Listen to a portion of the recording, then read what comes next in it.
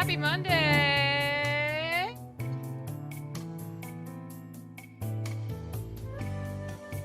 I love that picture.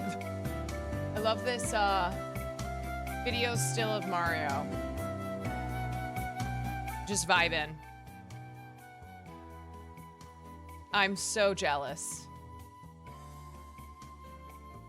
These are some real vibes. Yeah, he looks content.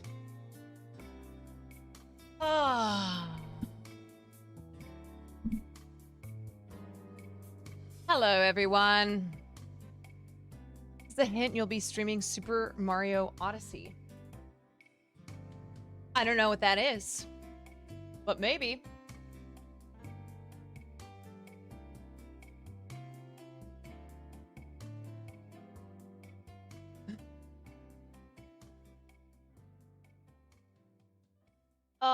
My university went on strike today, had no classes.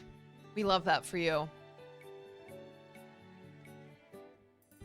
Hello, Maddie591.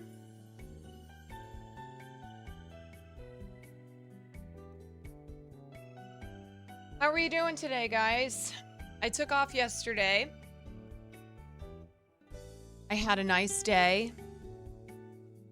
I went to the flea market and I bought a new plant, finally, to replace the one in our living room that we accidentally manslaughtered.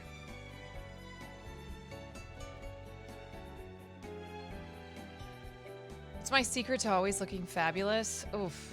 I don't think I have a secret because I don't think I always look fabulous, but I would say, I don't know, always making sure I'm moisturized. I don't know. I don't know what the secret would be. I think I'm still searching for the secret. Adam19919, thank you for the 7 months. Worth a million tears. Yeah, I just bathe in the blood of virgins. That's the secret. That's what they don't tell you. It's not unusual. Thank you for the 3 months. I gotta say, though, not to be obnoxious, but going to the gym has been great. Oh, I hate to admit it. Hate to admit it, but it's true. The gym going has been wonderful for my, I don't know, just overall feeling. Yeah, Will was going to the gym this afternoon, and I saw him leaving. I was like, where are you going? He goes, I'm going to the gym. I went, don't you mean we're going to the gym? He goes, okay. And then I just make him show me how to do things at the gym. That's how it goes, because I don't know how to do anything. But it's been, I don't know, it's been nice and sunny here in LA, so we've been walking around, soaking in that vitamin D. On my day off yesterday, besides getting a plant, I finally got some things done. I still have a huge list of things to do, but it always feels good to get like a few things done. This is what I always try to remind myself and others. If you have a lot to do, it can feel really overwhelming and your anxiety can spike. So you just have to do one thing at a time and start off with something small, something that's easily accomplishable. And then you do that thing and you get like a dopamine and serotonin spike in having done something, even if it only took you 5 minutes. And then you do something else and maybe you only get 2 things done, but it's still, you feel as if you've gotten shit done, even when you have a million other things to do. But yeah, doing little tasks. Wait. Uh, cleaning. Cleaning is always good. I just pop my headphones in, listen to a podcast, get a little cleaning done. Is streaming your full-time job? I guess it is. Yeah. I mean, I do some other things, but yeah, I do this full-time. But as I was coming back from the flea market, I had a really nice time. I didn't find any artwork, but that's okay. Had a little bite to eat, was listening to outdoor music. I get home and I'm waiting for the elevator in my building. And this older guy comes up and he's like, "You having a nice Easter?" I went, "Yeah, I am actually." He goes, "You go to church?" And I don't know why, but I was scared to say no. So I went, "Yes, he is risen." And then he nodded like I passed the test. I felt like I was a spy, you know, who was confronted with somebody who was not quite sure if they believed that person was who they were saying they were. But when I said he is risen, I seemed to pass the test. Yeah. Yeah. It was like, he is risen. Almost like, what's the shit that they say in, like the Mandalorians, this is the way, this is the way. Like basically any call and response. So then what happened was, because there's always, I swear to God, oh wait, went through the manhunt audio, was able to remove a lot of the distortion, but there's still clicking. That'd be annoying for anyone with headphones. Wouldn't be great to upload to YouTube. Hey, thank you so much, Jared. You're a real G. Jared has posted the link to the rest of Manhunt, the search for America's Most Gorgeous Male Model, if you wanted to watch them on YouTube. I don't think we're going to watch them on stream because it is annoying with the clicking sound, so thank you, though. But anyway, so, you know, he asked me if I go to church. I said yes, he is risen. And of course, the elevator is taking an abnormal amount of time. So I'm standing there, and he looks at my food. He goes, "Is that leftovers?" And I was like, "Yes, we had a barbecue after the service." And he was like, "That's great." And I went, "How's your Easter?" And he's like, "I cooked 3 chickens today, and I ate a full chicken." And I went, "That's a lot. It's a lot of chickens." And he was like, "Do you know how exhausting it is to cook 3 chickens and then eat a full chicken?" I went, "No, I don't." He said, "I don't, but you seem like you're going through it." He was like, "I'm so tired, man. I'm so tired." I was like, when is this fucking elevator gonna come? When is this elevator going to please arrive? And he, anyway, it was very bizarre. I always feel like you meet the weirdest people in your building when you're waiting for the elevator. Like sometimes it's just a sup, and then sometimes, you know, you're talking about chickens and how this guy ate an entire chicken. I don't know. He didn't give me any more context, like why he cooked 3 chickens, why he ate an entire chicken. I don't know. I didn't ask questions. That's one of those things where, you know, you just don't inquire. At least no one started singing, no redhead started singing "Take Me Home." Yeah, that's true. Country roads. Was I talking to Hassan? No, but last night, so Will and I were gonna go on a date. We haven't done anything in a long time because we've both been just, you know, working a lot. And we both took the day off. He had to go to the podcast. Back from 2 weeks in Japan. What did I miss? Oh, not much. Just some more mass shootings, you know, per usual in this country, which we'll get to in a second. But anyway, so Will and I were gonna go to get sushi and then maybe go see the Mario movie or whatever. He has the podcast last night. So I texted him. I was like, hey, I have a reservation for 2 at 7:30. Do you want me to pick you up or meet you there? And he's like, actually, could you make it for 6?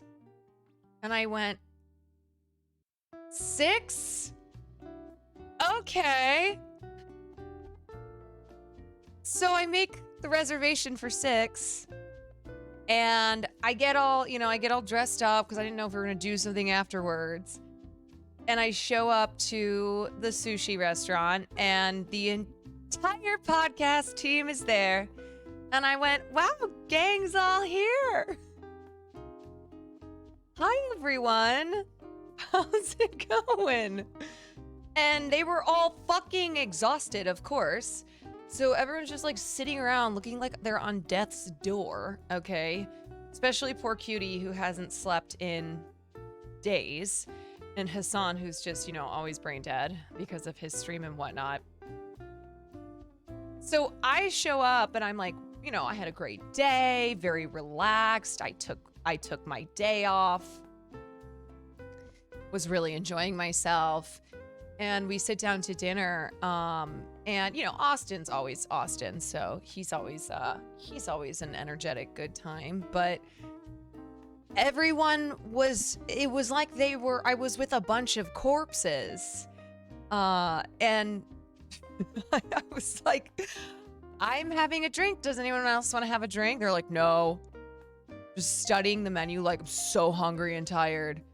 And I turned to Will and I was like, you better have a fucking drink with me, okay? Like on our date with 6 people. Son said you stole his Wagyu. This motherfucker last night goes. So I kind of took over the ordering because I was like, hey, I'll just throw some stuff in for the group. But he doesn't eat seafood. So he was trying to order meat. And he goes, hi, to the waiter. He goes, can I have the scallops, but without any of the seafood? And we all turn to him. We're like, motherfucker, scallops are seafood. He got confused. And he went, oh, wait, I was thinking that they were something else. And we were like, oh God, just bring him 10 orders of meat. Okay. Just bring him 10 orders. Bring him as much beef as you have in the kitchen. And then Austin goes to order next. And he goes, yes, can I have some chicken sliders? And I look at him. I was like, motherfucker, do you think that we are at Chick-fil-A? We are at a very nice sushi restaurant. And the waiter goes, we don't have chicken sliders. This is like right after Hassan orders scallops, hold the seafood, and Austin Show orders chicken sliders.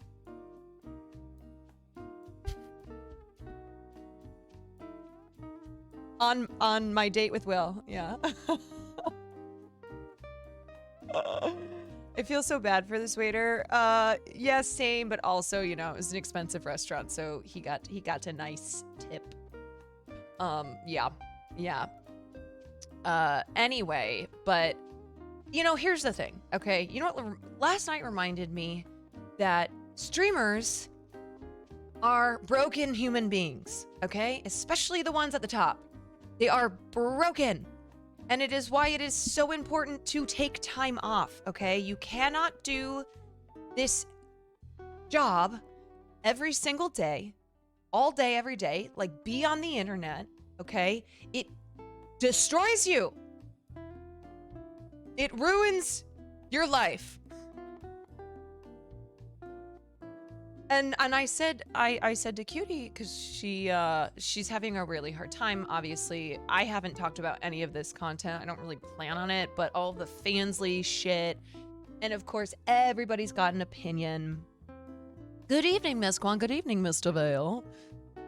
Everybody's got an opinion on it, and it's really hard when you are the topic of you are the center of the conversation, right? And you have people who are making hate videos on you, and then you have streamers who are watching those hate videos, and then you have streamers who are watching the streamers who are watching those hate videos, and it's just this never-ending cycle about you.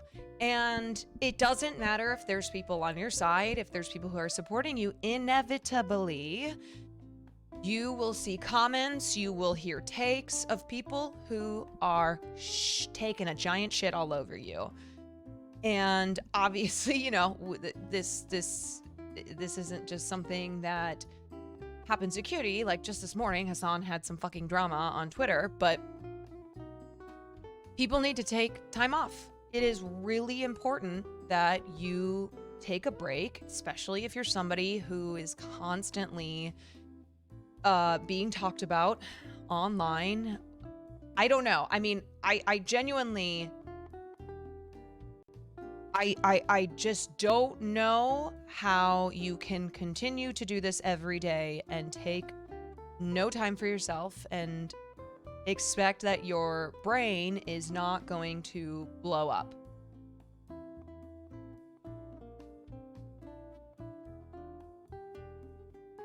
But I also understand that people don't want to take time off because they're so terrified of, I don't know, they're addicted to this, they're terrified of falling off, they're whatever the reasons are. But I think we just all need to take breaks from the internet, whether you're a streamer or not. Okay? We all need to take a breather every once in a while and just reset. And, you know, if you remove yourself from the situation, you realize that there's a whole world out there that doesn't know what the fuck Fansly is, okay? Yes, chatters need a break as well. I think something that reminded me of this is this tweet.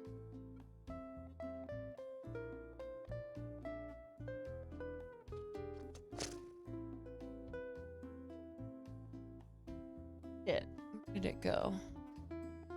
Not it.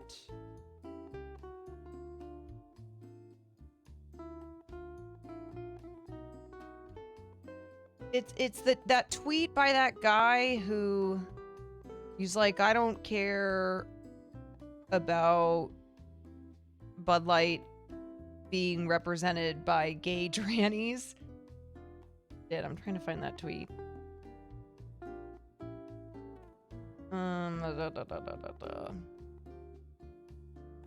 Damn it, I feel insane. I can't. I know I saved it somewhere. Anyway, Johnny B, thank you for the 5 months. Hi, have a good stream. Thanks. If anybody knows what tweet I'm talking about, could you please link it? That guy who's sitting there, you know, he looks like he's just a dude from a small town who probably isn't super progressive, but he is a reflection of how a lot of people are treating the Bud Light war, you know, wokeism war, in that they don't care, right? I think, yes, thank you. This is the tweet I'm referring to. Okay. This guy. I love Bud Light. I don't give a shit who their spokesman is. Gay, tranny, it does not matter to me. Everyone has a right to be happy. If you can find love in this, I like that he bleeps out the swear words. In this fucked up world, good for you. I'm drinking a Bud Light. Hell yeah, brother. But anyway, people saw this tweet. It went around. They said, hey, just remember, the average person is too much to deal with to care about trans people.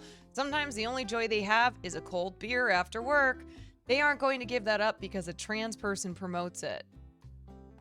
And yeah, this is true, right? So often we feel that everybody feels a certain way about something, right? Just because the loudest voices online are are saying XYZ. And the truth is that most people are just getting by day to day, right? They're not fucking locked into this shit in the way that we think that they are. And it's why it's always good to take a break from obsessively consuming information, and particularly news. The 24-hour news cycle is awful and is just something that has rotted our brains. I don't like that Dylan person myself. I genuinely could care less or who a faceless corporation. Got time to care, got my own shit to do. Yeah, there you go. I'm trans, I just want to exist. Feels like most people do. TB, it's hard to want to exist when all I see on the timeline is stuck and your right should be taken away. Yes, and this is what I'm trying to explain, right? Like, I think most people's position in this country is not necessarily anti-trans. It's just that they don't care enough about the issue. They don't give a shit about what is going on with Bud Light or Nike. They don't care.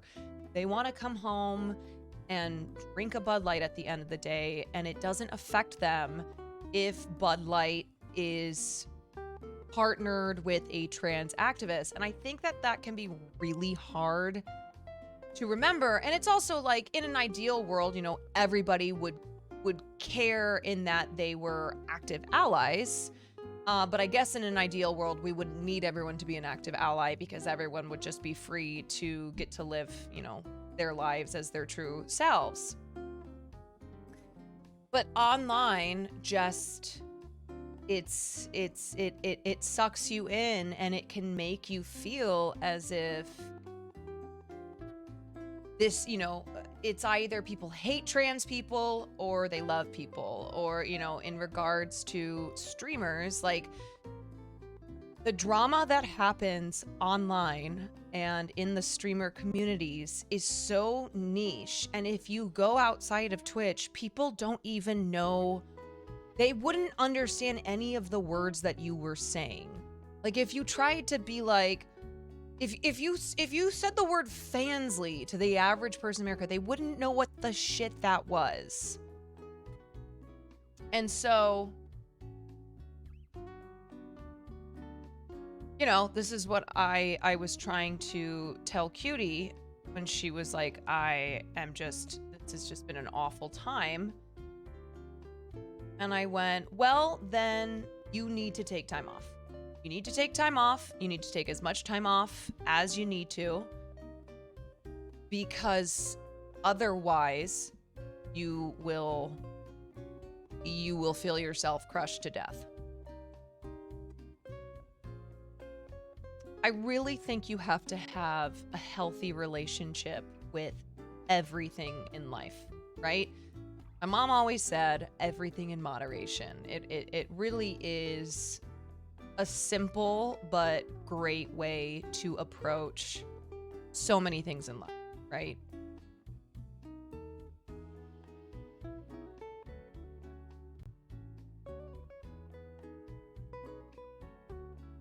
Yeah. Certainly feels like anti-trans hate exists in the real world. I feel it daily, but it's not as pronounced. People are assholes, and I'm scared. Yeah, I'm not, and I want to be clear. I'm not saying that if you go outside of the internet, there is no such thing as anti-trans hate in the real world. I just mean that, like, what happens when we spend when we spend so much time online, and when we waste hours and hours a day in the comments section of an inflammatory tweet, or we're just watching, you know, people argue online, or we're arguing with people online, it can just really feel, it can really feel awful in its own particular way outside of, like, your experiences in the real world. And it can also feel as if it's just black and white. There is no in between on any of these issues. And that's it's why, like, it's why when there's an issue such as gun control, or I don't know, access to abortion, something that the majority of people are for in this country, yet you go online and you wouldn't get that sense. The echo chambers online don't really exist IRL. Yeah, people just don't talk about this shit like this the way that they do, or in real life, the way that they do online. Yeah, scrolling through comments is, yeah, meth binge of internet.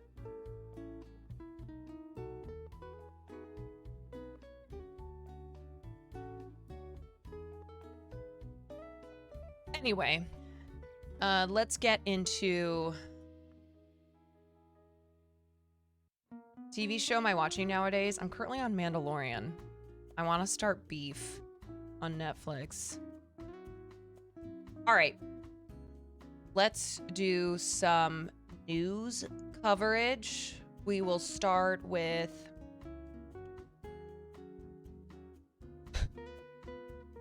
I'm like, the Dalai Lama? No, we'll start with what happened in Kentucky, because, you know, as all the shit's been happening in Tennessee, and our focus has been on Tennessee and the mass shooting that happened there and the expulsion of the representatives, and then now today the reinstatement of Representative Justin Jones in Kentucky, because mass shootings happen all the fucking time in this country. This is a country where there are more mass shootings than days of the year, and there are more guns than there are civilians in this country.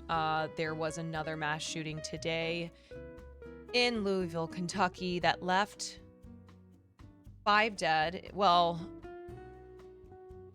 4, and then 1, the police officer who was shot, I think, is in critical condition. I don't know if they reported that he has passed away or not, but the shooter was a disgruntled ex-employee who had texted a friend that he was feeling suicidal. Hold on, I need to turn this music off.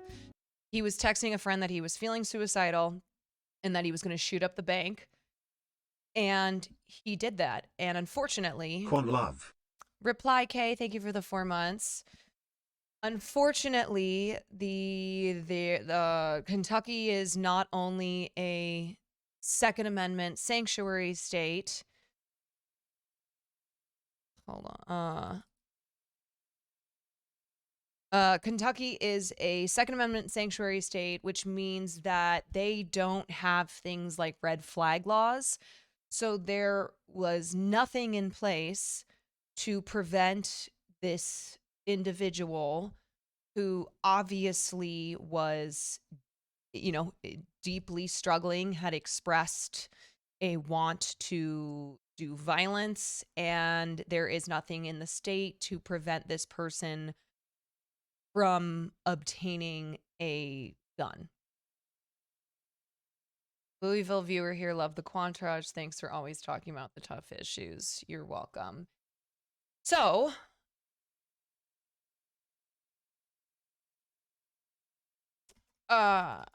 he walked into this bank this morning where he worked, and just without warning shot it up.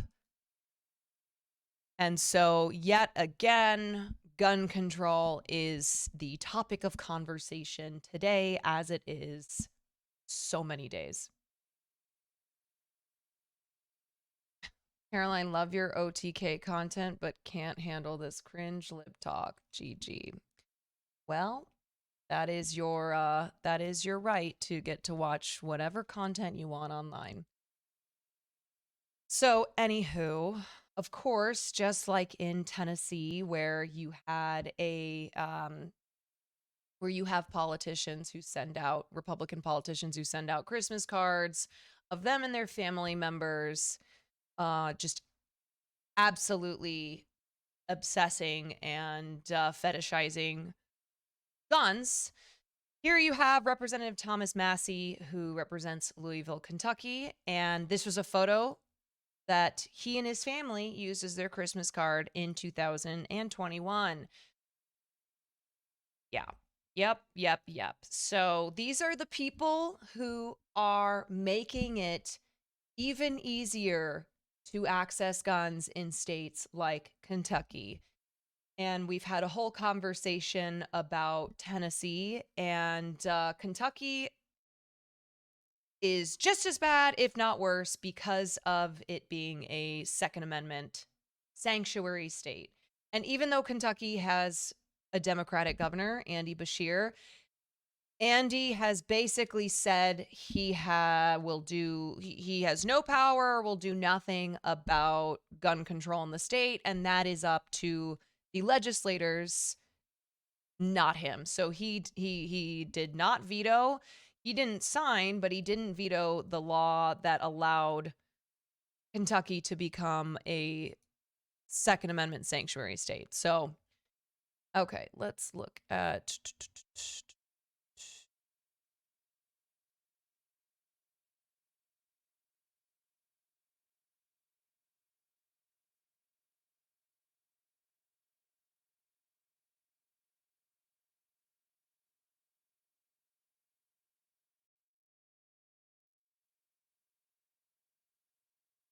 This is awful.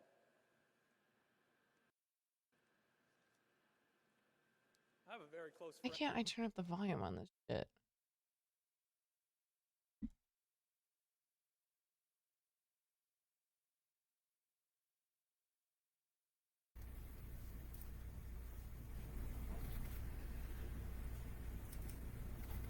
So this is Andy Beshear, the Democratic governor. Louisville and for the entire Commonwealth of Kentucky. Acts of violence like this hurt. They tear at the fabric of who we are and our society. This is such shitty quality. Sorry. Let's find something better. During this exchange of gunfire, one is currently in surgery at University of Louisville Hospital. At least 4 more victims were confirmed to be deceased inside the location, as well as 8 that are now currently being treated at the University Hospital. 2 are critical, one of those being the officer. Shitlib We're audio. currently working to by gun violence, to work to prevent that are also lost loved ones, the efforts. Governor?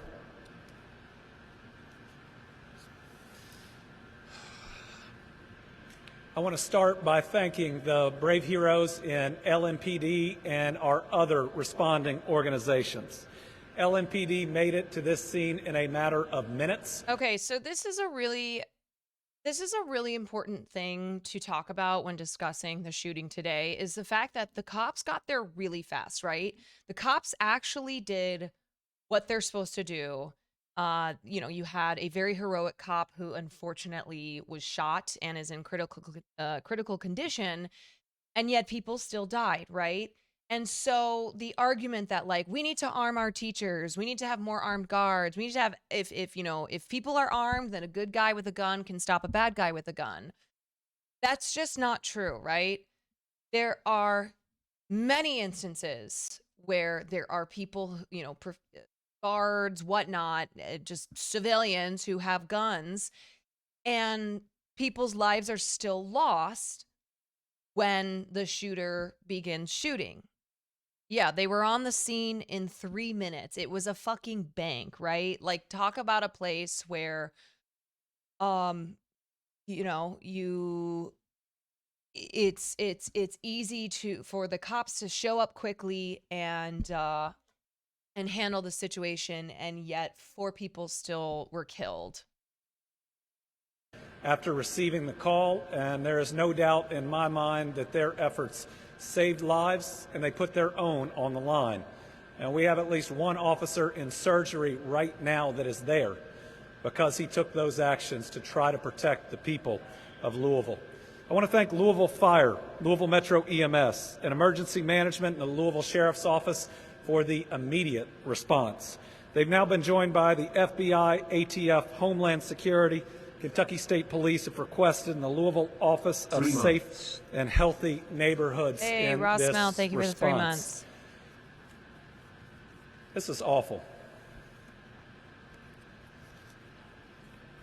I have a very close friend that didn't make it today. And I have another close friend who didn't either, and one who's at the hospital that I hope is going to make it through. So when we talk about praying, I hope people will.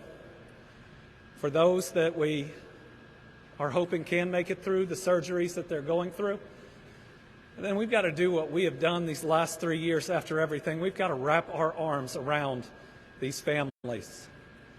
And to everybody who needs it, don't be afraid to get some help.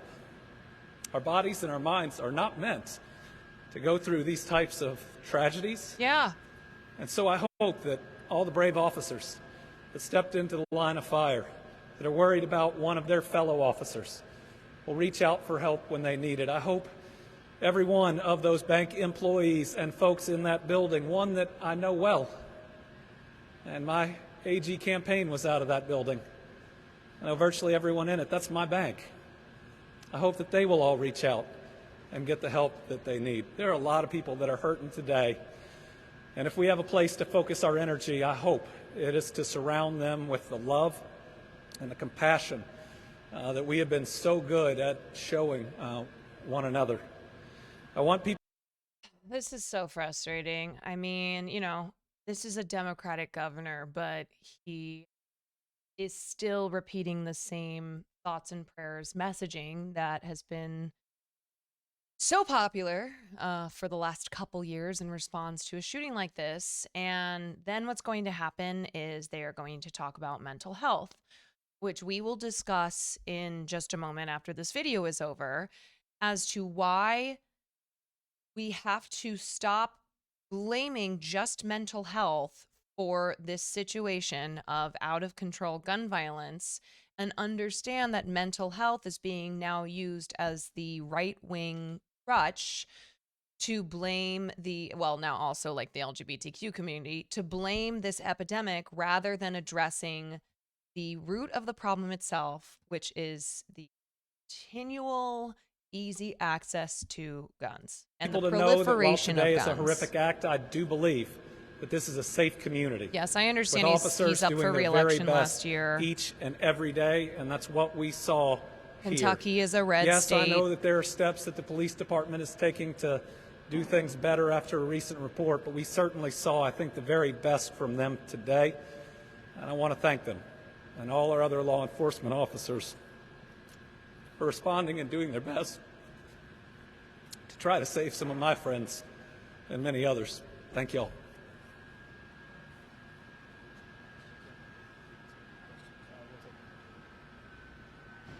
Any questions? Anyway, okay.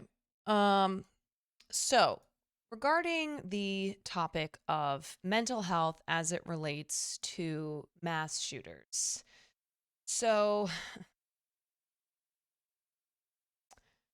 first and foremost, it is incredibly telling that Republicans and people on the right are blaming mental health over and over and over again for these mass shootings, for this epidemic of gun violence, with the exception of if it's somebody who is not straight, white, cis, and male who is committing the,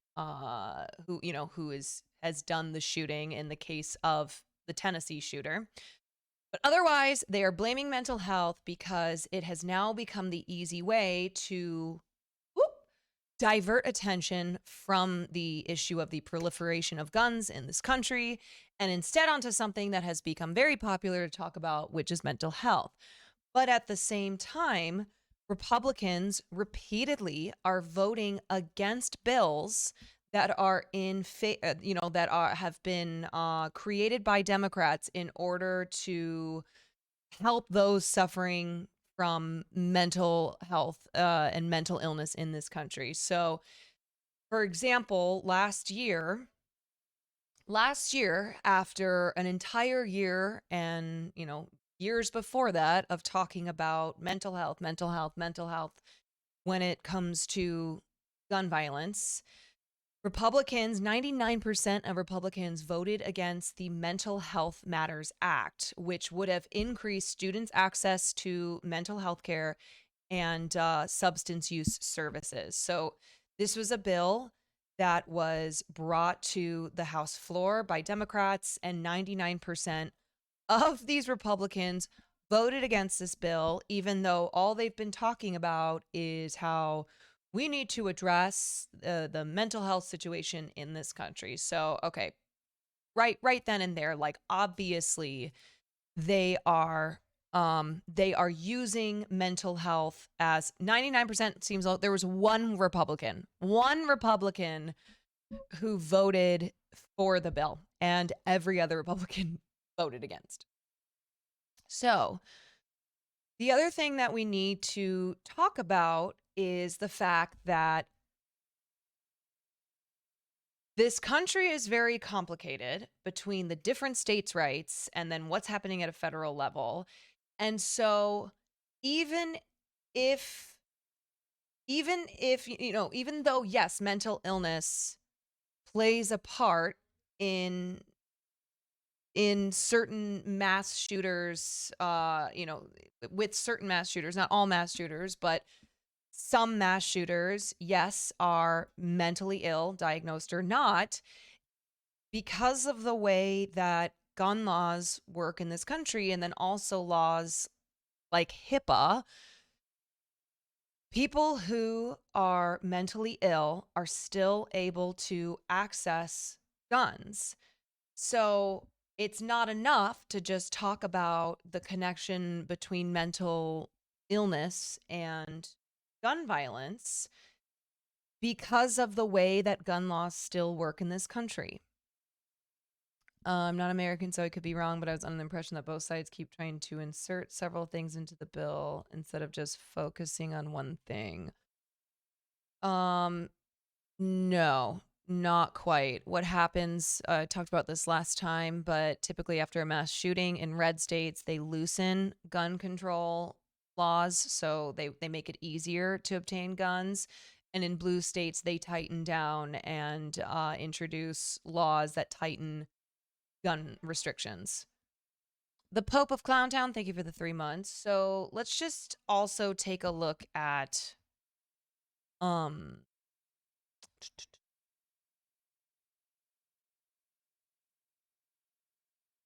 let's take a look at some facts about mental illness as it relates to mass shooters and people who either die by suicide with a firearm or commit a homicide using a firearm. So, when we talk about mental illness in relation to gun violence, it is always about mass shooters, right? Because even though mass shooters make up like 1% or something like that of all of the gun deaths in this country each year, obviously it is always it always makes national news. It always it incites this conversation about gun control, and then consequently about mental illness. But when it comes to mass shooters, only 1 out of 5 mass shooters actually have what is referred to as an SMI, which is a serious mental illness. It's estimated that about 1 out of 5 mass shooters has an SMI, and around 3% of overall gun violence can be attributed to SMI. So in reality, if all SMIs were to disappear, then more than 90% of all violent incidents, including those involving guns, would still occur, and overall violence would only decrease by about 4%. So the reason that I bring this point up, and why a lot of people who, a lot of professionals who actually understand mental illness and are talking about the role that it plays in relation to gun violence, they are trying to reiterate the point that the issue of gun violence, first and foremost, is because of the proliferation of guns in this country and how goddamn easy it is to get a gun. I don't understand why people disregard the rest of gun deaths when shown the statistic that children die from gun violence. Could those deaths not have been avoided as well? Right. I mean, that's why when we're talking about the issue of gun violence, we shouldn't just be talking about mass shootings. We need to be talking about suicides and homicides as well. And the leading cause of death for children is death by a firearm. And it's not just, a small part of that is mass shootings, but that is coming from accidental deaths, that is coming from homicides, that is, but it's all, it all relates back to the same thing, which is access to guns, right? People on the left just need to be honest and say they want to ban all guns. So I've said this repeatedly. Many of us are not out here saying ban all guns. Many people who are gun owners believe in common sense gun laws. And this narrative is constantly being pushed by the right to say that the people on the left want to take your guns away. It is fear mongering. It is why gun sales always increase after a mass shooting, because the NRA and people on the right who are being, who are in the pockets of the gun lobby, they push this narrative that the Democrats want to take away your guns. So you better go out now and you better buy all the guns that you can to make sure that, they can't stop you from buying them. And you better make sure that the Democrats lose in every election so you don't lose the right to have your guns. And yes, most gun owners are not NRA fans. Most gun owners are reasonable, sensible people who go, of course, I believe in my right to have a gun, as most people in this country do, but I also believe in people's right to not be fucking murdered in the streets, murdered in their, in their schools, murdered at a grocery store, anywhere that you go, just getting fucking wiped out, because we have used the Second Amendment as a crutch in order to allow the gun lobbies to run rampant and make a shit ton of money, right? And it's why these Republicans keep pushing this narrative, because so many of them are in the pockets of the gun lobbyists, of the gun lobbies. So if you're here in chat and you are somebody who genuinely is like, they want to take my guns away, you need to listen to people who are A, gun owners, or B, not gun owners, but believe in people's right to have a gun, and listen to what they're actually saying, okay? Because they are not saying to take away all guns. They are, maybe, I've never personally heard anyone say that.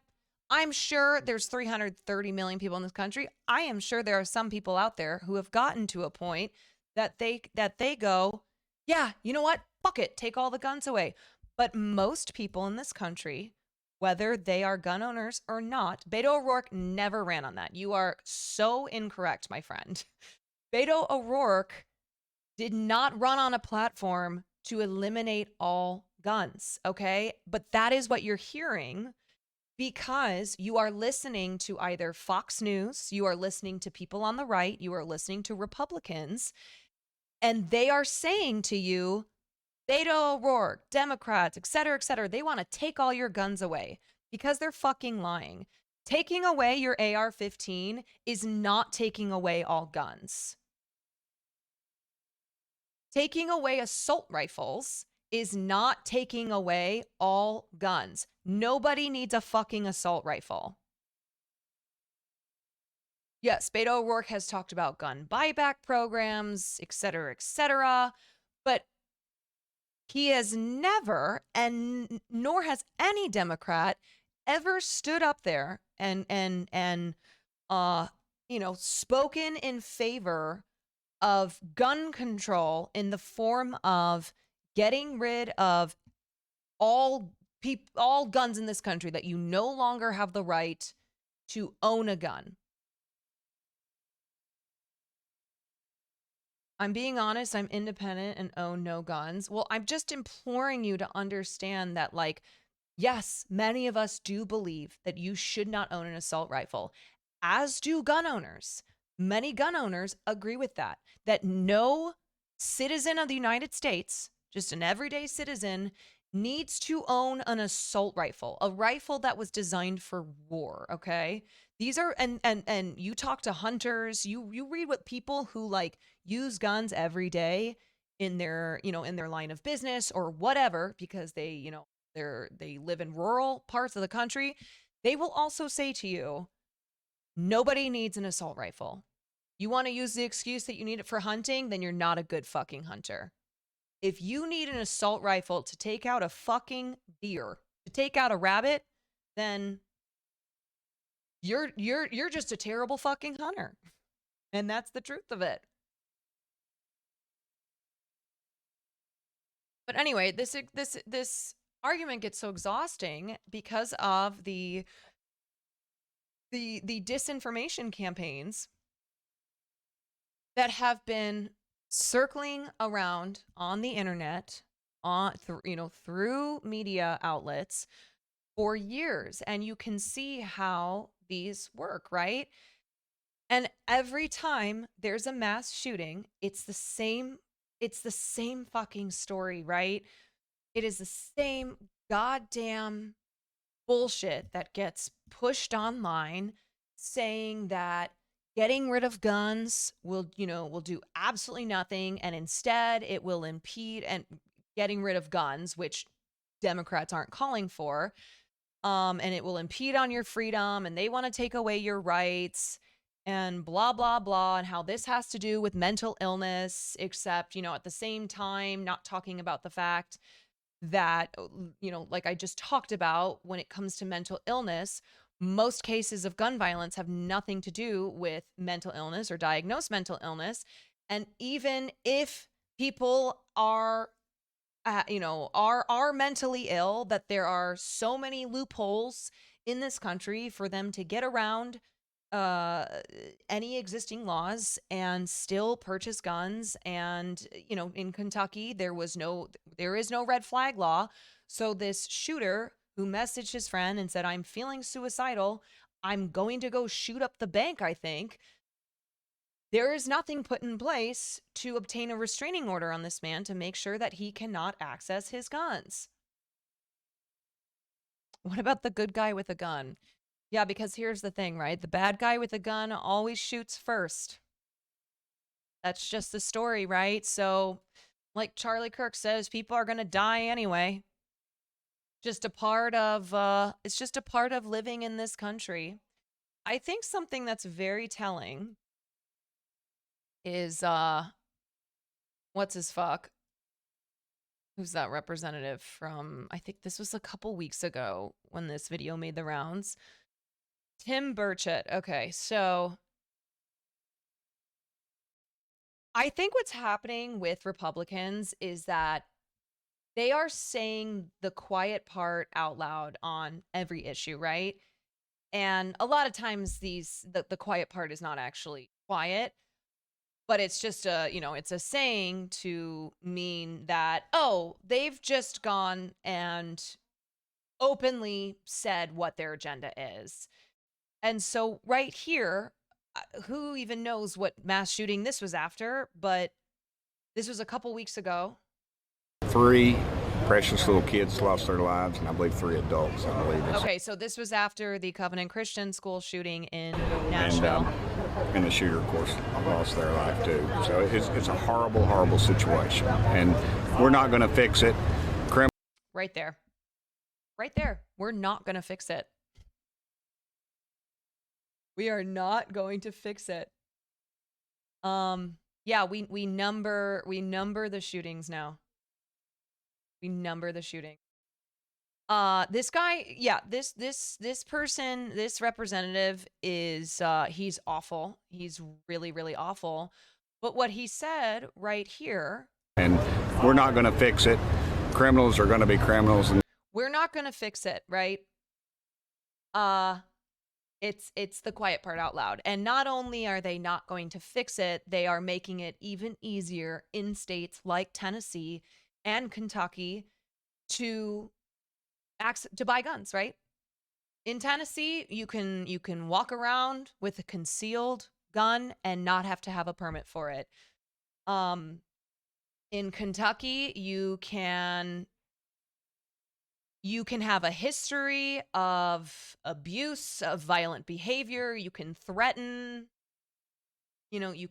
people online, and you can still have a gun. My daddy fought in the Second World War, fought in the Pacific, fought the Japanese, and he told me, he said, buddy, he said, if somebody wants to take you out and doesn't mind losing their life, there's not a whole heck of a lot you can do about it. Okay. Free, precious little. This is also another argument where they say criminals are going to be criminals, right? So you have criminals are going to be criminals, and also the whole, the car accident or the car death comparison where you're like, what are we going to ban everything in this country that kills people? Okay, so let's ban all cars then. And these are just like blatantly sinister and stupid arguments. When it comes to the criminals will be criminals, okay, so then what's the point of any law, right? And we say this all the time, but like, oh, you guys have this mentality, but at the same time are trying to ban abortion. You're trying to ban, even fucking birth control. But I thought that criminals were just going to be criminals. People are just going to do what they're going to do. So why then are you pouring all of your efforts into something like making sure women don't have the right to choose? When it comes to the gun control issue, you have made it very clear that there's nothing that we can do because people just going to kill people. Somebody wants to kill you, they just going to kill you, according to his daddy who fought in World War II.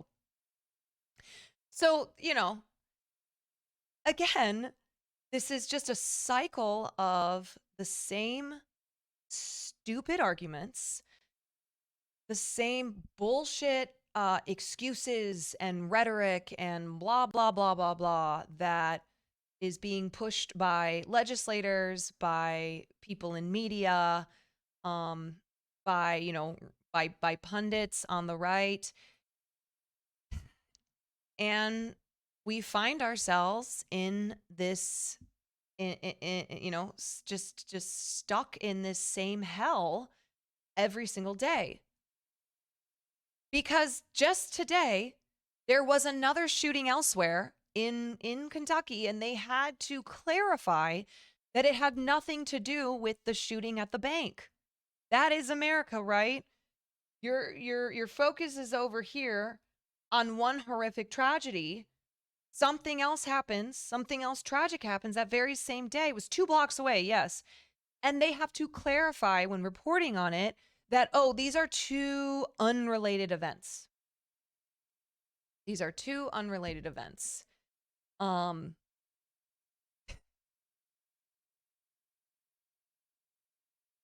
Yeah. So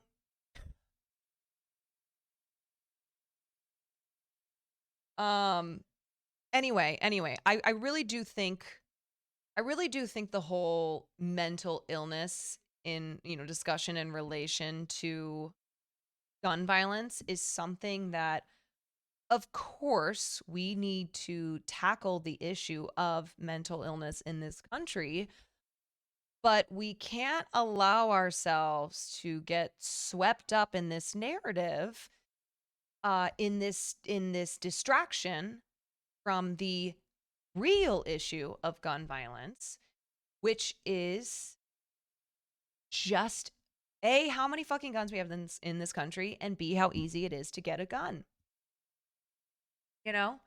I mean, how the US owns something, the US owns like a third, there's something like a third of all the firearms in the world. They're always coming out with statistics on how many guns there are as opposed to the number of citizens in this country.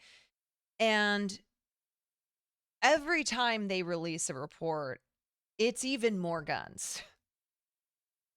So let's see. Since 1899, more than 465 million firearms have been produced for the U.S. market.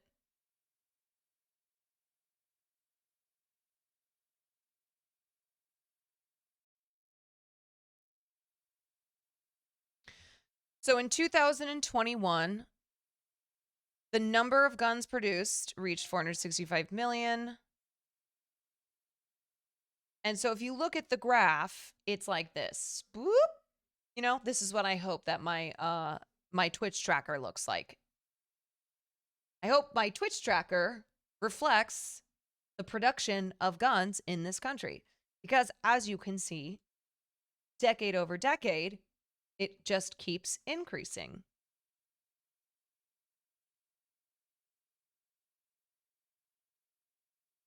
The estimated total number of overall firearms in civilian possession is 433.9 million.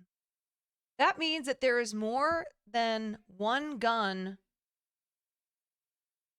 per person in this country. That's a lot of fucking guns.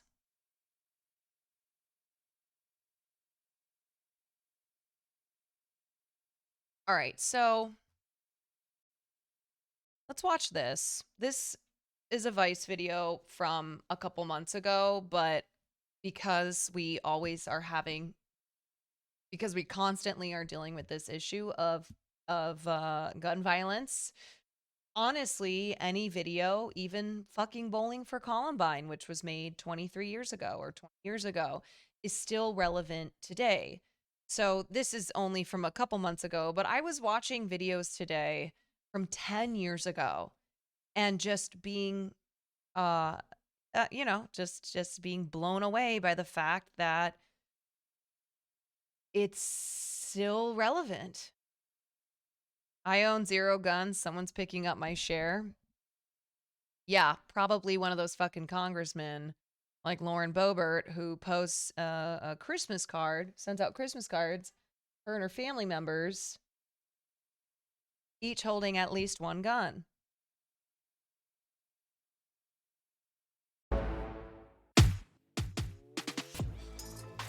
Is it a bad take to be a little upset that mass shootings are blamed on mental illness coming from a mentally ill person? No, it's not a bad take at all. And we kind of touched on this when I was talking about mental illness in relation to mass shootings, but again, the majority of people who suffer from mental illness are not violent people. And this idea that everybody who is wielding a gun for the purposes of harming themselves or others is suffering from mental illness or has a diagnosed mental illness is just simply not true.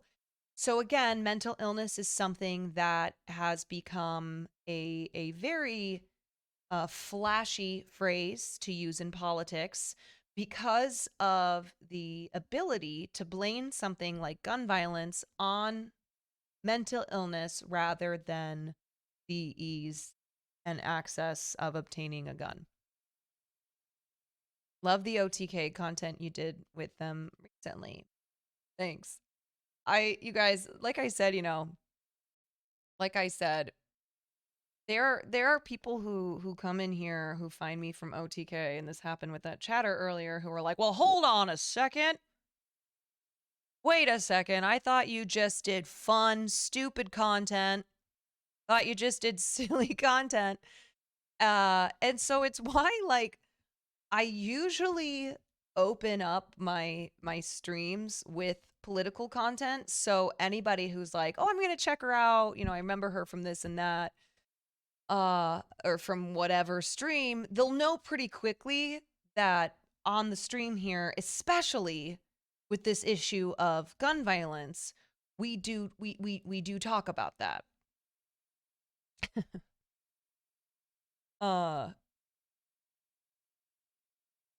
yeah, it's one of those where I just like to, off the bat, be clear to people who find me from other content that like gun control and the epidemic of gun violence is something that we talk about on this stream because it is a public health crisis that we, especially the younger generations, have just grown up with and is being normalized, and we can't allow it to be normalized.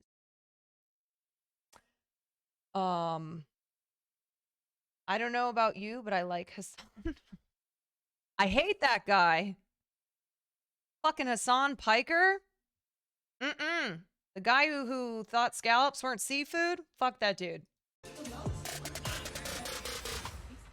Thank you all for coming today. My name is Keegan Hamilton. I'm a correspondent with Vice News. Obviously, we couldn't get somebody to represent every single perspective on this, but we've tried to get across the range here. And we're here today to talk about guns. It's a polarizing topic. It can be a controversial topic. And I think in some ways, arguing about what to do about guns and gun policy is about as American as apple pie. Raise your hand if you've ever shot a gun. Now, keep your hand up if you currently own a gun. All right? Keep your hand up if you own more than one gun. Keep your hand up if you own more than 10 guns. Keep your hand up if you own any AR-15s. How does shooting a gun make you feel? I feel powerful. I feel confident. Fun is pretty much what I'm thinking about and what I'm feeling when Over I'm 10 shooting a gun. guns, It's a man. good time. It's like Spider-Man. With great power comes great responsibility. Facts. Determined, I guess, when I pick up a gun. Loaded, not loaded. Am I shooting? Am I shooting responsibly? It's always been a very neutral experience for me because of things like that, where it's just about doing everything correctly. Yeah. I usually feel tired after shooting a lot. A lot of the training is extensive, and as an instructor, I'm usually also teaching while I'm shooting firearms. If shooting a gun is exhausting, like teaching people to shoot guns is even more exhausting. But it's exciting because you can empower somebody else. Like, My automotive professor and his wife had over 100 rifles each. Jesus Christ, man. after it, you may feel tired and exhausted, but these people might be that much safer because of what you taught them. How many of y'all Jay are River, longtime thank you gun for the owners? tier 1. Raise your hands. And how many are new gun owners who've just got into gun ownership and shooting? Okay. I grew up around them, but I recently moved somewhere where I could personally own them. I started, closer to 2018, 2019, when I just turned 18 years old and was legally allowed to buy guns. I did not grow up around guns. I started owning them because of different political conditions that we were under. I think the reason why I don't own a gun, even though it always felt like a given, I grew up in San Antonio, and as a first-generation American growing up, I wanted to be a good American. I wanted to observe what everyone else was doing and be like, okay, that's how you be an Corey, American. thank That's you how for you the do 7 it. months. But then I went out to a really big defensive shooting training. It's like 1,000 rounds over a weekend, lots of like pressure exercises. And I was like, this is a whole lifestyle that I'm not willing to take up. Can we talk about why you guys chose to own guns? Law enforcement. Yeah, similar. I'm military, or former military, and carried a handgun concealed while I was deployed at 19. I grew up in rural Virginia, and so for us, it was more of tradition. The first firearm I received or owned was the first firearm my father owned, which was a hunting rifle. And so for us, we were taught to take care of it, appreciate it, but know that it has a place. My dad grew up in rural Pennsylvania, so, he was shooting his whole life, he hunted, and so he thought it was important for us to learn pretty young kind of about guns and how they work. When I was growing up, it was always the bad guys that had guns, and I felt like I didn't have the emotional maturity at that time to own guns.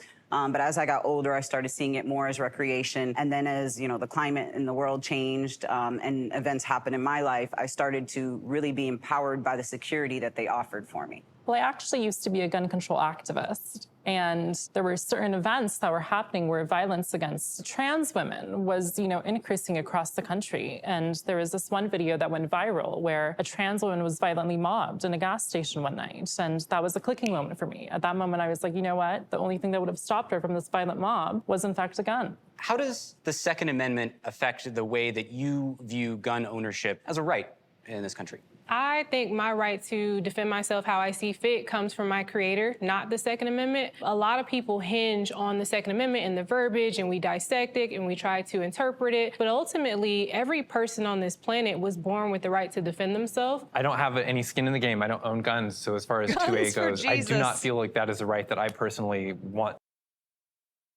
You know what? You know what guns and God both start with? G, baby. That's a sign.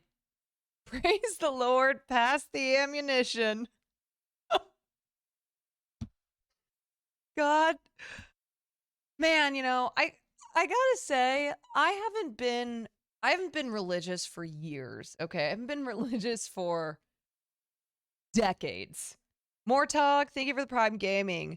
So I've been out of the game for a while, but it always makes me laugh when I hear people interpret God or Jesus or religion in any way that they want to, which is fine. Okay. But like I just always I'm never not surprised by the way that people can justify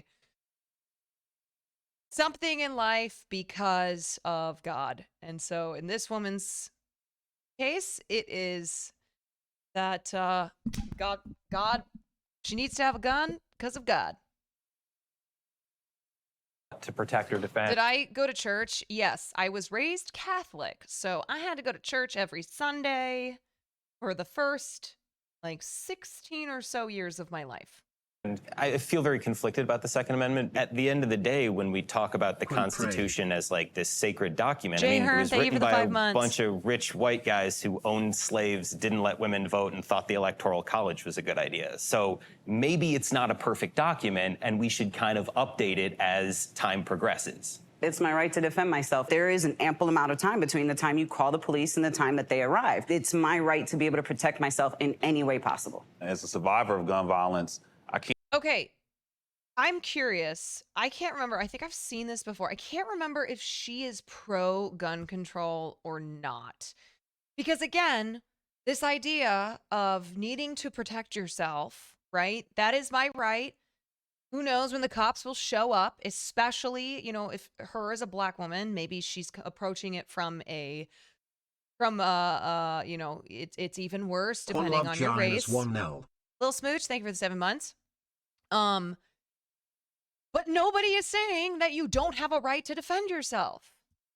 Anyway, I am a broken record. I am a broken record on this. So I'm curious to hear what her thoughts in particular are on common sense gun control laws. Can't help but to think about how many people have been lost because of this perceived right or this outdated document. I feel like this debate around the Second Amendment is oversimplifying a really serious and complex issue. And unfortunately, there's too many privileged individuals having these debates, making these decisions who aren't feeling the pain of what gun violence in our country has done to us. In Connecticut, 2 officers were shot and killed.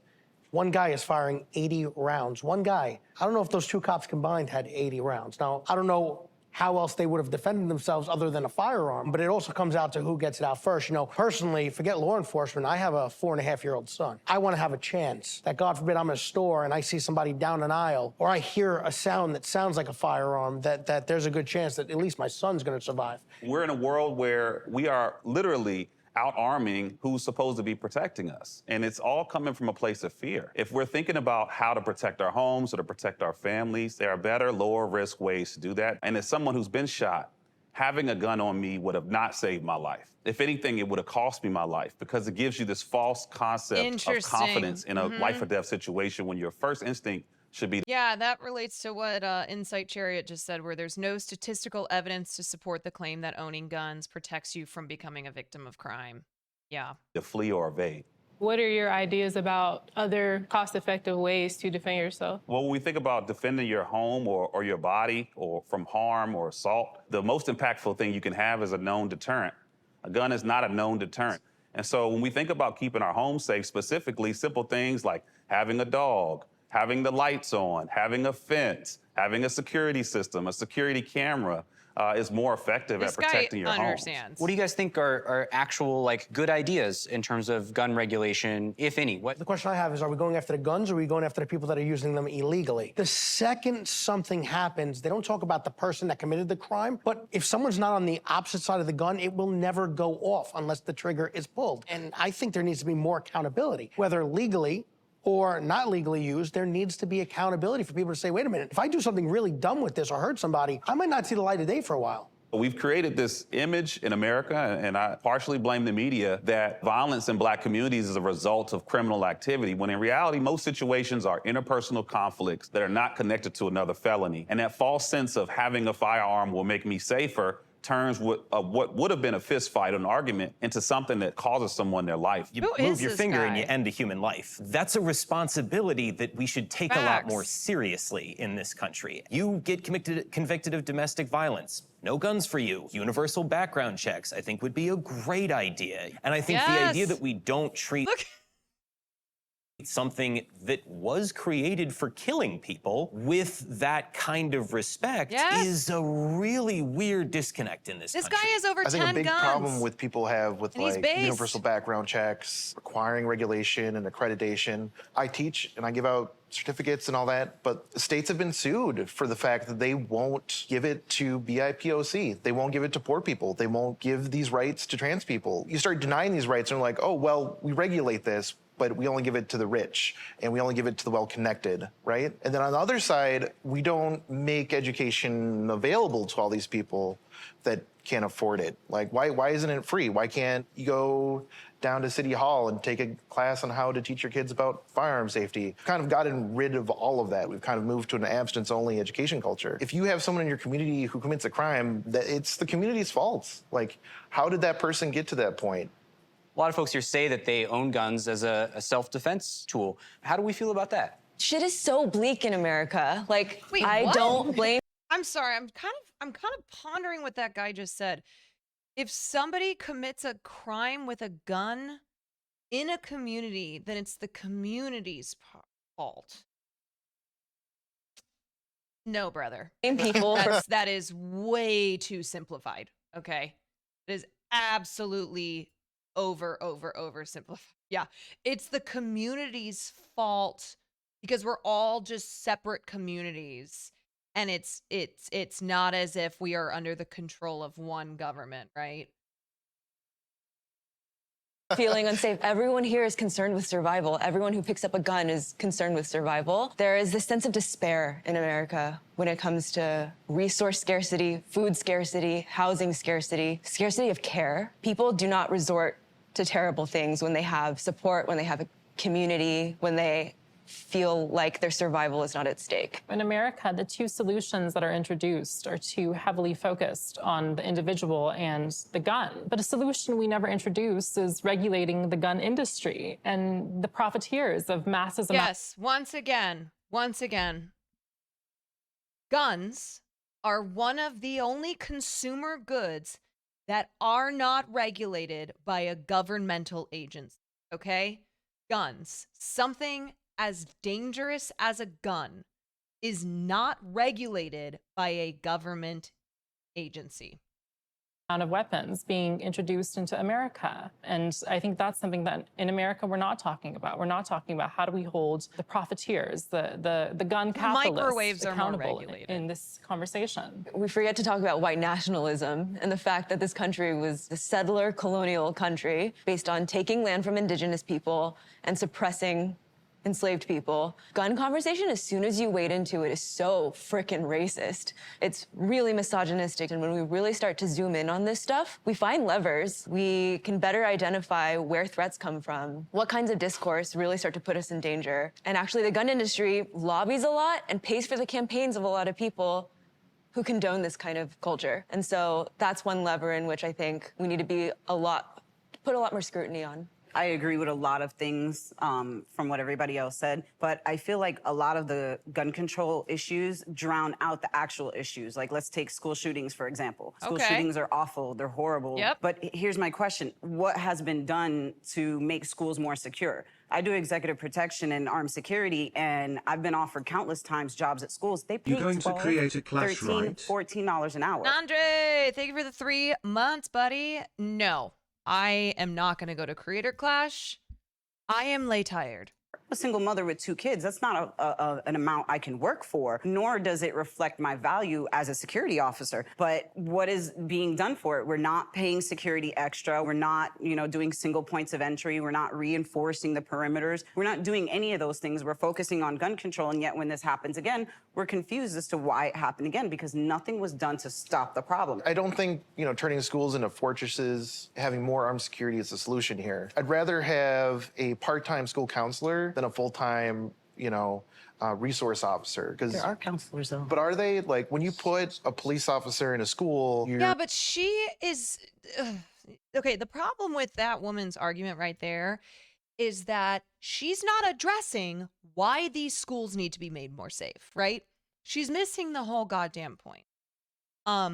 She is focused on the fact that, I don't know, it sounds like a personal problem that she, as a former security officer, was not paid enough or was not this and that. Yes, she runs a security business, so obviously her point of view on this subject is, well, why aren't you paying us more, okay? Why aren't you taking care of the people who are there to ensure the safety of these kids? When it's like, baby, we are what's that saying? Missing the forest for the trees. Like, you're not talking about the reason why you need security officers at these schools. You're creating an environment where you're putting students in jail or in prison instead putting a of Band-Aid going on a after severed problems. leg. Instead of spending money on lockdown drills, crisis actors, we could give them more food security. Community garden is probably going to go way farther for their mental health than simulating gunfire in the hallways. If we do have school shooters, well, where are they coming from? They're coming from the school. We're letting these kids down. We're showing them the rehearsal, and then what? Tragedy? Look at where the money in the communities is going already, and that's law enforcement, who want more money and more weapons to make everyone safer, inflated crime statistics, whatever it takes. Because sadly, this works in elections. It works on parents. It works on families who don't know what else to do. But there are so many places to put money in a community, and we are starving those places out of existence. I want to ask Joey, as a police officer, when you hear this group talking about cops getting money that they might not put to good use, how does that sit with you? It's hard. No one sees what police officers are doing every single day. They hear a news clip, they get 10 seconds of what happened in a 5-minute situation right off the bat. Do I think we need to change and move ahead with the times? 100%. You can't go today with what happened 20 years ago, but you can't also criticize all the time and say, well, take away cops altogether, because that's not going to work. I did not say that. Yeah, this is a great point. Schools don't even have money for resources for low-income students or, the ability to offer them food. Like, why is it that there are children in this country who are in school lunch debt? You know what I'm saying?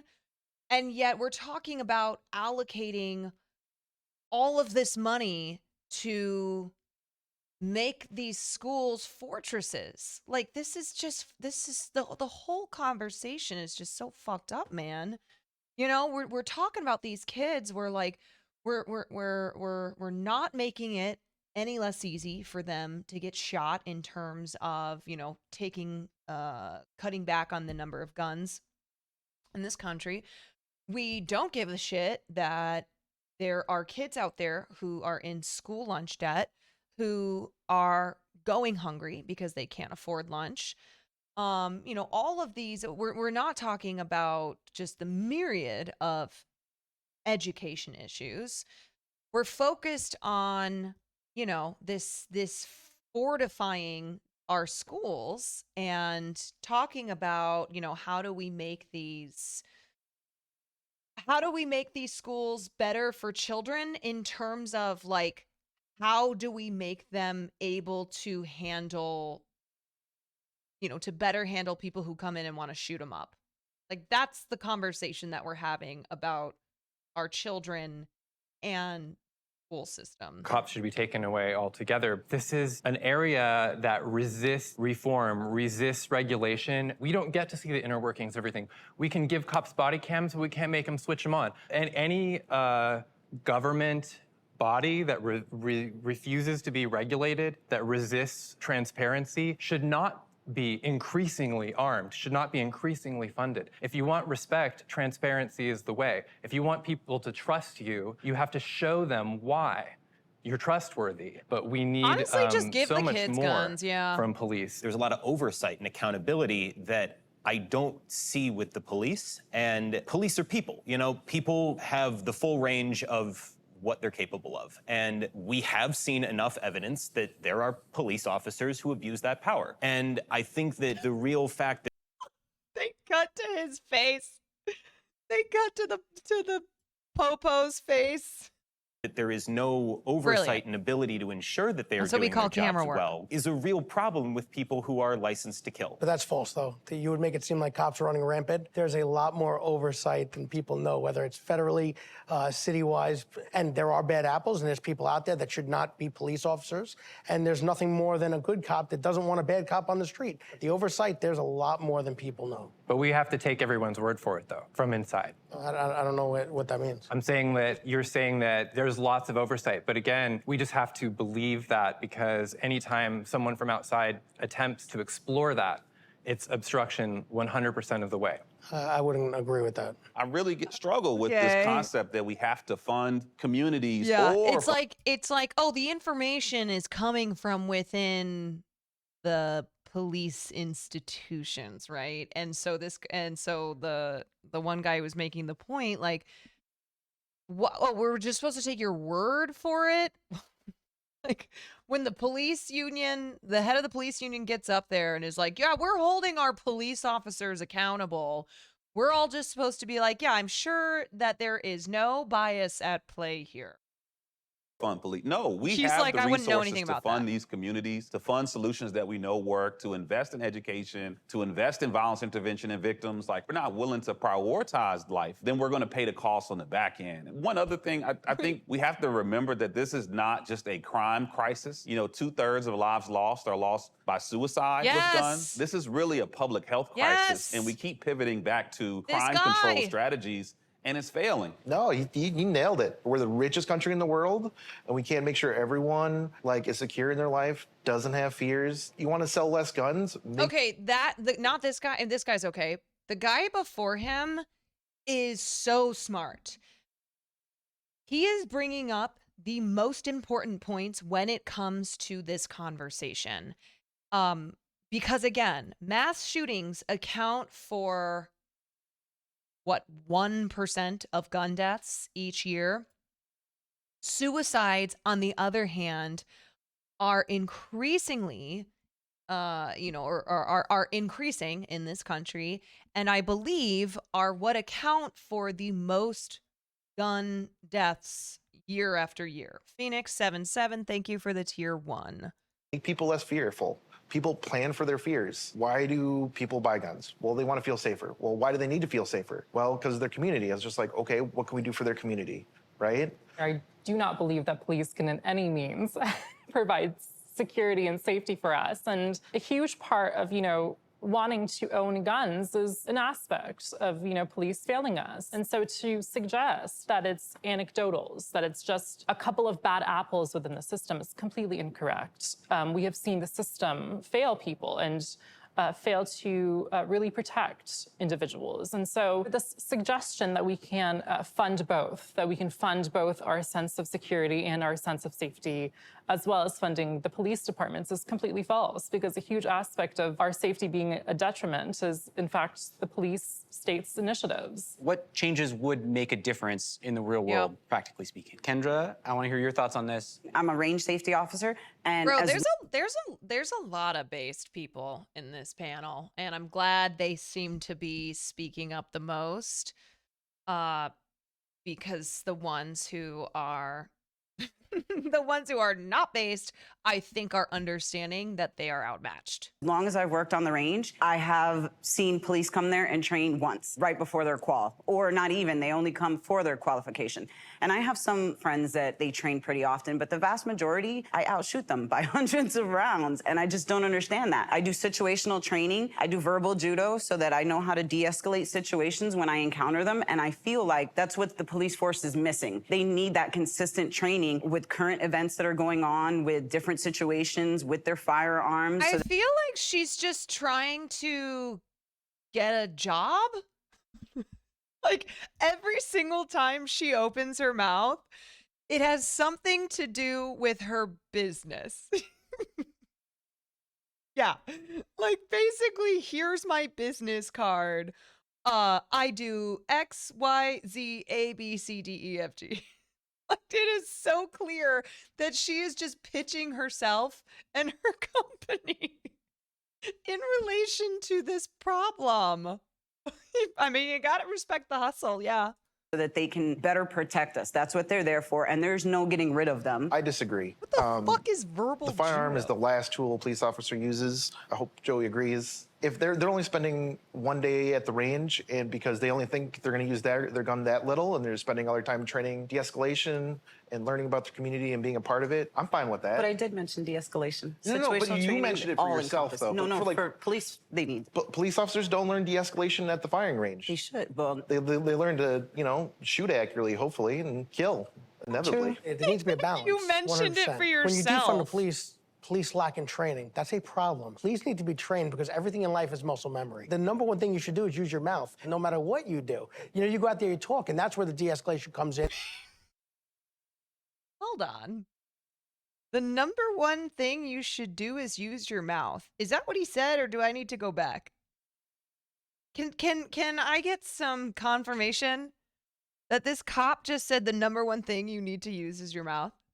Okay. All right. I just wanted to be clear. I just wanted to be clear. Hey, Ayo, what that mouth do? Ayo, what that mouth do? But by no means are police officers going out there in their head say, I want to use my gun today. No, that's the last thing on their mind. Policing has gone away from enforcement nationally, which it should have, and is more community police-based. And that's where the funding goes to, so we can go and change the outlook of what policing has, unfortunately, looked like it's become. I just think we also have to Looks realize by like the it's time the become. phone is calling 911 and most shootings, it's too late. It's too late. When I was shot, law enforcement didn't show up till 15 minutes later. My cousin tied my tourniquet, and the bullet hit 2 arteries. I was bleeding to death. I would have died before an officer arrived. And I think if we continue to look at gun violence as something that law enforcement can solve, we're missing it. We take these big assumptions and apply them to reality when it's untrue. We've been talking a lot about training, and way supportive of that. But I also really think there needs to be accountability injected into this, where if a cop does something ranging from lightly illegal to murder, there should be accountability for that. And I think the strange thing I see is this sort of closing ranks around these bad apples, even though there's also an acknowledgement that they exist. And I think people will be far less likely to look at police with fear if they understand that if that cop does something they're not supposed to, there's accountability. Joey said he does not want those people walking around. And I suspect that that is a pretty common view. They on a first name basis now. They're calling him out by name. They're like, so Joey, he did earlier agree, and I don't know so why he should have no those problem with cops this. are protected then. Right now, a lot of the conversation around guns is driven by mass shootings, and particularly school shootings. What is the solution to mass shootings in schools? More protection for our children. Not Arm the creating kids. a prison environment. Arm We need to the make sure kids. that they understand that the police are their friends and they're there to protect them. Education is what's going to empower everybody, so we need to educate them on all levels, not just firearms, not just school security, but how to take care of themselves and each other. I was one of those kids who was trained that way by and using your raised that company? way. Not to be super dramatic about it, but things took a turn for me, and I could have been one of the kids on the other side of that gun. I fantasized about it. Whoa. I was reading things. Of course, you become secretive as a result of this. You hide from the people who know you the most. There's a protectiveness around these issues That that is got very dark. difficult to penetrate because it Yeah. is so bound up in our sense of safety and our sense of family. And it's very difficult to address these because what makes one person safe does not necessarily make someone else feel safe. I think that mental health is important. Like you Yes. said, sometimes your mind went to other places, and that's what I'm saying, that we need to empower them, because without mental health, without good mental health, you can't make any decisions about anything else in a healthy, productive manner. So we need to start empowering our children's minds and taking care of their mental health first and foremost. I am living proof of the fact that the problem does exist and it does haunt people. And I was able to come back from a place that other people might not be able to come back from. And I'm not saying it's a danger for everyone, but I'm saying we can't reach everybody that way. Every community is different. Every community has needs, and the needs need to be addressed. God, I just get so sick of this just blanket mental health. I'm not saying him specifically. Once again, this is directed at Miss Business Owner over here. But just, like we were saying earlier, these no solutions by just being like, mental health. Yay. And you're like, okay. So what about it? And we just conflate everything now to, oh, that's because of mental health, or that's because they're mentally ill, or this. And there's also differences between, again, SMIs, severe mental illness, like diagnosed mental illnesses, and then the overall just blanket term of mental health, right? Like I said, it's just become it's become a catchphrase in the last couple years. Just using mental health in order to not to ironically not actually address very serious issues. Yeah, if you just say mental health, like, oh yes, we got to fix mental health, then that'll fix everything. That's why I don't think there's like a hope for like a federal change that will solve school shootings, or maybe even a statewide change, because states are big and house lots of different populations. I was in elementary school when Columbine happened and when the national sort of injection of those drills into schools happened. And it really messed up my sense of safety. I didn't personally feel more prepared from those drills. I felt afraid in a new place. By the time we're bracing our schools for a mass shooter, it's too late. And so I think that if we really want to address this, you need to look at why these kids are feeling so isolated in the first place. You need to look at what are the conditions of their community that they are existing in. But we're operating in a reality where we see it and we keep brushing it under the rug. And our children are dying, and I get really frustrated about this focus on just mass shootings and just school shootings, because our kids are not safe anywhere. They're not safe in their homes. They're not safe in their neighborhoods. And I think the real solution is not to bring more guns into the situation. I think it's really to invest in people, invest in our kids and their wellness. If we're continuously working on ourselves and seeking help for things that we need, I think things will get better in the long run. But some people have, the pride's a little high. And I think that's just something that we need to bring down and, again, normalize seeking help and that being okay. And the money's a little low. And the access to healthcare is a little low, too. But it's also improving. I've seen plenty of different options for kids, and there are counselors in school. There's anonymous things online. So as it wasn't a topic conversation before, it definitely is now. And it might be moving slow, but it definitely is moving in that direction. Not in my neighborhood, though. And I tell you what's happening right now in our neighborhoods. You're traumatized. Here's a gun. Deal with it. Now, that's not the way. Don't get me wrong. And that's what I'm really struggling with. But in my neighborhood, people are dying. We're dying.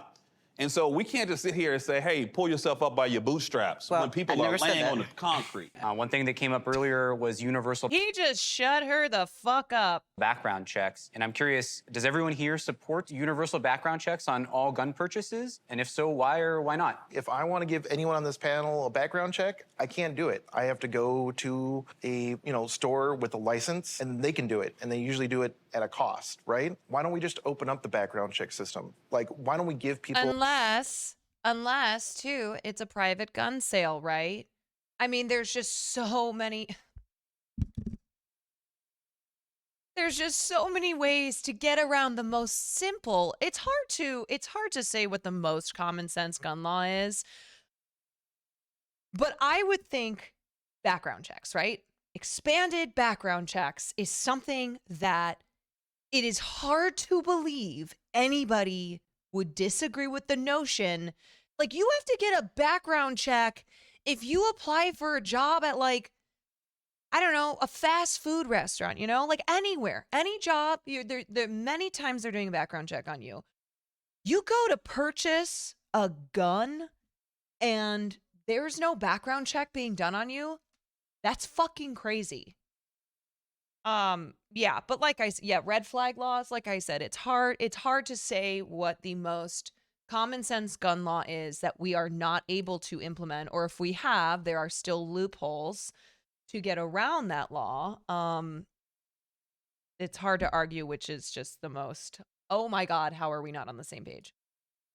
I had to get a opportunity background check for Carl's Jr. to make fries. Exactly. Here's the ironic thing, right? You could obtain a gun. You could feasibly obtain a gun that you would then go to Carl's Jr. and shoot up the place, right? But you couldn't go to Carl's Jr. to make fries without having a background check. So when it comes to background checks, you need one to make fries, but not to buy a gun that you would then use to shoot up the place where you're making fries, which is psychotic. to have personal responsibility when they transfer firearms from person to person. You know, we have vaccine passports. Why can't we have opt-in, firearm passports? Private gun sales in California still go. Yes, that's because California has some of the strictest gun laws in the state. But in many of the other states where there are virtually no gun laws at all, there are many ways to get around the background check problem. Universal background checks, in theory, sounds great. Well, I am a domestic violence survivor, right? Say I have to go to this medical professional, this mental health person, and I have to explain to her why I want this firearm. Based off of her own biases about me as a Black woman, Army veteran, survivor of domestic violence, she may say, because of those things, I should not be allowed to own and use a firearm for my own self-defense. So how do we decide who gets to have the firearms based off of their mental health background and who doesn't? The background check system does Hold on. save lives. I want to Checks go. on all gun. We have vaccine passports. Why Wait. can't Counselors in school, there's anonymous things online. wait. Hey, pull yourself up by your bootstraps. Well, person to person? We have vaccine passports. Why can't we have opt-in, firearm passports? Universal background checks, in theory, sounds great. Well, I am a domestic violence survivor, right? Say I have to go to this medical professional, this mental health person, and I have to explain to her why I want this firearm. Based off of her own biases about me as a Black woman, Army veteran, survivor of domestic violence, she may say, because of those things, I should not be allowed to own and use a firearm for my own self-defense. So how do we decide who gets to have the firearms based off of their mental health background and who doesn't? The background check system That's. I mean, I understand. I understand part of what she's saying there, but I also think that is one, not 100% accurate on like the way that a background check would theoretically work on somebody like her. And then also is it shouldn't be used as an argument against background checks because of that not being what the overall effect would be. Right. That's a mental health evaluation. Yeah, and then there's also ways to let me just look this up to make sure that I'm right.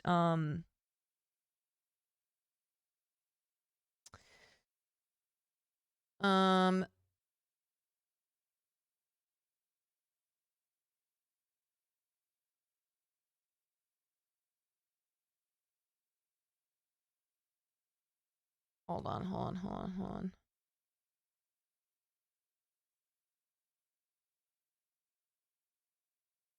I'm trying to look up the HIPAA laws that could possibly prevent states from having to actually report information on people who have been evaluated. I can see this happening though if you look every day. She's not too far up. Like if you've ever seen anyone or someone who could be exempt from background checks.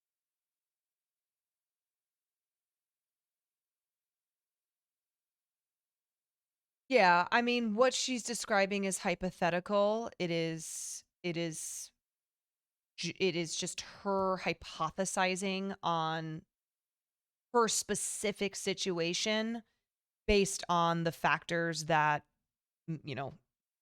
make up who she is.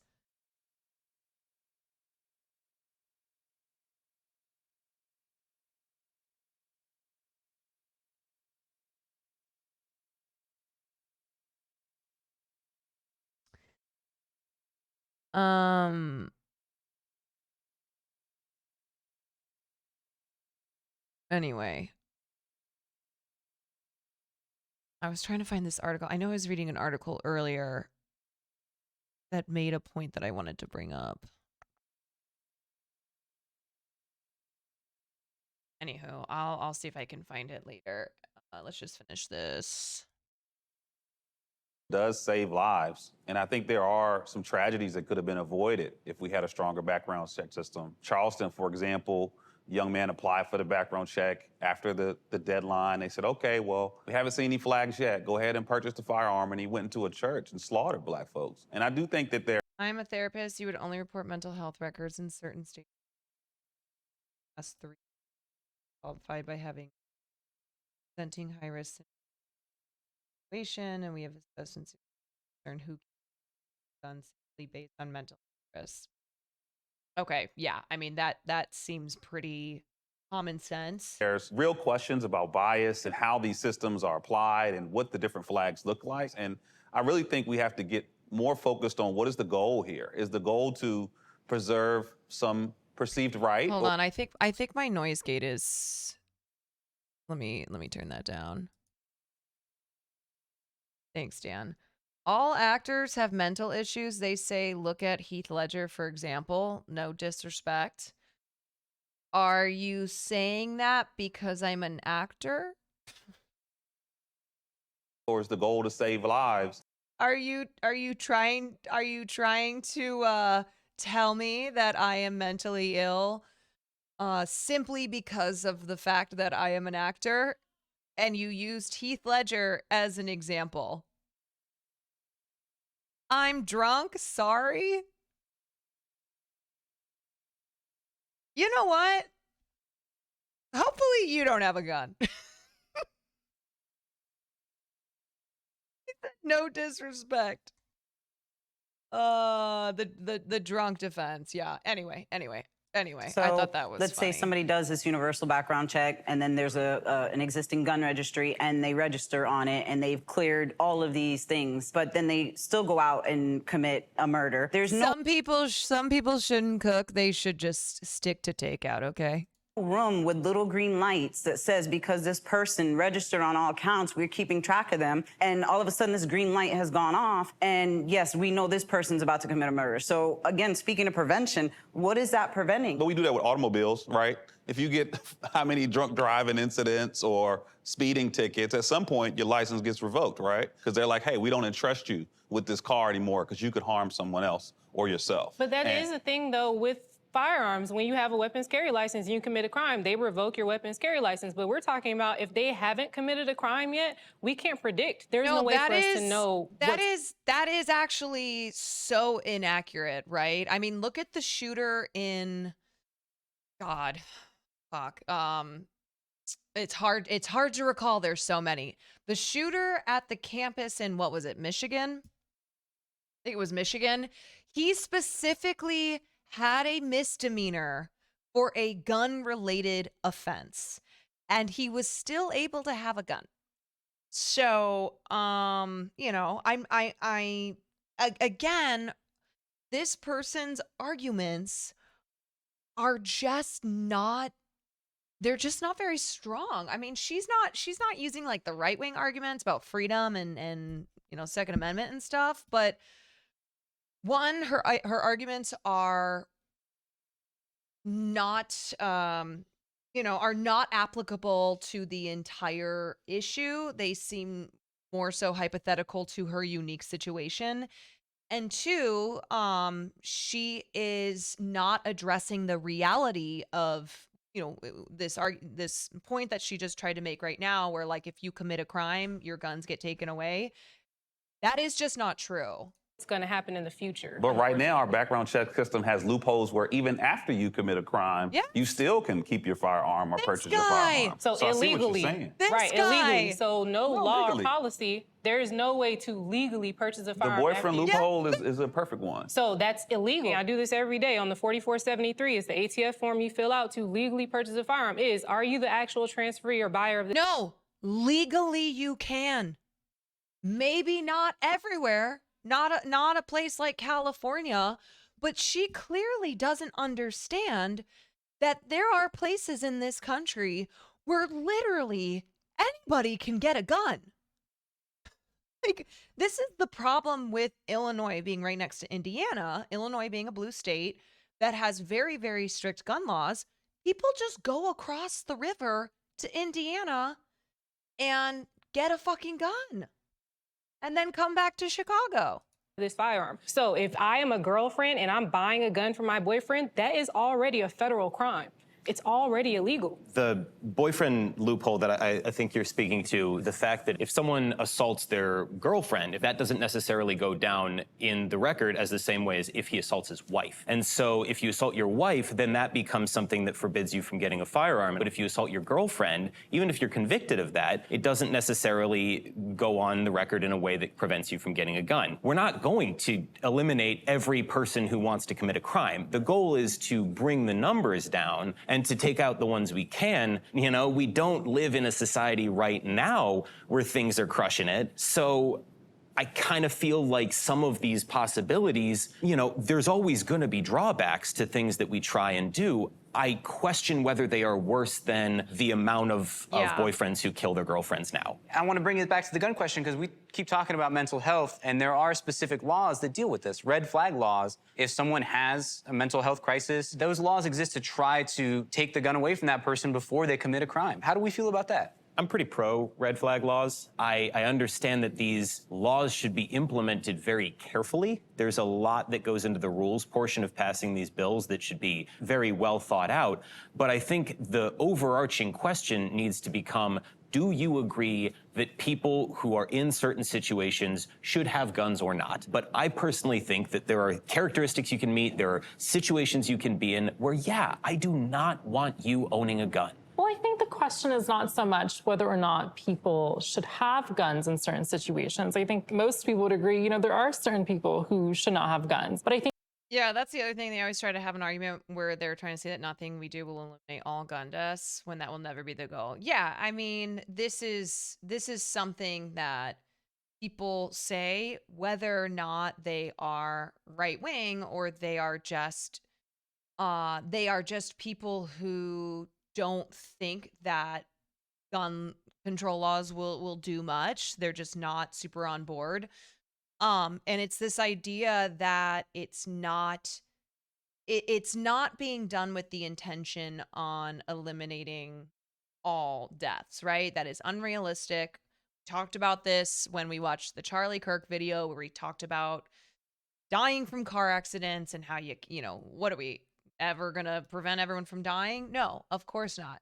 People die in a myriad of different ways, okay? It's the difference is not total elimination, but mitigation. If it even were, you know what? If it even were to make one less person die, then why wouldn't we do it, you know?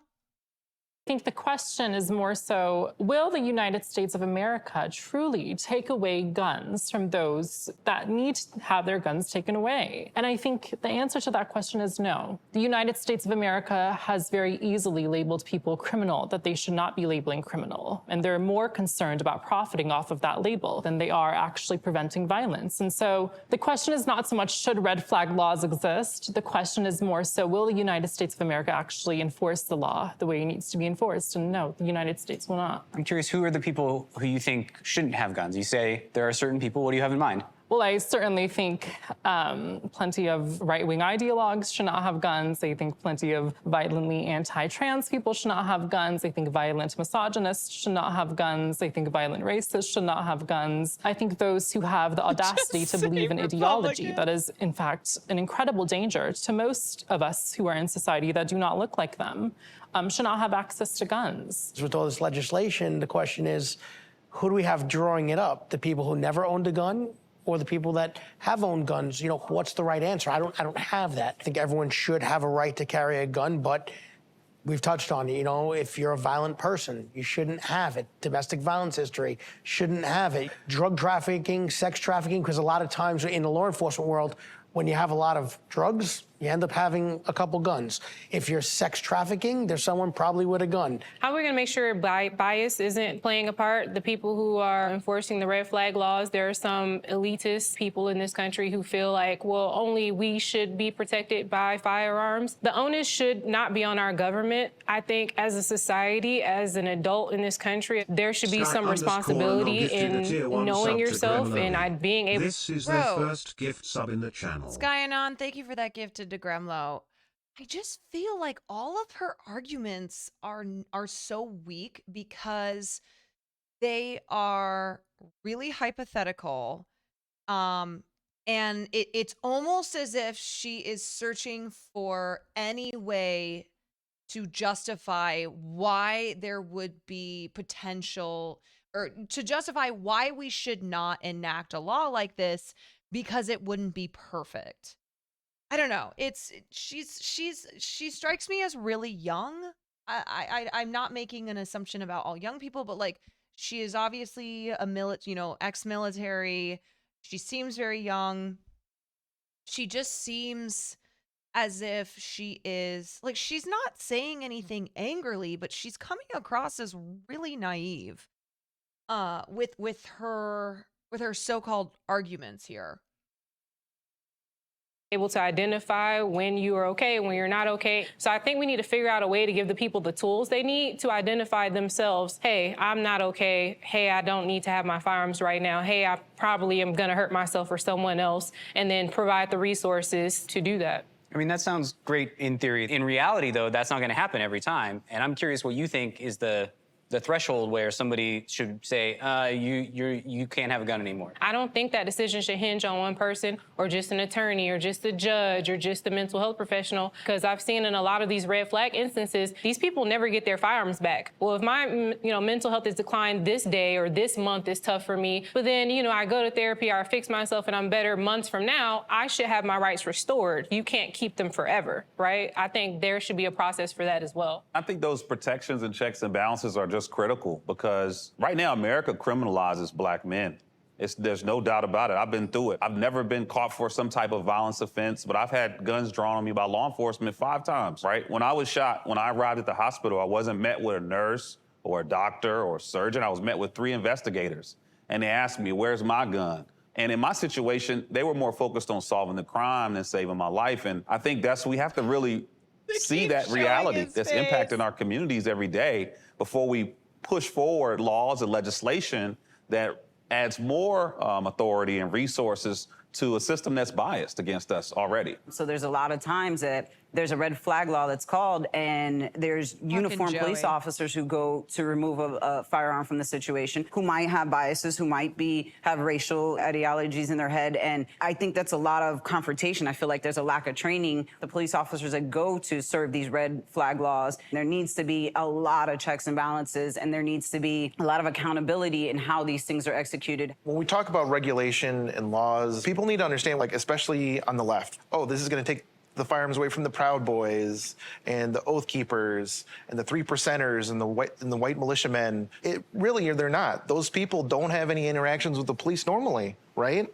You pass these laws, you're going after black men, you're going after brown men, you're going after poor people. At the end of the day, there's systemic racism, and then it leads to black and brown people being criminalized. And I'm curious, when it comes to passing more gun laws, how do you think we could avoid that in going forward? I really think we have to think about, what is the goal? Are we trying to save lives or solve crimes? And if we're trying to save lives, then we can't just keep putting it on the backs of the criminal legal system. We can't incarcerate our way out of this situation. If that was the case, Louisiana would be the safest city in the country. But it's not. It's one of the most deadliest. So you have the highest level of incarceration and the highest level of gun violence in one state. This is something where we have to think about legislation and laws that provide more resources for the communities that are most vulnerable and at risk to violence. I'm curious to talk to folks and see, do you support talk. restrictions on specific types of guns like the AR-15, for example?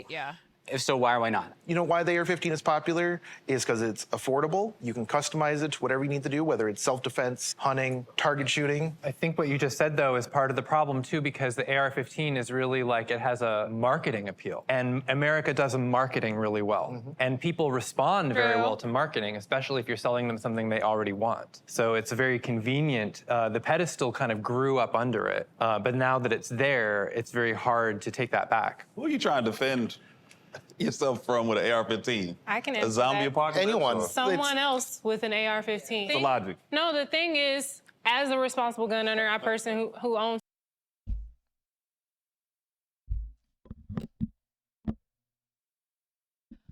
Oh my God, man.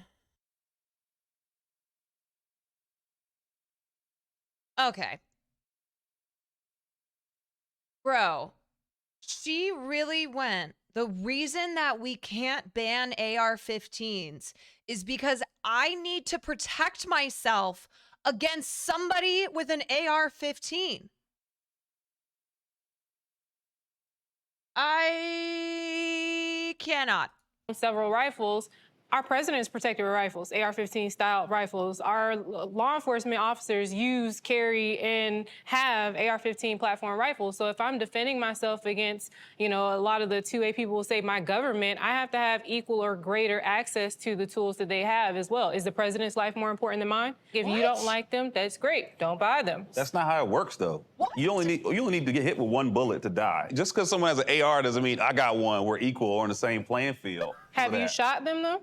I don't want to shoot AR-15. I'm not fighting the zombies. reason why I asked, though, is because when you actually shoot rifles, when you have experience I've shot handling rifles. rifles versus handguns, I've shot AR-15 rifles. platform rifles versus handguns, you understand that there is a disparity of force there. I am not bringing a handgun to a rifle fight. I'm not. I think if someone in the Tops grocery store in Buffalo had an AR-15, that would have not saved lives. If anything, it would have harmed more people. I think if the security guard who defended himself using a handgun against the person who had an AR-15, he had a rifle. No. They asked the police chief of Buffalo after the shooting, if you were armed with those types of weapons, would you have been a better responder? He said no. He said the only reason that slaughter stopped is because the shooter stopped, not because they had the right tools. By security who had a handgun, who took a shot at the chest, and there are armor-piercing rounds, there are types of ammunition for AR-15s that would have ended that threat that moment. But unfortunately, because he had just a handgun, the shooter was forced to slow down. The girl fighting a million hypotheticals versus the guy who was shot in this country. Yeah. Stop, gather himself, but then he continued to take other people's lives. What you're describing in a way sounds like an arms race, where if someone else has an AR-15, therefore I need an AR-15. And that the end game is that everyone has an AR-15, right? The AR-15's been around for, what, 40, 50? I think it's almost 60 years old now to civilians. Like, Greg has shot hunting rifles. Pretty much every hunting rifle is more powerful than AR-15. The AR-15 is the bare minimum that the U.S. government found out to be lethal to a human being. Just because it has 30 rounds doesn't mean you need to shoot 30 rounds at a person. And so why the specific feeling towards AR-15 and not a handgun with a 30-round magazine, which do exist? I have the same sentiments for that, So you too. feel equally about both? Yeah, I think we are in a world where we're creating these weapons that are literally built for mass fatalities. And we're encouraging that? We're encouraging is that really? responsible gun owners to use the firearm to defend themselves. For mass absolutely. fatality purposes. To defend myself, yes. If a single woman who lives at home and 30 intruders come in. We're talking about the fact that when mass shootings occur, it's not somebody using a fucking handgun. God, this is so frustrating, man. 30 intruders? 30 intruders come in. I can't. Hold on, wait. I need to go back to that part. Fatalities. And we're encouraging that? We're encouraging really? responsible gun owners to use the firearm to defend themselves. For mass absolutely. fatality purposes. To defend myself, yes. If a single woman who lives at home and 30 intruders come in, God 30 forbid. intruders. Oh, Why are 30 intruders coming in this hypothetical?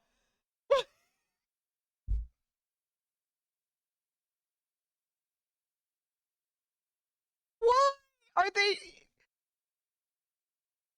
Oh. This guy literally goes, 30 intruders.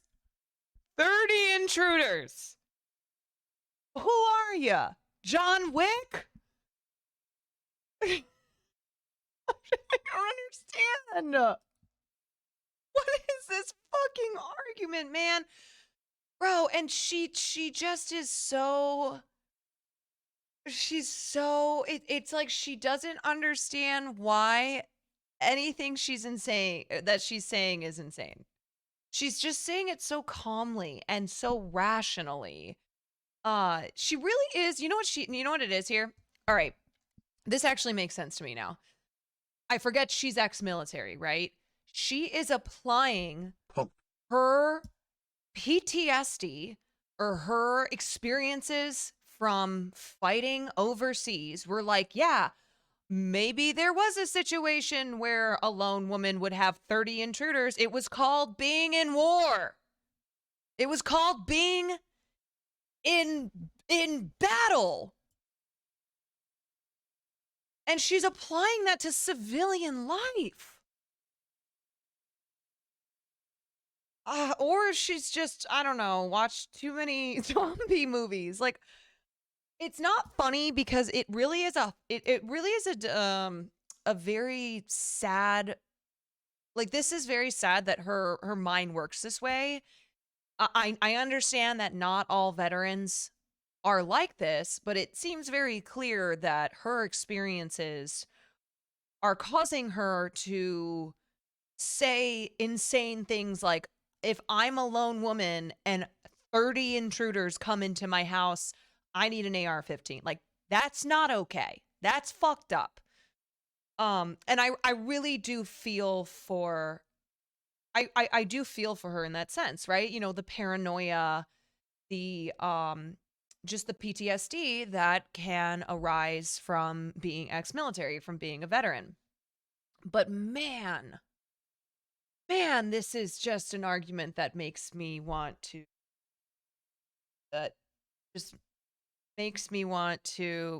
just hit my head. Okay, say two, right? Intruders come in with my handgun, my semi-automatic handgun, using my firearm to defend myself. A rifle would be better. It would have a better advantage. I have a longer maximum effective range as far as defending my life. I don't have to be at a close distance. There are so many other advantages to using a AR-15 platform rifle for self-defense than people realize. But the culture that y'all are buying into or encouraging is the same culture that armed the shooter at Tops. It's the same sentiment that armed the shooter in Atlanta. I don't think so. I mean, it's the same sentiment that, we should have these guns. So what's the difference between that shooter One's a criminal, and just someone one's else? not. We're good people. I feel like you're really putting words in our mouth because we haven't told anyone to go out and buy an AR-15. I want to jump in because I don't think it's necessarily about telling someone to do it. It's about the availability and the access to that weapon. Which are part of the marketing. I have a question. If we get rid of AR-15s for law-abiding citizens, how do we defend ourselves when those two guys, and don't say that's not probable because 2 guys is more probable than 30 guys to kick in your door. How do I defend myself? Why are people kicking in your door with AR-15s? This is crazy. Who in the fuck is kicking in a door with an AR-15 in like a suburb, man? It's you know who it is? It's the fucking cops, okay? It's the police. That's who they're talking about. All right? That's who it is. I mean, genuinely, I don't know what world these people are living in, where they are basing their argument for not outlawing military-grade weapons on this idea that 2 or 30 guys are going to break the door down with their AR-15s and everybody is just going to die. Okay, first of all, to me, it seems, listen, I don't know anything about guns, okay? This is her house right now. Yes, this is what they think is going to happen. Okay, I don't know anything about guns. So somebody who knows about guns, please correct me if I'm wrong. If you were to have a gunfight in a house, Would the AR-15 even be the most advantageous? I understand that if you are going into a crowd, if you are trying to kill as many people as fast as possible, then yes, something like an AR-15 with an extended magazine capacity. Okay, a lot of you are saying no. You're saying a shotgun. All right. It seems as if many of you are saying shotgun. But to these two women, they are acting as if, even if they had 100 shotguns in the house, that if and when these 2 or 30 guys break in with their AR-15s, they will have absolutely no chance of surviving, which is fucking insane. That is actually crazy that there are many other guns on the market, including the shotgun that you could have in your house that would protect you from this hypothetical insane situation, this scenario. And yet they are saying that we cannot outlaw AR-15s because in this hypothetical, it is the only gun that would be able to make sure they were protected. Man, I need some water. I'll be back in 10 seconds and we'll finish this video.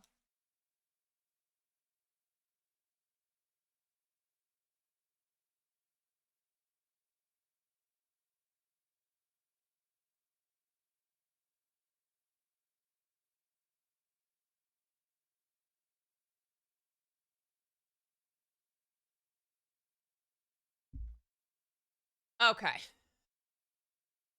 Guy in Incognito, thank you for the Prime Gaming. Myself and my children against those two guys who have AR-15s. Tell me how. And you said yourself that the police may not make it there in time. Tell me You how know I. what? The tell best me how I chance you defend myself. got in a situation like that is to get out the house. And if you're go going to have a where? shootout with 2 people with AR-15s and your children at home, She just stated that so they what is that, reach 30 far. rounds a piece? That's 90 rounds of bullets firing you through the think home. I can with your- outrun that? You need to get out of the house. Oh, sir, I stand my ground. Sorry. You got a better chance of jumping out that window Does no than one having have- a shootout No with 2 way. AR-15s. I do not have a better chance. Does no one have neighbors? Like, aren't we concerned about neighbors? Let's talk about. Wait a second. In this insane hypothetical, you know who's going to die? Every single person who lives around you. When you've got the 2 or 30 intruders, yourself, and you're just spraying bullets with these AR-15s, you know who's going to get taken out? Everybody who is in the vicinity. This is so insane. This is so fucking crazy. I am floored. I am floored. Real life, all right? Including your The kids. average Yes. person is not walking around, and the arrest of firearms are not with AK-47s. Let's get that right. All right, so after this whole panel thing, that's almost like a make-believe world, because people do own them, but people aren't getting locked up with them. The average person getting locked up is with a disguised gun, a painted gun. You'll have a magazine clip that's extended, modifications. That's what's happening on a daily basis. People are getting their hands on illegal firearms that are disguised or defaced and using them against one another. That's what's happening in the real Wait, world. will you The average person repin that isn't walking tweet? around out of their house with an AK-47. From what I've heard so far, the 2 main sort of points I'm hearing is that more guns can make you safer, from one mentality, and another is that mental health is really the solution to prevent shootings. Is there anything else, solutions-wise, that we haven't talked about could make a difference and reduce the amount of gun violence and the number of gun deaths? I feel like actually the emphasis has not so much been put on mental health as actually community. I feel like that's what I've really been hearing from, even with the recent disagreements, like I've heard everyone here talk about community. We've had so many different ideas in this panel on how we can fix these things, and so many of them involve contributing to community in different directions. I want to say to to all of the people who have been here advocating for responsible gun use and offering your arguments and your life experience, like I really just want to say it in case no one else says it to you, that I think that you have value in your community without your guns. Like everything that you've talked about and everything that you've presented and the skill and the intelligence and the desire to help people and to train people and My man really just said, you are special without your gun. And it's true, My man really just said, you are kind, you are smart, you are important without the firearm. It does not need to be your identity. educate people I honestly think that has nothing to do with your guns. My staunch view is more education and training. And then also, we know that we are, and thank you for saying that, valuable with or without our firearms. Whether I'm in New York, whether I'm in a country where I can't have a firearm, it's me. I am the tool. I'm the weapon. So it's me and everything I know. And the firearm's just an extension of who I am. So I appreciate you saying that. And I think no one on this panel has said more guns is the solution. I don't think anyone has ever said that this entire time we've been talking. I want to bounce off of that and say, okay, if more guns, not the solution, is less guns a solution? No, certainly not. And I think, a huge part of this that we have to, consider is, in fact, the economic considerations. The solution is, in fact, to hold the gun industry accountable for their marketing of violence. And so we can't... Wait.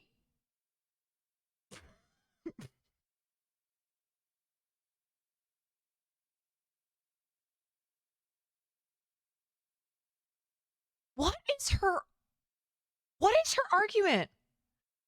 Does she not understand that holding the gun lobby accountable means holding them accountable in the way that we are cutting back on the proliferation of gun production?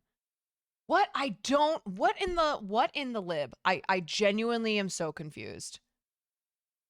I don't know. We can't continue to point fingers at the individuals who wish to have such self-determination and self-defense. We need to begin pointing... Slow zoom. Hold on. Look at this. Look at this. ...of violence. And so we can't continue to point fingers at the individuals who wish to have such self-determination and self-defense. We need to begin pointing fingers at systems and economic industries that have been so responsible for producing violence and producing massive amounts of weapons. I imagine if the gun industry is making... Wait. I'm sorry. I know I am like the pause queen right now, but it is such a liberal thing to be like, the systems, in just such a generic way, and not address the fact that we are at an all-time high when it comes to the amount of guns that exist in this country. And the meager data that we have because of the fucking Dickey Amendment that blocked gun control research for 2+ decades has shown us that having more guns leads to more gun violence. So yes, I understand that she's trying to do the whole economic systems, poor people being blah, blah, blah, like just the very, I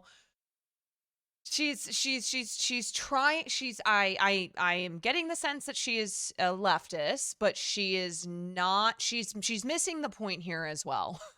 She is. By just saying, no, we need to fix the systems. Well, babes, the systems includes the manufacturing and distribution of guns in this country. You guys think she's a centrist? I don't know. I kind of was getting the vibe from her that she maybe voted for Elizabeth Warren. I don't know. And billions of dollars off of firearms. You think, I mean, the shit that she just said right then and there is very lib. Billions of dollars into the communities that are suffering from gun violence. Like, how would that transform? Yes, not all Warren voters are leftists, true.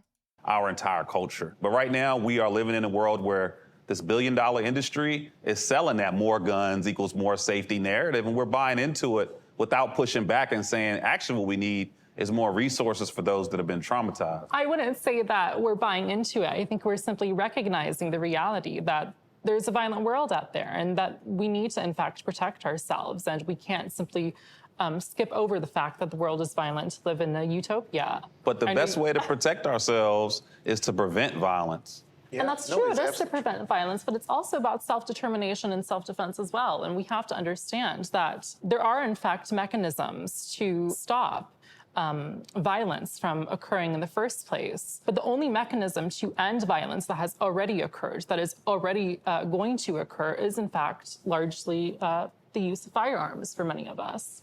I'm hearing a lot of consensus that it's not necessarily the guns, it's the reason that people are using guns. The nuance is like, how do you tackle that, right? I was gonna say, I think we glossed over the statement that you threw out there. You were like, so it's not necessarily the guns. I think it totally is the guns.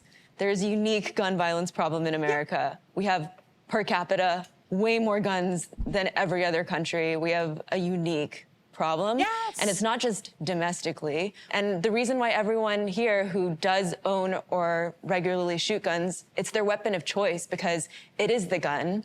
It is the most powerful weapon. It is capable of the most destruction. And that's why people gravitate towards it. There's no changes to gun policy in this country that are not incredibly controversial and divisive. Like, how do we find that common ground and make changes that we can think, might make a difference without, triggering a second civil war in this country? The United States Congress needs to remove all legislation it's introduced to absolve the gun industry of any accountability. And the American public needs to begin realizing that our elected officials are, in fact, advocating for such absolve of responsibility. And so I think that's very much the first step. And then I think the second step to this is, in fact, to begin producing mechanisms that would stop the gun industry from marketing and profiting in the way that it's been for so long. I think if How are they profiting? How are they profiting? I'll answer it. They're profiting because of how many fucking gun sales happen in this country every year. Bro, I feel as if she is so close. She's right there, But then she starts talking about the mechanisms and the systems, and she misses it. Yes. 100,000 people were getting sick from some cereal brand every single year, and 30, 40,000 of them were dying. The government would have stepped in immediately, right, and held that brand accountable. And that's what we're dealing with guns and gun violence. We're losing historic numbers of lives. It's really uncomfortable to wade into this conversation. A lot of people wouldn't choose to unless they were personally affected by gun violence or had their safety at risk.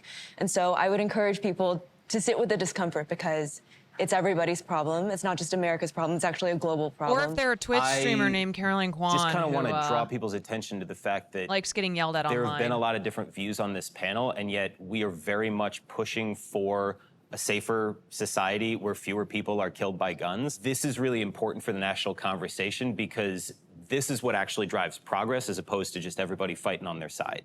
Thank you all for doing this. We put some really good ideas out there and hopefully change the way people think about this issue. So thank you very much. Thanks for coming and doing this. We allowed to stand up? Go for it. All right. All right. Are we fired? Yeah, they're clearing us all out after all that. I think the biggest misconception about gun owners is that we're all the same. We're not all right-leaning. We're not all Christian, white, male. We look different. We have different beliefs. I think it's really great that those of us who are racially oppressed, who are gender oppressed, who are working people, are beginning to really show people what it means to defend ourselves. I wasn't surprised by the answers I heard, but I was surprised by the background of the people who were sharing some of the same answers that I heard from folks. Sorry. She wasn't talking about herself when she said racially oppressed, but she said those of us, she opened up with those of us who are racially oppressed. And you just gotta love it. You gotta love it. Folks who are very pro-gun. I think at the end of the day, we all just want a safer society. Some of the stuff I heard in there is like fairy tale land. Get trained. It's super important. I wonder who's going to roast me for this. I would like to do some training with some of the women that I met tonight. Damn it. Fucking Joey. Joey being like, yeah, I didn't appreciate all the shit talk about cops, Okay, people living in La La Land. Aight? Oh my goodness. Those of us who are racially oppressed. Listen, y'all. This is the last thing that I'm gonna say because I guarantee you probably tomorrow or at least the next day, there will be another mass shooting. There will be, another conversation, which is really the same conversation, but one that is spurred around this topic. So there are many days to come to keep talking about this subject. But the last thing that I am going to say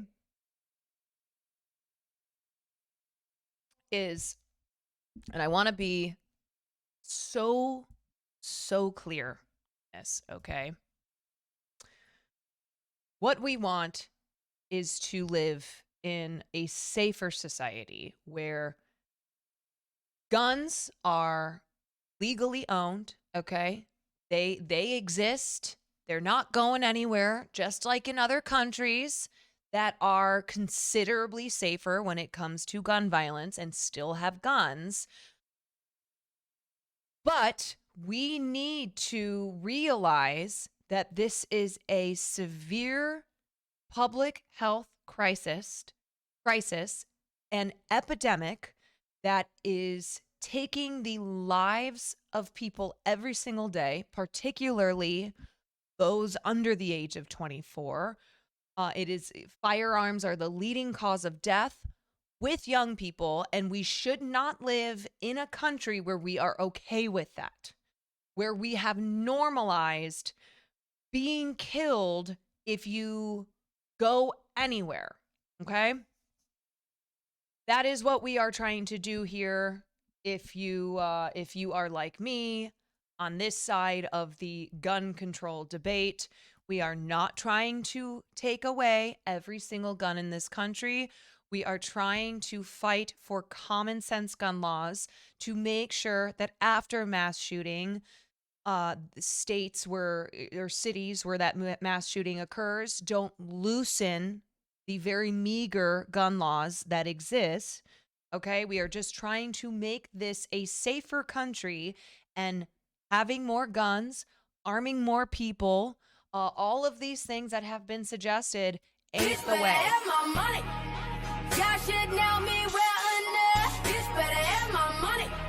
Hacker man Putin donated $4.20.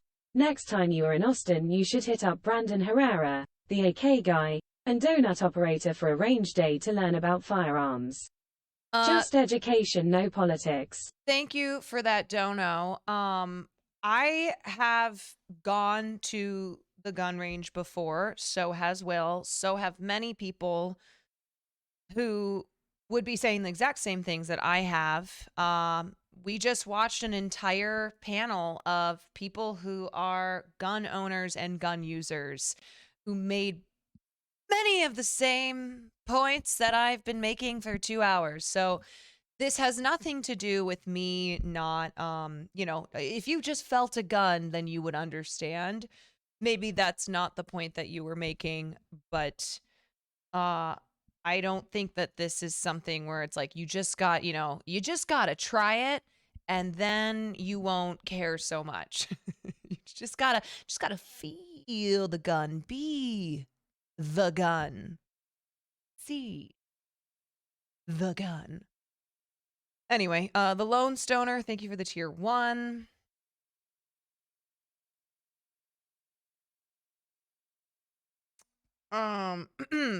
So, end of discussion.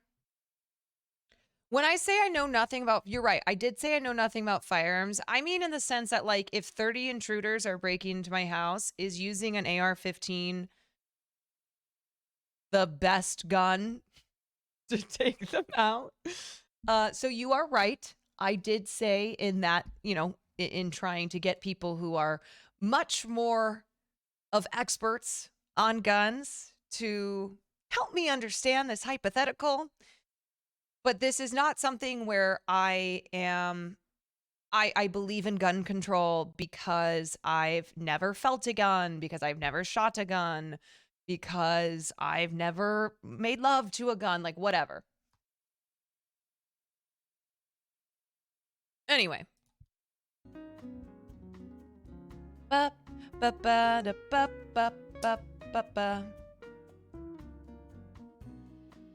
I've never fucked a gun. Yeah. Okay. Well, we got through that. Relatively painless. Relatively pain-free, I would say. It just depends on the day. I did ask you to pin, yes. Okay, wait. Let me pause this. All the LARPers think this is in their future. FBI, open up!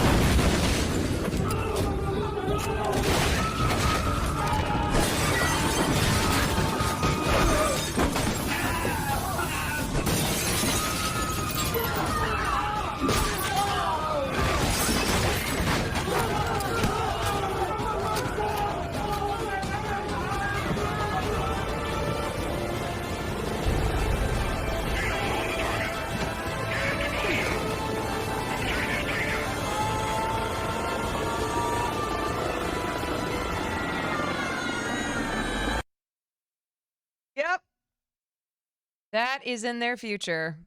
Absolutely. I don't know. I can't stop laughing over the visual of 30 intruders breaking into this woman's house or apartment or wherever she lives with their AR-15s, and the idea that she can defeat them if she has an AR-15. Like, somebody write that movie and call it Jane Wick. Yeah. The only person who is defeating 30 intruders possessing the same weapon that they are possessing is Kaide when she's playing Valorant, okay? She's the only Valorant person I could think of, plus I love her, so that's why she was used in that example. Okay? Oh, she's not the best Valorant player. Well, you know what? This is my hypothetical. This is my example, and just like Miss 30 Intruders lady, I get to say what I want. Okay. Let's next talk about, I'm thinking either the Dalai Lama. You know, talk about what that guy's been up to.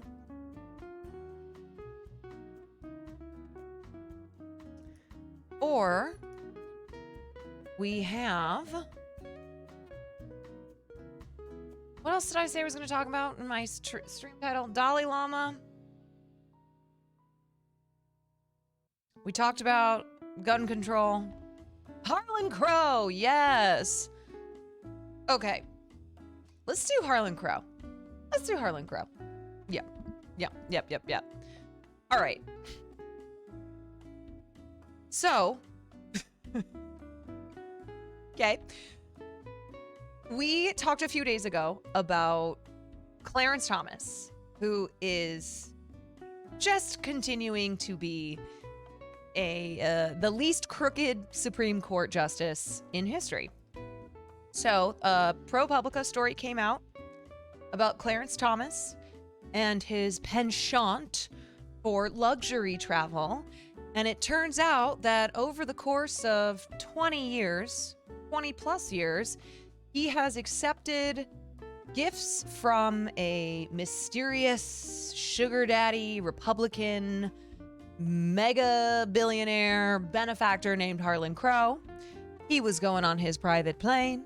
He was going on his private yacht. He was going all over the world. Where in the world wasn't Clarence and Ginny Thomas, okay, over the last 20 years? But the important thing is that he never disclosed that stuff.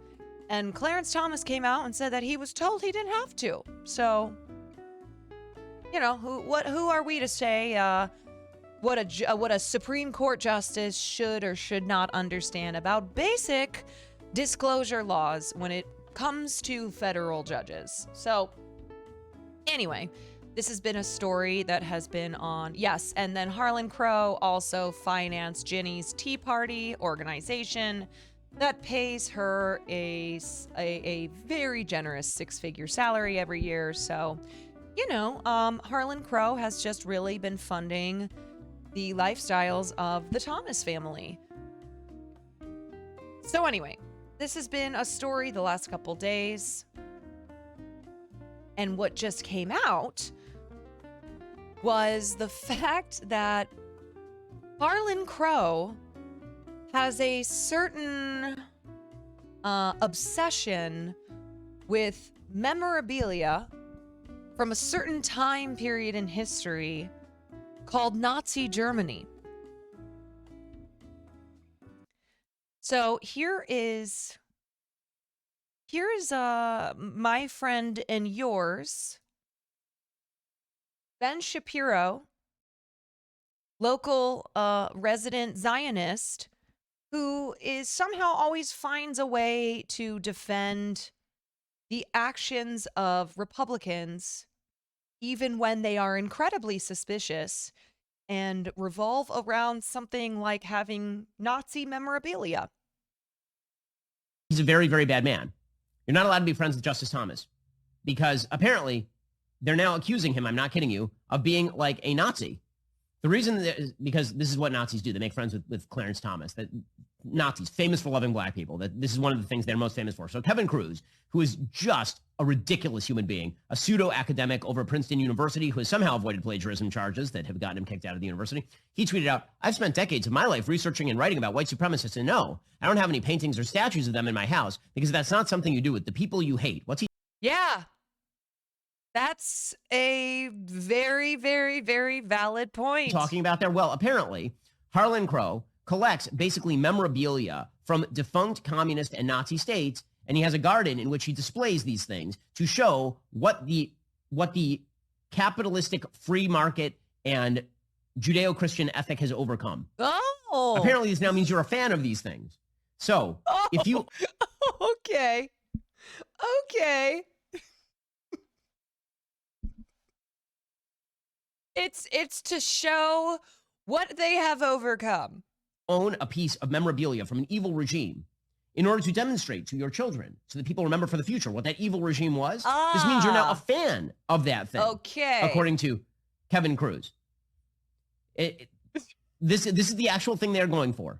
Yes, because, as somebody who, like most of us, thinks the KKK is very evil, I have KKK memorabilia around my house, including one of the original hoods worn by David Duke, and I do that in order to educate Farley on the evils of the KKK, because otherwise he wouldn't know unless he were able to see the hood of David Duke in a case that I purchased that stays in my bedroom, right next to my sex toys.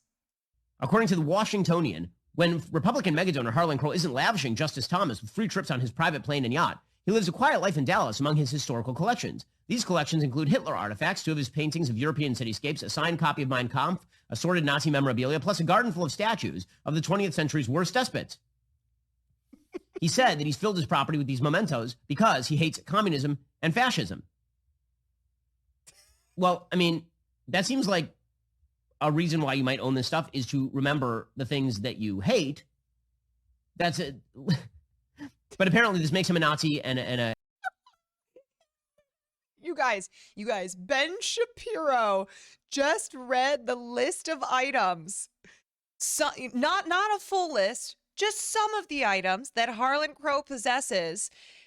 He read the items. I want you to study him right here, okay?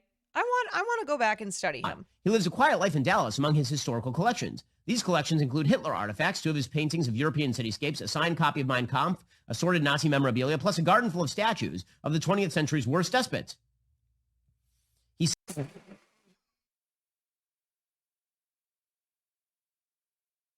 He knows.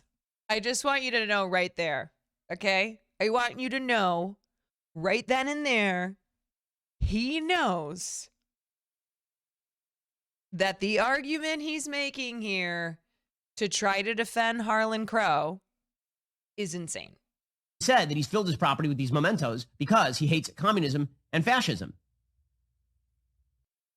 Right? Again, with the pause. Well, I mean, that seems like a reason why you might own this stuff is to remember the things that you hate. That's it. But apparently this makes him a Nazi and a communist. He can't even finish that sentence. He can't even finish that sentence. So what he does is he laughs, okay? Because a good tactic, if you cannot finish an argument, if you're in the middle of making an argument and you know it's insane and you know that it's wrong, you just laugh. Like can you even believe this? Anyway, on to how drag queens are groomers. That is something that I absolutely can talk about for hours and hours. Yeah. I mean, I have a question to ask Ben Shapiro, okay, who is literally Jewish, who obviously hates Nazi Germany and fascism because of what they did to Jewish people. Does Ben Shapiro have statues in his house of fascist leaders from Nazi Germany? Does he have a signed copy of Mein Kampf? A signed copy so that he can remember how evil Hitler is? Does he? All right, I want to read this article because it's nuts. You know who Harlan Crowe reminds me of? He reminds me of, sorry, Mother Jones. He reminds me of like an evil rich dude from, name any movie that has to do with evil rich people who like hunt human beings. Who is Harlan Crowe? He is a Republican mega donor who lives in Houston. He is a billionaire who made his money through real estate. So he is a real estate magnate who over the last 20 some years was paying for Clarence Thomas and his wife to travel the world and the country in luxury by utilizing his private plane, his yacht, staying at his insanely expensive, huge, gorgeous place up in New York. He's got multiple homes all over the world and the country that Supreme Court Justice Clarence Thomas and his wife have taken advantage of.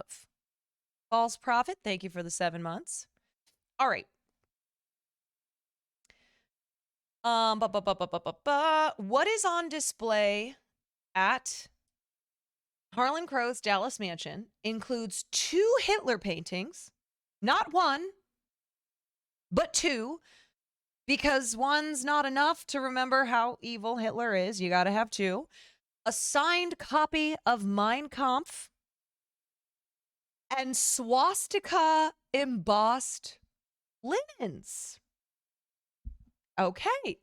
Crowe also has a death mask of Sitting Bull and a set of slavery-related items.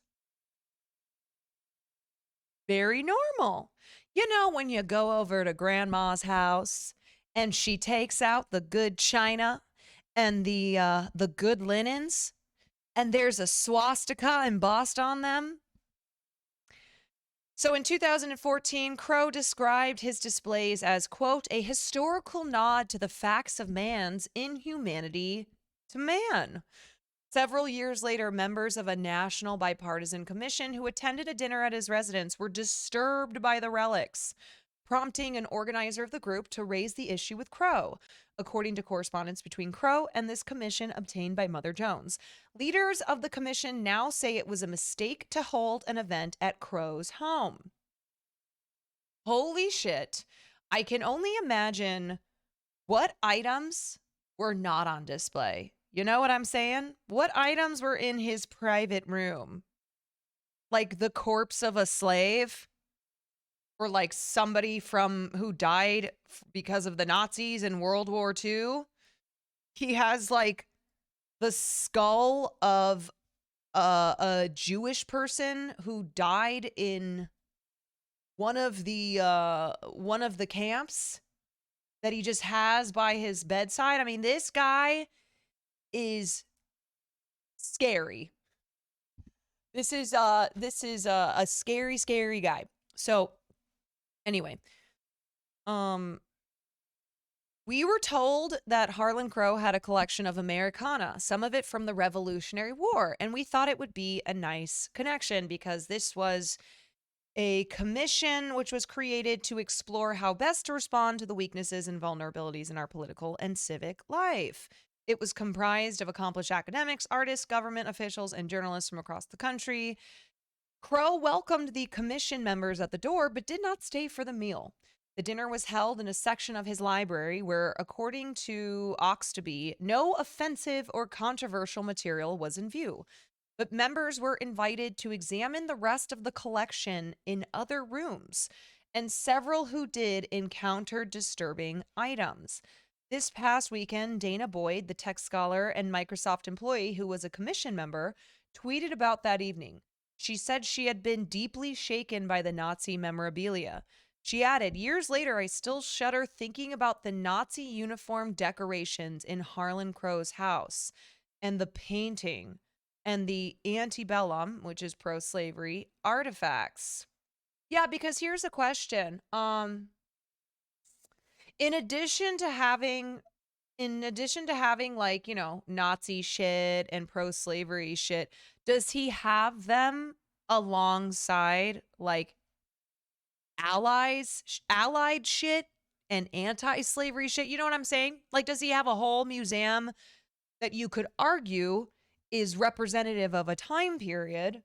Oh, no, no, no, no, no. No, he's only got the bad shit. On the bus ride, Ethan Zuckerman, Amherst professor of public policy, communication information, was also part of the group, and he echoed Boyd's reaction with his own tweets. He recalled, "What struck me was that Crowe clearly knew there was controversy in deciding to keep Nazi artifacts in his house. In a display room off the balcony to his library was a set of swastika emblazoned dishes, silverware, and linens." Those are what we call collectible items, okay? Swastika emblazoned dishes, silverware, and linens, those are collectibles for people who are fans of that time period. Dragon Lama, thank you for the 3 months. Because in what world would a swastika emblazoned dish that you are enjoying your meal off of remind you of the horrors of World War II? On the bus ride back to the hotel after the dinner, commission members expressed distress about what they had seen. And its leaders decided to schedule a discussion about what had happened the following morning before diving into the established agenda. At this session, we talked about how to make sure in a discussion of the hard points of history, we can raise the issues of curatorial intent. Without context, you can go sideways. So during the meeting, they decided that the commission would convey to Crowe their concerns about his collection. So before the commission had the chance to take any action, Crowe wrote a letter with a preemptive and defensive tone. Here's the letter. "I was distressed to hear from commission member and Southern Methodist University anthropology professor Caroline Bertel that someone or some persons were offended by some of the World War II stuff they discovered in my library. For 40 of 50 years now, I have collected mostly books and manuscripts, but a few artifacts that relate to American history. It seems reasonably obvious to me that materials on American history would relate to the good and the bad of American history. So I do have books and manuscripts that relate to American slavery, Indian genocide, to people such as Benedict Arnold or James Earl Ray, and I have some things that relate to some American opponents, such as Nazi Germany, Imperial Japan, and the communist states, the Soviet Union, and the Republic of China. But none of these are presented in a way that would be easy or obvious for the public to see unless someone is opening cabinets or cases where we keep these materials." So basically, he seemed to be suggesting that commission members had been snooping. He continued, "But I understand that some people were offended by the presence of these materials, and I am sorry that anyone would be offended. Anyway, I suppose everyone has their own view on these materials. I would very much hope it would be completely obvious that having anything that related to Nazis or slavery could not possibly be interpreted as support or glorification for those evils." Now, here's the thing, Harlan. The only people who have Nazi or Confederate shit in their houses, okay, displayed, are people who are evil racists. No one who is not a racist has a Confederate or, has anything related to the Confederacy or to Nazi Germany. Okay? Besides maybe, I don't know, a fucking museum. Yes, they are fans of those things. Yep. Like the fact that he is so, I don't know, if we are to take him seriously here and believe that he can't believe that people would interpret this as glorification for those evils, this guy's a dummy. This guy is a real dummy. Oxtoby replied in a gracious manner, thanking Crowe for hosting the commission. As for the matter at hand, he diplomatically wrote, as you noted in your letter, your collection contains items that shed light on many of these difficult chapters of our past. Several members of our commission were distressed to find artifacts from Nazi Germany in your collection, which they saw because of your willingness to open your collection to our group. We weren't, so AKA, nobody was snooping. You fucking said, take a look at my collection. When the commission discussed the experience, the members who raised concerns did so primarily around the fact that they encountered these items without any context from you or others that would have helped explain how they relate to the other materials on display. We should have done more work in advance of the meeting to understand the scope of your collection. Oh boy. A month after the exchange, the 3 chairs of the commission wrote members about the issue. So, as for the Crowe visit, we learned a lesson. Apparently, wait, let's see. According to Oxtoby and Lou, there was no additional interaction between the commission and Crowe about his collection following Oxtoby's reply to Crowe. They don't know if Crowe made any revisions to his displays. Crowe did not respond to a request for comment. It was a mistake to go there. We should have investigated it more thoroughly. It was a mistake to not understand what was at the house. My God, man. Yeah. If you need to do research before going to someone's house to make sure that they don't have swastika embossed dishes, that ain't your fault. It's the person who owns that shit. Cam Hoar, thank you for the Prime Gaming. Oh my God, man. There better not be people fucking arguing in chat being like, I think it's okay to have swastika silverware. You know, I like to enjoy my eggs in the morning with my fork that has a swastika on it.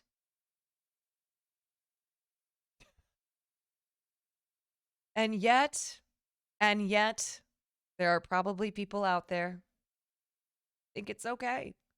And think that it says absolutely nothing about the person who owns said fork. You know? Yay, been watching a lot of you and Will lately. Enjoy the content, both serious and comical. Well, thank you. Welcome to our communities. Because here's the thing, guys. Having a fork that has a swastika on it is not reminding... It is not like a history lesson in the evils of Nazi Germany. Okay?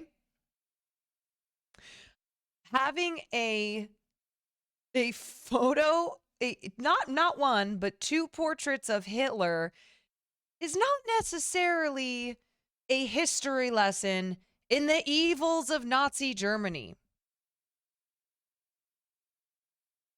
Like, that is B Order 1. Thank you for the Prime Gaming. That is such a silly thing to me. This idea that not portraits, his shitty paintings. Oh my God, that's even worse. A signed copy of Mein Kampf. Exactly. Exactly. I think that anybody who is reasonable or just not a Nazi themselves would understand that the idea that we would keep things around us in our houses in places that are, you know, supposed to be, at least for most of us, cozy, make us feel at home, you know, make us happy, surround yourself by things that you enjoy. The idea of those things being representations of the most evil time periods in history is nonsensical to me. You know? Like, there's a lot of things that are evil from history that don't need to be part of your silverware or linen collection in your house. Wasn't Hitler famously a terrible painter? Yes, that's why the whole thing is if Hitler had just been accepted to art school, Nazi Germany never would have happened. If your whole personal collection is all Nazi shit, then it's whack. If it's general World War II period stuff, no, it's not though. That's the problem, is that Harlan Crowe has a penchant for surrounding himself by memorabilia that is particularly from evil time periods in history, aka World War II and slavery. Even thinking about having the items and valuing yourself as a collector in a museum of sorts and having a much larger collection, the fact can't be disputed is that they were being used. It goes from just having the items to utilizing them. Right. And I'm like, who the fuck is he buying Nazi silverware from? You know what I mean? Like silverware with swastikas on it. I don't know. It's also the idea of like who owned these items that he possesses now. Made it through another hard day of owning Hitler's teapot, which I hate. Passed down from his family, probably. Ooh, ouch. Made it through another day of owning Hitler's teapot, which I hate. It's so funny and perfectly sums up how insane this idea is that you would own memorabilia in order to be reminded of how terrible that time period was. Yeah.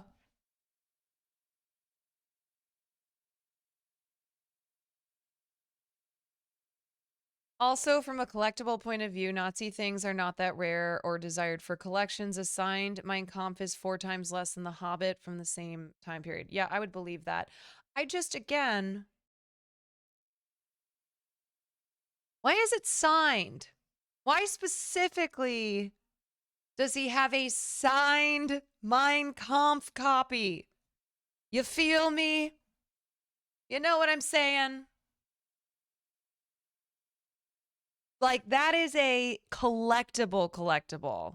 That is something that you have because it's, you think at least, it's cool. Like, that is fan shit. Okay? You have something that's signed that you that you have on display in your house means typically that you are a fan of that thing. Right? Like, Will doesn't have a signed jersey of Joe Namath framed and hung up in his living room because he hates the Jets, because he hates Joe Namath.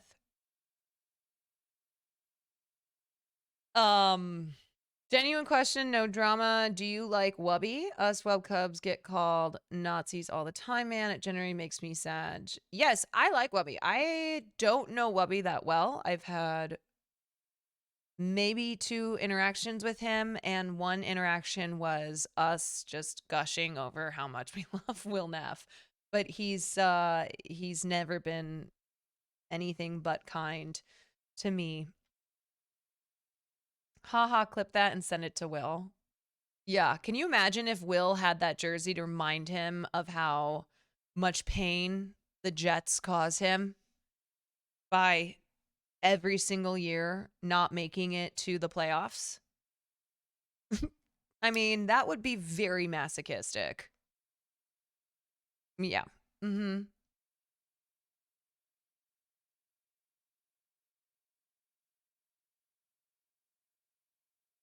He probably hates the Jets a little. Nope. Not at all. Remember when More Perfect US broke that the Heritage Foundation was actively trying to suppress voters and lobbying politicians to do that? Just thought this video was relevant now. Yeah. Harlan Crowe and his billionaire friends' influence on American politics. Yeah, so here's the thing, right? Actually, no, maybe. If Harlan Crowe was not a billionaire, mega GOP donor whose agenda involves suppressing voters, and when we say suppressing voters, we mean suppressing black voters because black voters tend to vote Democratic and are strongholds for Democrats. If Harlan Crowe did not do all these things, okay, if he were not somebody who had contributed millions of dollars to making sure that people's rights were oppressed in this country, maybe I would be a little more forgiving, a little more understanding, not much, a little bit, just a little bit, of this man who, again, looks like a guy who would have owned slaves, okay? Would have been a little bit more understanding of him having this memorabilia. But because he is who he is, it's really hard to not look at this whole thing and be very suspicious of his personal feelings on things like the Civil War and World War II. The brag about doing voter repression is pure evil. Glad some journalists caught it on tape.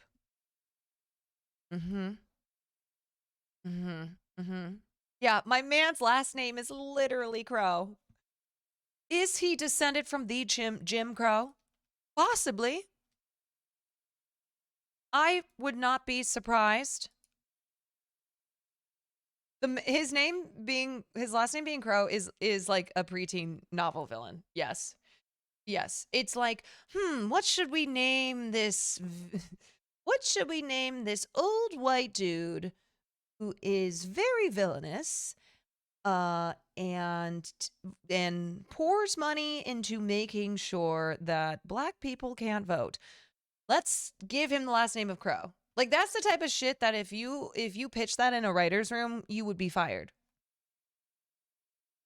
Your ass would be fired and people would be like, you're a terrible writer.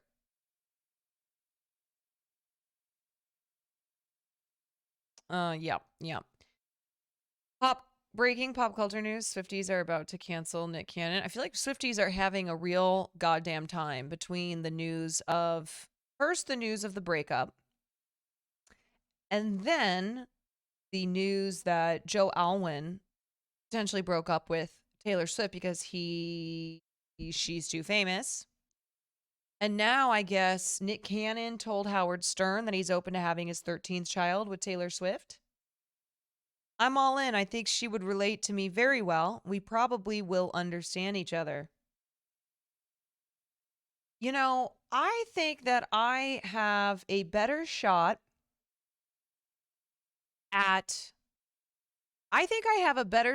becoming a billionaire than Nick Cannon does with having Taylor Swift be his baby mama and have his 13th birthday child, baby.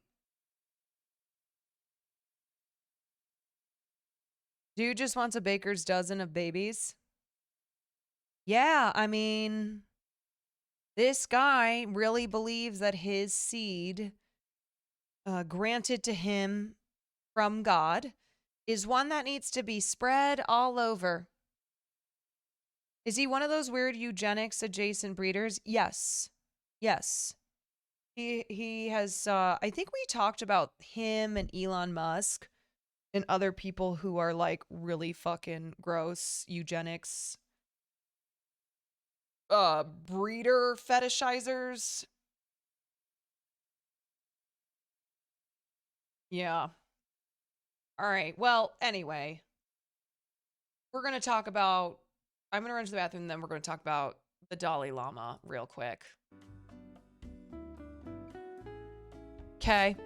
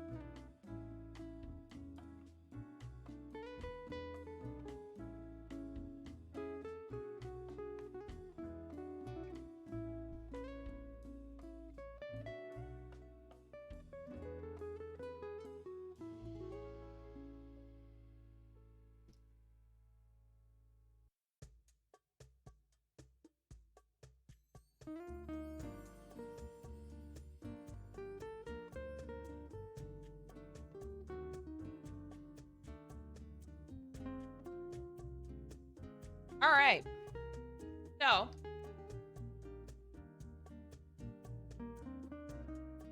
the Dalai Lama. The Dalai Lingus. Oh, God. Oh, not like this. Not like this. If you Google Dalai Lama, or if you search Dalai Lama on YouTube, Dalai Lama kisses boy. Dalai Lama tongue. Dalai Lama kiss. Dalai Lama boy. Dalai Lama kiss my tongue. Dalai Lama boy hug. Dalai Lama controversial video. Not good. His PR team is probably losing their minds. All right. If you don't know what is going on. The Dalai Lama is apologizing for this exchange with a young boy during a recent event in India. The child's face is blurred to protect his identity. According to reports, the child asked the spiritual leader for a hug. The Lama hugged the child and then allegedly asked the boy to, quote, suck my tongue. The incident is sending shockwaves across the world, causing His Holiness to issue an apology to his 19 million followers on Twitter. It reads in part, His Holiness wishes to apologize to the boy and his family, as well as his many friends across the world, for the hurt his words may have caused. His Holiness often teases people he meets in an innocent and playful way, even in public and before cameras. He regrets the incident. The 87-year-old Dalai Lama is the spiritual leader of Tibet, a nation claimed by China. He's been living in exile in India since 1959 after a failed uprising against the Chinese government, which considers him to be a dangerous separatist. For Inside Edition Digital, I'm Mara Matsulbano. I've got to be honest. There is no getting around this being really weird, okay? Even if you try to give the Dalai Lama the benefit of the doubt, okay? It's impossible. I'm sorry. I'm sorry. And this apology is terrible. Okay? For the hurt his words may have caused, that he teases people he meets in an innocent and playful way. I mean, man, come on. Asking a kid to suck your tongue? No! No way! No! Yeah, there is no benefit of the doubt because it's fucked up. That's what I'm trying to say. I genuinely think that this is a unique situation where you cannot see this as anything but really fucking creepy. I really just, I don't know how you look at this any other way. Has anyone ever told you have almost Jeff Goldblum as speech pattern? No, never. That's the first time I've gotten that. Life finds a way. Oh man, you guys.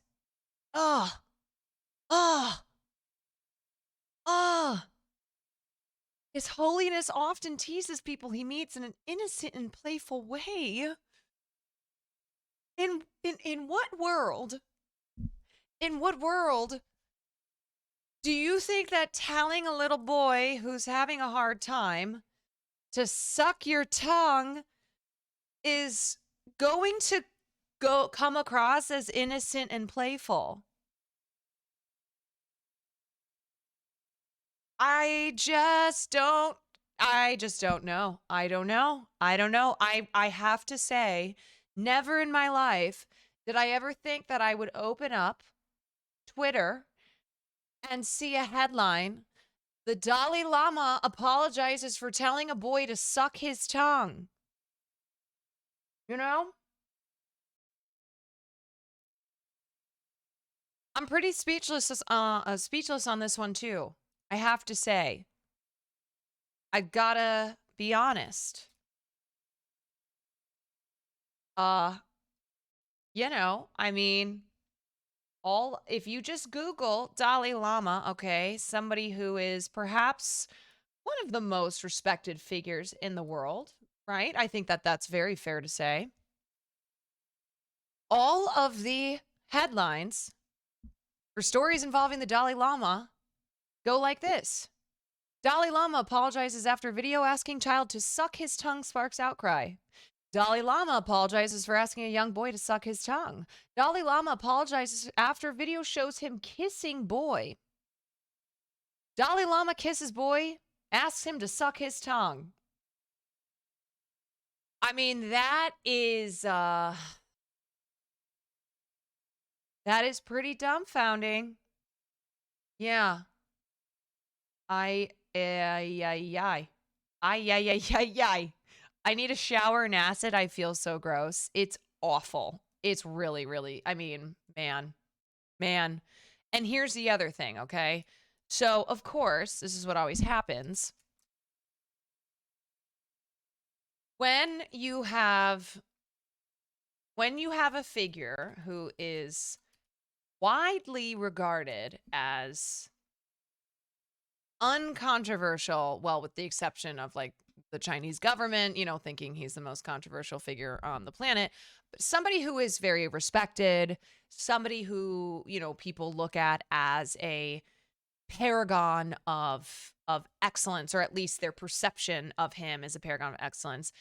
Then you have the internet detectives who start doing some Googling, right? To see, how did we go so wrong? How do you go from this guy's great to, oh my God, this guy asked a child to suck his tongue? You don't just go from like, this guy is amazing to, wait a second, this guy asked a kid to suck his tongue, without possibly something in between, right? Something. Watch Fillion's video about next time he mentioned Dalai Lama in that one. So, yes, that was the thing I was going to mention. The big thing that, or the thing that most people who have been scouring the internet for an explanation as to how they could have possibly been so wrong with the Dalai Lama are talking about the Dalai Lama by all purposes endorsing Nexium, the cult that was run by Keith Rainier, that was made known through to the public through a Netflix documentary. It is the cult that many celebrity women in Los Angeles, many actresses, pass through those doors, including actresses from Smallville for one reason or another. So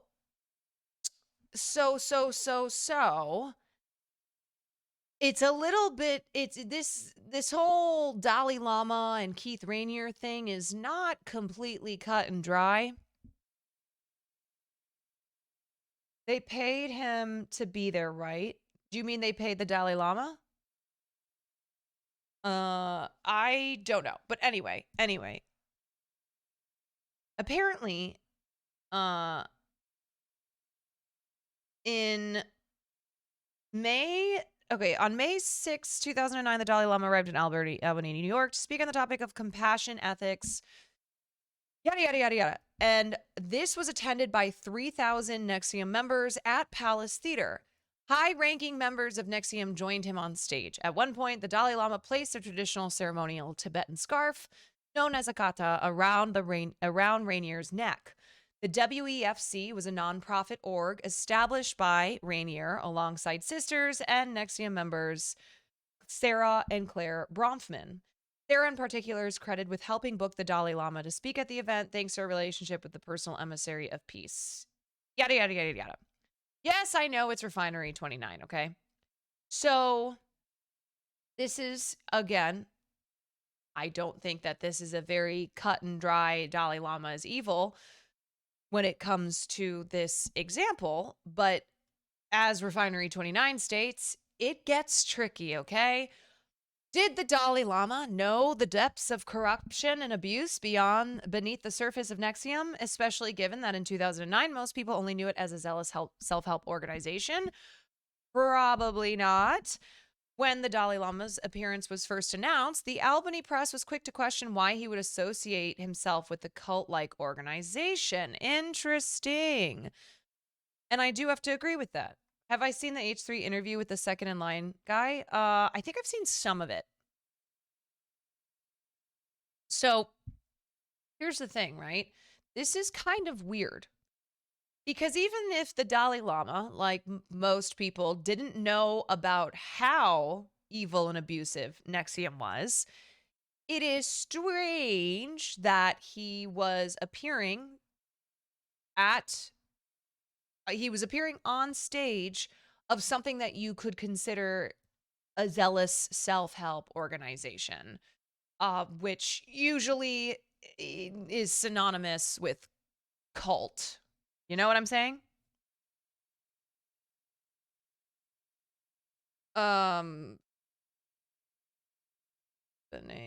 Okay, thank you, Dan, for taking care of that. So it's weird. It's strange. Again, I'm not really seeing anything entirely damning that can warrant our cry for canceling the Dalai Lama. And I say this saying, obviously the whole tongue sucking thing is really weird, but as far as like looking for things that would maybe shed light on the Dalai Lama being a sussy piece of shit dude, this seems to be the most damning of everything. And again, it's hard to say if this is in fact damning or if it's just like, oh, that's weird. He also had 6,000 slaves. That's pretty bad.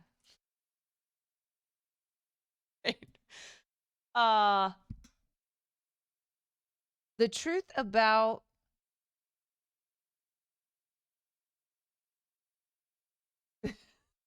that's a lot of slaves. A sentence you never thought you would say. Obviously, the whole tongue sucking thing is really weird. All right, hold on. Until 1959, when China cracked down on Tibetan rebels and the Dalai Lama fled to northern India, around 98% of the population was enslaved in serfdom. High-ranking lamas and secular landowners imposed crippling taxes, forced boys into monastic slavery, and pilfered most of the country's wealth, torturing disobedient serfs by gouging out their eyes or severing their hamstrings.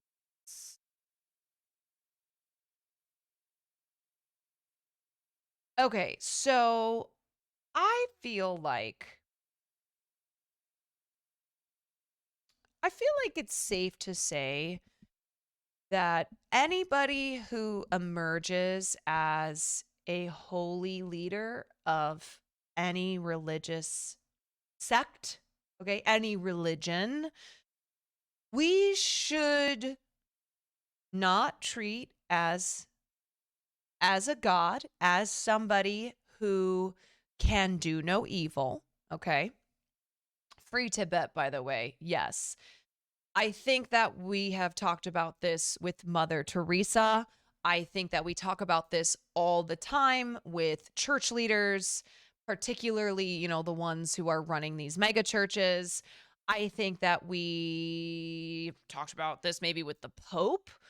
You know, not to be an atheist, Andy, but they do kind of follow a trend. Yeah, and not to be an atheist, Andy, either, and to be respectful of religion. I think that you can be respectful of religion and still question the leaders who are supposedly, you know, either there because of God's will or whatever. You know, oftentimes because they are seen as an extension of said God, they are treated as if they are that you know, his or her holiness themselves. And it's called religious persecution of if you hold a leader accountable. I don't know, there's little winning in scenarios like this.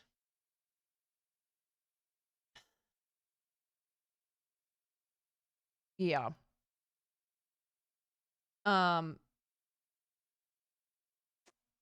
Anyway, power corrupts, doesn't matter who or what religious leader. Yes. Yes. What is And it was just oops, why did playing it straight just start playing? Absolute power corrupts absolutely. Yes, yes, yes, yes. Absolute power corrupts absolutely. I think that's something to always keep in mind when we are looking at religious leaders and oh fuck.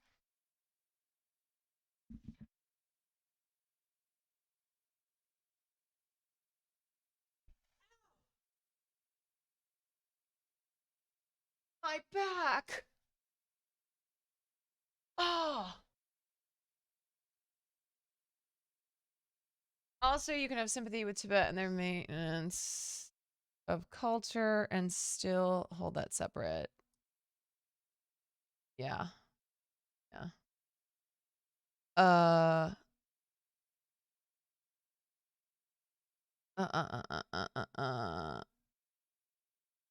Even Balenciaga Pope.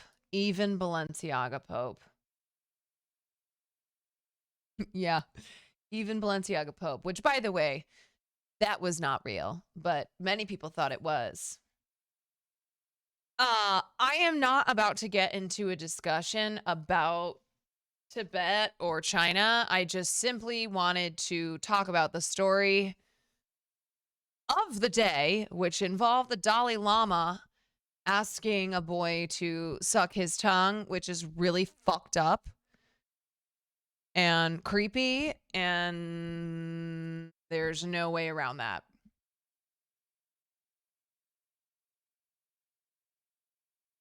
Yeah. Yep, yep, yep.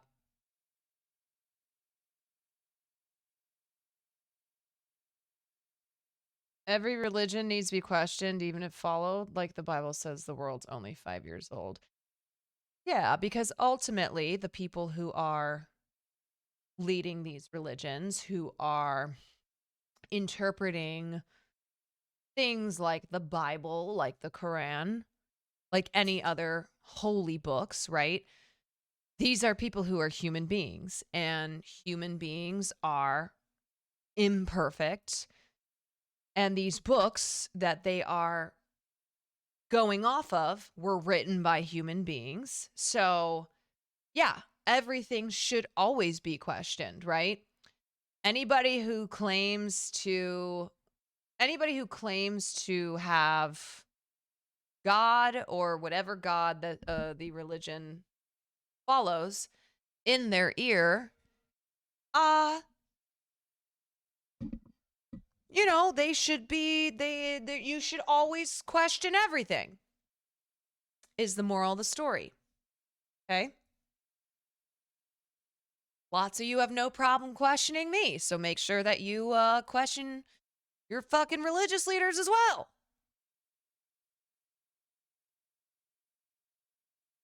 Dalai Lama having names of the last Airbender character hurts.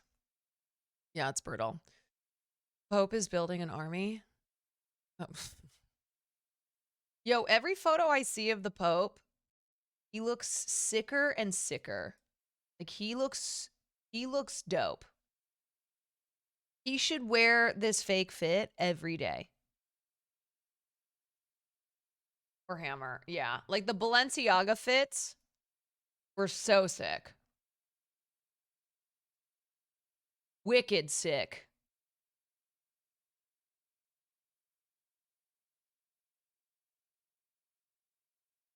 Wicked dude. Oh, the fucking dog. What was he thinking? Okay. What else do we want to cover?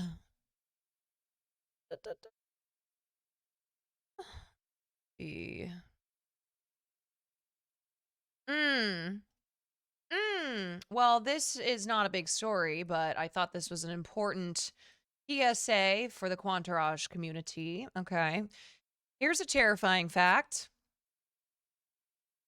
Me, a dentist, telling my patients that the reason they keep getting cavities is because they sip on their coffee for hours. And if your mouth has a pH less than 5.5 for more than 30 minutes, your enamel begins to demineralize, which is a fancy word for dissolve. So here's a little PSA, okay? If you are a coffee drinker, do not drink your coffee all day. Drink it in less than 30 minutes, and then ideally you should rinse your mouth out either with water or brush your teeth if possible, or chew some gum. Yep. Let's go. I drink my coffee in 3 sips. Yeah, I am somebody who takes their sweet time consuming most liquids. Is this real? Yes, I looked into this. Coffee is extremely acidic. Questioning my entire life. Listen, it's never too late to change something, okay? I know this fucked me up really badly, all right? This fucked me up badly, especially because over the last year, I did notice that coffee has been staining my teeth more, but this is happening because the enamel is demineralizing, aka it's dissolving. Yeah. Pop and coffee, very acidic. It's the same with seltzers. I was just told today that I could only have it with meals, not on its own, and it starts to wear down the enamel. Yeah, take care of your teeth, everybody, okay? All right. Yeah, I'm sure this doesn't just apply to coffee. This probably applies to anything that is making your mouth be at a pH less than 5.5 for more than 30 minutes. All right, so you want to protect that enamel. Yeah, soda is so acidic it can start a car. I think it'll be fine and won't change my behavior. Well, that is up to you. And that's between you and your teeth. Gonna employ the same tech. Listen, it's not to say that everybody, okay? This doesn't apply to everyone. Not this whole, what's the principle in mathematics? I don't know. I'm making this up right now, but the idea that just because something is true does not mean that it is a rule that applies to everyone, but people who are suffering from cavities because they consume coffee this way, it is true that it's because their enamel is demineralizing because of the acidity of coffee. Probability, transitive property, something like that. Exactly. Like, here's the difference between Will has I have better teeth habits than Will, but I have more cavities because that shit is also genetic. Causation versus correlation. Yes, that sounds right. That sounds like what I'm trying to talk about. Can I transplant my eyebrows onto yours? Yes, here you go. Oop. Occam's razor. Ah, yes, I do believe that is referring to Occam's razor. Something that I absolutely can explain.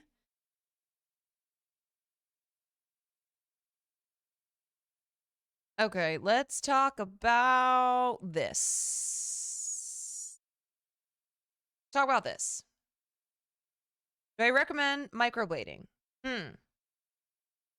My wife's boyfriend. What? Wait, what?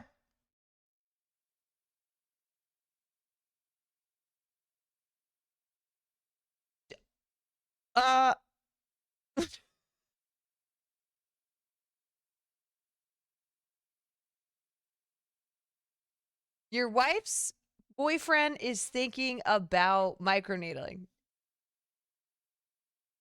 Well, you know, if you're cool with your wife's boyfriend, then I will give you advice that is different than if you are not cool. I know it's a meme. I know it's a meme. Yes, I understand. I know. Okay, there are some things that I do understand. There are some memes that I have caught on to. Oh, you meant boyfriends. Yes. Yes. Much love. Drip Rubies, thank you for the 4 months. Yes, Caroline, wives can have boyfriends these days. You're right. It's 2023.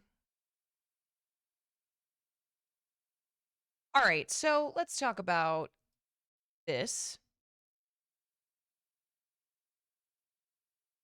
So this person on Twitter, I have seen oftentimes her tweets will pop up. I guess that part of her job is dating. Like maybe I don't know why. I don't know why it's part of her job. Generally, I don't have an issue with her, but I actually do have an issue with this tweet that went viral and sparked a debate, of course. So let's talk about it. And I think we will talk about dating, just online dating and like the things that people post online to try to get clicks or views or likes or whatever, when oftentimes they're just being assholes. So here's the tweet. On her dating profile, she has listed the best way to ask me out is by opening with a time and place. Let's save the small talk for dinner. So this guy opened up with a time and a place, 7:30 drinks next Thursday at 456 in East Williamsburg. She responded, I'll bet $100 that bar is down the street from your apartment in Williamsburg, and you didn't give any consideration to the fact that I live on the west side of Manhattan. Yawn, as in, I'm bored, next. He said, you'd win $100 on the first part, but I took all that into consideration. I figure you probably don't come out to EW too often. Next Thursday, it's going to be gorgeous, and this bar has a nice outdoor section. Listener name, if you change your mind on me being inconsiderate. I don't really see a problem with what he suggested, right? I have many times gone on dates with people who suggest places that are familiar to them because that's what you do, okay? When you are going on a date, if you are the one suggesting a date, you are suggesting a place that you're familiar with, which usually tends to be in your neighborhood, okay? So either way, personally speaking, I don't have a big issue with somebody suggesting a place to themselves that would be a bit of a hike for me. If I did, I would say to them, hey, that's kind of far for me. Can we meet halfway? Maybe blah, blah, blah, right? It's very simple.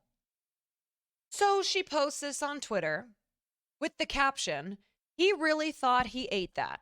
F for effort in asking me to travel an hour to have a drink with you at a place 2 blocks from your home. Drinks is so he can spend less money, but it's nighttime so he can ask me back to his place after. And as if Manhattan doesn't have patios. She's being an asshole here, okay? I'm just going to say it. She's being a real fucking asshole here. And I'm tired of people being assholes by posting screenshots from conversations that they're having with people online, okay? Online dating, which notoriously is very difficult. It's very hard. They're posting it on Twitter because they're so convinced that everyone is going to agree with them. So I just gotta say, and I've considered all of the facets of this, okay? I'm like, you know, women who don't want to be near a guy's house if they feel pressured come. I don't know. I've tried considering everything. I really have. And the conclusion that I've come to is that she's being a dick. And she was so convinced that everyone would be on her side that she posted this on Twitter with a caption saying he really thought he ate that. What were the replies? They were mixed. You had probably, I would say, over half of the people replying to this who were agreeing with what I'm saying, who were like, you could have just said, can we go somewhere that's closer to me, or can we meet in the middle? You could have just said all that rather than posting this online thinking that you have some great gotcha tweet. And then you had, of course, probably less than half of the responders, but close to half, who were like, girl, fuck this guy. I mean, it wasn't just women who were agreeing with her. And then the other thing that she posted, because she continued, so sorry I have to add that this is the nice outdoor section that I should travel an hour by train or $100 plus round trip by Uber for. And on that note, I'm going back to sleep. So like, she's also shitting on this spot that this guy obviously really likes. Like, this is his vibe. Okay. It's cozy. It's very Williamsburg. All right. I'm sorry it's not Manhattan. Okay.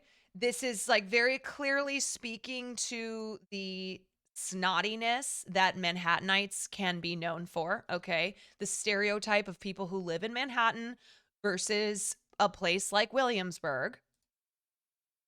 So it just kind of further enforces this idea that like she's actually being a jerk. You know, she's being a jerk. And I think the thing is the reason that I wanted to talk about this was, one, I was really annoyed. I was very annoyed for this person because I'm sure this is a guy who's online. All right. I'm sure he would see this tweet somehow because it's probably on Twitter. It's probably on Reddit. It's probably made its way to him somehow. And so I just imagine being somebody who did not do anything wrong, who really, you know, did something that's hard to do, which is ask somebody out, and then got fucking roasted for it by this person online, not only by them, but by people who are insane and agreed with this person. It really is something that is unique to this day and age, in that people are utilizing interactions with other human beings online, interactions that are perfectly fine, okay? And they are utilizing them as a way to, like I said, get clicks, get likes, get validation on the internet from strangers, and it's got to stop. Dating is really, really hard. Online dating is really, really hard already. So this idea that if you do something that is perceived to be such an egregious thing, like, I don't know, suggesting drinks at a spot that you love, which happens to be in your neighborhood, the possibility that this could end up on the internet and there will be thousands of people who are calling you a dick is awful. Like, let's stop it. Come on. Yeah, this shit, the dating apps are toxic enough. We don't need to be doing this shit, okay? We should not be encouraging this behavior. All right, the 12,000 people who like this, or the 11.4 thousand people who like this, you are encouraging this behavior. Yeah, 15.8 million people have seen this. Her response. Oh boy.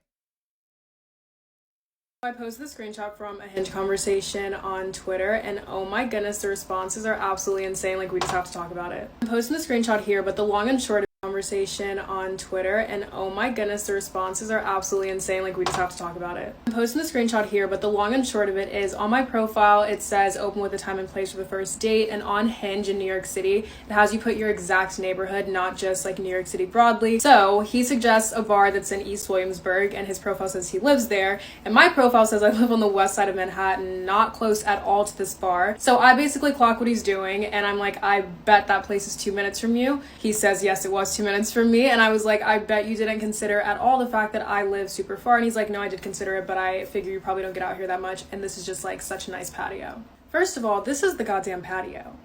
This looks like the Salvation. Okay, she's being a dick still. Like, there is nothing that she's saying that is justifying her behavior. Like, she's just being a dick. Army opened up a lounge with all the furniture nobody bought in 1984. Like, let's be so serious. For a first date that you want me to travel almost an hour away from my home for, or spend $60 if I choose not to switch multiple subway lines to get to it. But even if it was the most beautiful bar in the world, how inconsiderate is it for you to ask a woman to travel so far out of her way to meet you at a place that you literally can see? You could spit on it from the window in your bedroom. That is insane. But it is very smart if you are a guy who wants to get a girl far away from where she lives but super close to you so y'all can have a drink on someone's grandma's sofa and then walk back to your place afterwards because you want to get some. That doesn't even make you a bad person, it just makes you a certain kind of person. This is insane, so the number of guys who are to just say. acting like that's the most wild insinuation is just so ridiculous, and I really just need you guys to like come back to earth and be really serious for a moment. There are lots of older guys who are like, no, this is exactly what it is, but like the young guys who I guess are still trying to keep up this charade for the non-existent women. Okay, once again, none of this shit matters. It doesn't matter, because guess who is the one who posted this online to make all this shit a conversation started anyway? It's her. It's one thing if he posted the interaction and was like, wow, she's fucking rude. She said, name a time and a place. So I did. And this was her response. Fuck this bitch. She's rude as hell. Like, that is a completely different thing, right? Then she would be in the right to be like, bro, you suggested a place that was 2 minutes from you and I wasn't having it. Okay, fine. You know, the easy suggestion would have been like, hey, can we meet somewhere else? But whatever. She is the one who posted this with the douchey caption, he really thought he ate that. Like, it's maddening, man. It's maddening.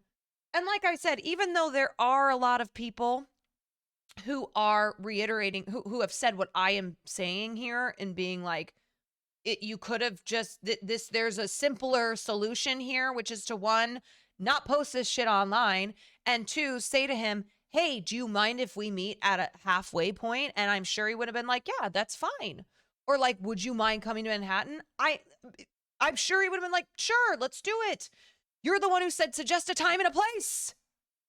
You want to date them, you can give it up now. The other people who need to give it up are the ones who are outraged that I didn't suggest another place or say, hey, you know, that's actually pretty far from me. Like, can we meet somewhere else? Am I the only one who saw the message that he knew I lived really far away and just did not care? This may seem like a super small thing, but not even offering to meet me halfway for a first date is super indicative, one, of his intentions with me, and then two, the fact that he's just not considerate of me or my time and probably wouldn't be later down the line if we started seeing each other. The same people would call me crazy if I came to Twitter complaining complaining about a partner of mine and one of their bad qualities that they showed me literally the first time we ever met, but I decided to look past it and continue to be with them and now resent them for it 8 months later or 8 years later. And then of course people trying to say that I'm high maintenance for this when I literally have the most basic standards ever. And then following that up with how I'm gonna be single and miserable forever because I have even one standard. Y'all have to realize that being single is not an illness. Men think women are as desperate for companionship as they are for sex, and that is the problem. You never have to lower whatever standards Like, here's the thing.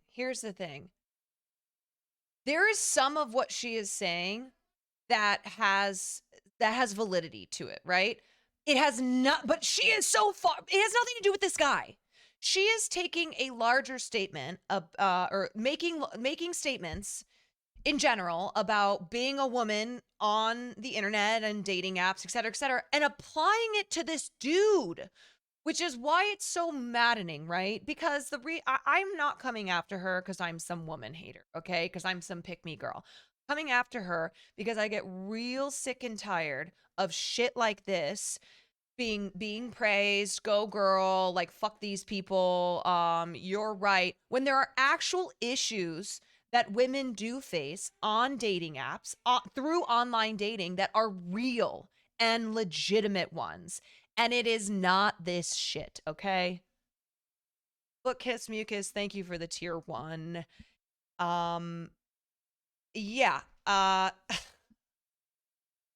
have, or take less than what you feel like you deserve in order to meet another man where he is, because you'll be fine. You are never, I promise you, that desperate for a date, a relationship, or anything. Also, not my responsibility to date everyone and have zero standards. So the people who act like, oh my god, if you're single, like, you just need to date anybody, just take what you can get because, oh my god, you're single, like, y'all are weird. So if a standard or boundary is not that important to you and you want to overlook it for someone, by all means go for it. But if it is something as simple as wanting someone to be considerate of you, or literally anything as crazy as like wanting the guy to be as tall as Wizard Kelly and making $1 billion a year, yeah, you're probably not going to find him, but you don't have to lower your standards for anyone. Like, you can be single for the rest of your life and you'll probably be happier than half the people in relationships. So there's my spiel for the day.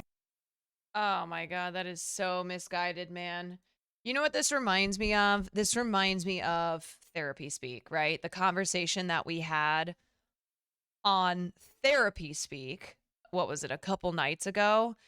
It just is really reminiscent of that.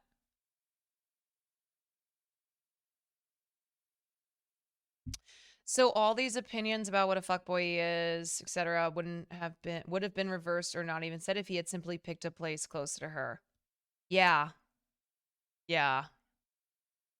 Yeah. Yeah. So again, please be courteous to people online unless they're fucking weirdos, right? Unless they're like real fucking creep assholes, then you don't need to be courteous at all. But online dating is very hard, okay? And the reason why dating apps like Bumble are great is because it puts the ball in the woman's court. But typically, most dating apps, they are a situation where, a guy is expected to, in at least heterosexual straight dating apps, where the guy messages the girl. And I have a lot of friends who use dating apps who have this expectation. And so if somebody messages you, okay, guy or girl, please understand that is a very hard thing to do, okay? It is very hard to ask somebody out online or in real life. And if that person is not clearly being a piece of shit or a fetishizer, a creep, whatever, don't like air them out on social media, which we all use. Okay? I have seen situations where something like this happens and the person who is being aired out unjustly is like, "Hey, that's me. This is my side of things that I didn't know I would have to present because I didn't know that you were going to post this online for millions and millions of people to see."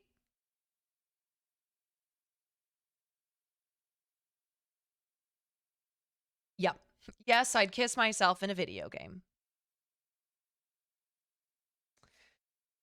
This does go both ways. I don't want anyone to take it as an excuse to actually be considerate.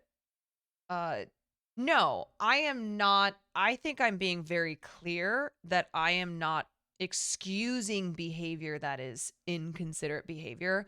I genuinely do not consider what he messaged to be this great grievance, right? I don't consider it to be, I don't think he was being inconsiderate, genuinely. Again, when people have to suggest a place to meet, if they're the one picking the date, they typically will pick a place that they're familiar with, right? And those tend to be places that are around us. And especially in a big city like New York, those are your neighborhood spots. When you live in a big city, particularly one like New York, neighborhoods are very, like, you become very familiar with them. That's what you spend a lot of your time in. And especially in places like Williamsburg and like Brooklyn. All of my friends who live in New York, who live in Brooklyn, Williamsburg, the Bronx, et cetera, they spend all their time in their neighborhoods, right? Occasionally, you know, they'll make a trek and go to Manhattan or go somewhere else, but it's just a thing. It's just a thing that people in New York do. They love their neighborhood spots. They spend a lot of time in their neighborhood spots. So I really don't think it's that weird to suggest a place when all the prompt said was name a time and a place, rather than any small talk.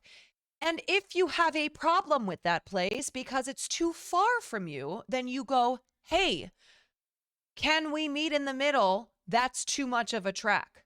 And any reasonable person will go, yeah. And if they say, no, fuck you, you have to come to Williamsburg, then obviously you know not to go out with that person. Okay?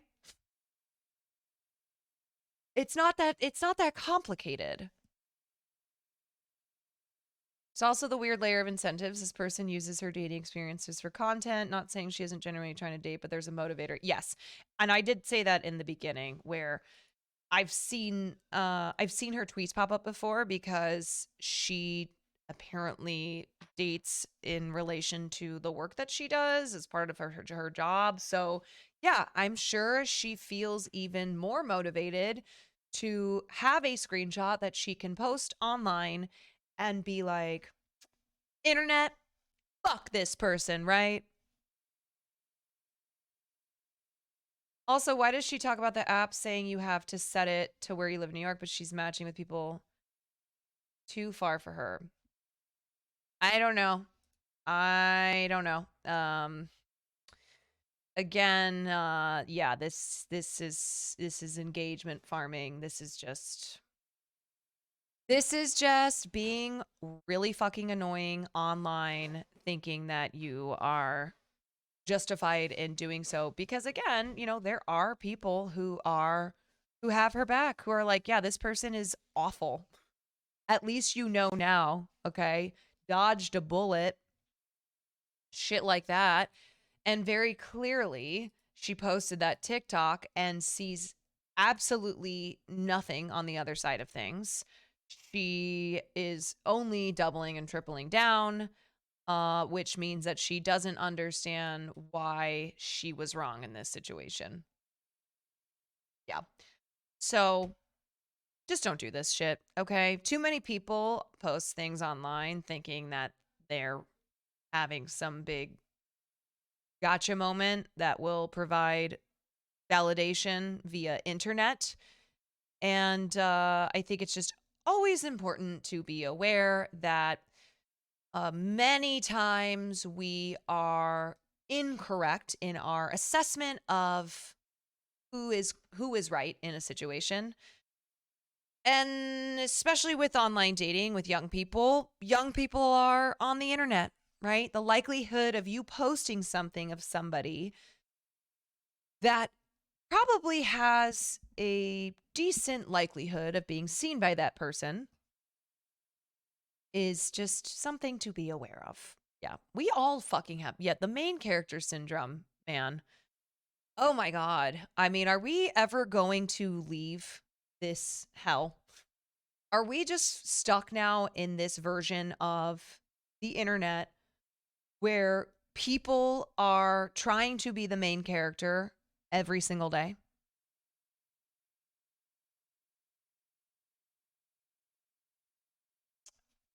Mm-mm. How real do you think dating burnout is since online dating became popular? Before I met my girlfriend, I was getting burnt out from so many failed online dates. Well, I haven't online dated in quite some time, so I can't speak from personal experience, but I feel as if every time I am talking to friends who are online dating, they have nothing good to report. It's been like this for years. I think that the proliferation of dating apps has made it even harder, right? You have a million fucking apps with a million fucking people, and it just feels really impersonal, even as they've tried to personalize these dating apps. It just seems as if it's not, I don't know. It ain't easy. Uh it's rough on there. Yeah, that's what I keep hearing and reading.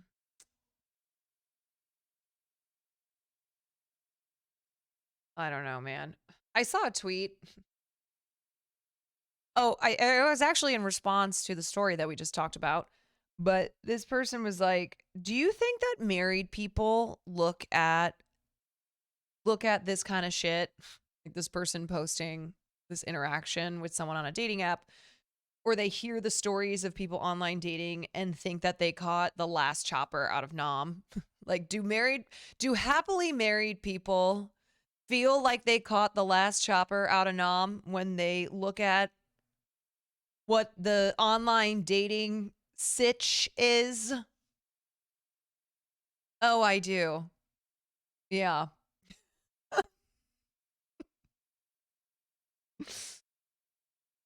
Not even happily married, just married people. They're like, you know what? I'm not even that happy, but whatever. I'm good.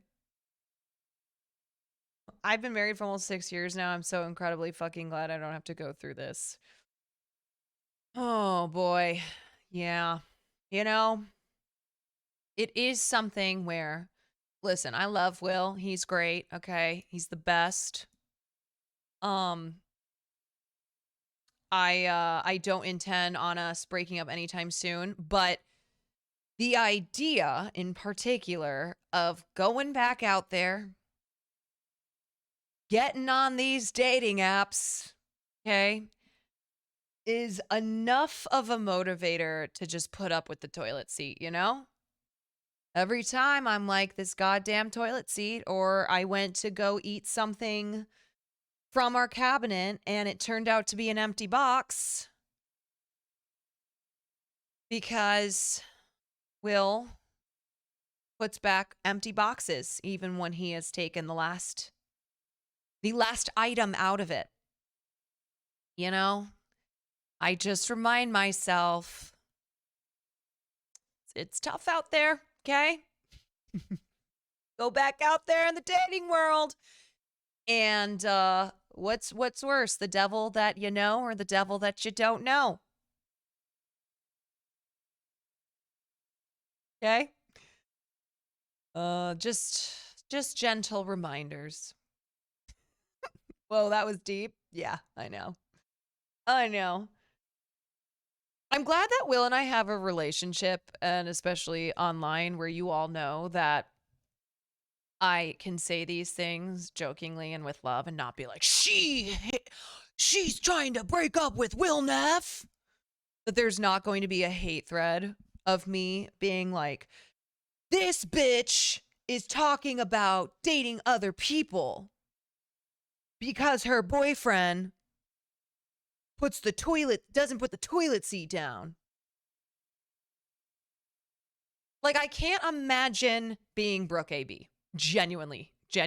I love Brooke, okay? Mason and Brooke are great.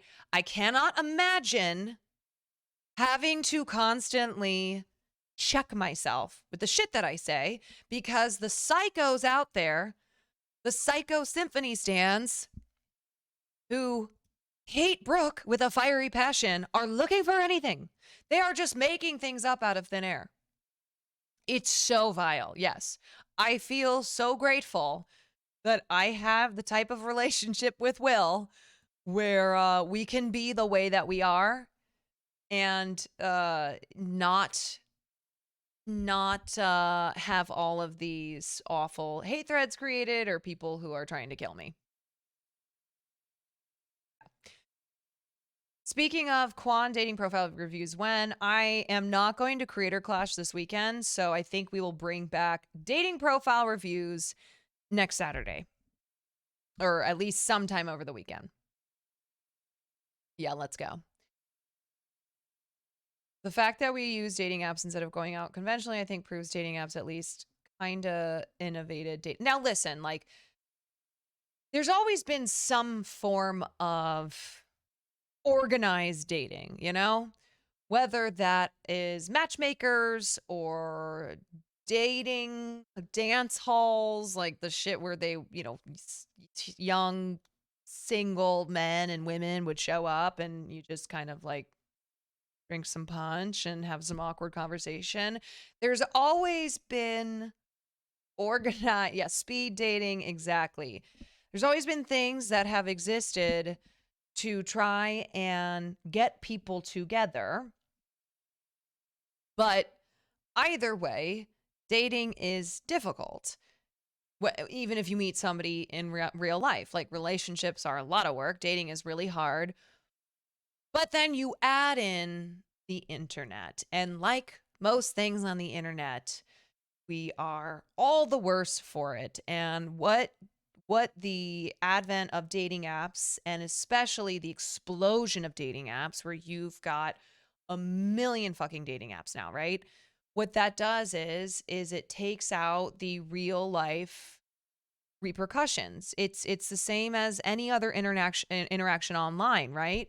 When you have two people who do exist in real life, but in their interactions together are existing on the internet, which is not real life, it just makes those interactions and the potential relationship, like, you know, the potential real good relationships that can come from those interactions, it makes it so much harder. It's very hard, very, very difficult. You guys are meeting people in real life. What's real life? And yeah, and then you add in a pandemic, right? Which just fucked lots of things up. I don't know. When I was online dating, I used to loathe having conversations with people that I had matched with for more than 3 days. Because in my mind, I was like, if I wanted to talk to somebody, I would just fucking text my sister back.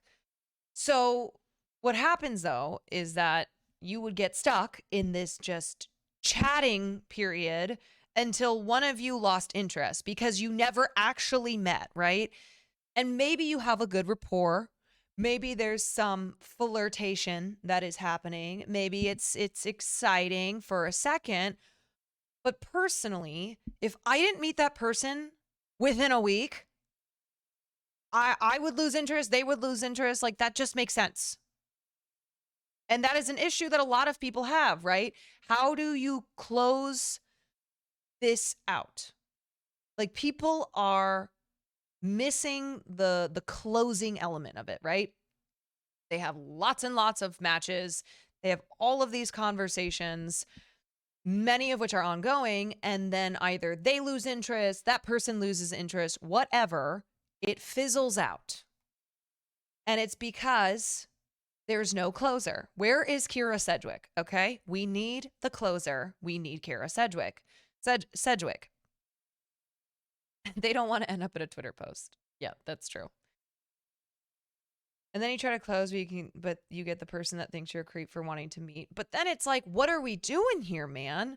Did I just go on this app to talk to people on dating apps? For me, the answer was no. So that was it. Like, I was not on a dating app to flirt with a stranger on an app.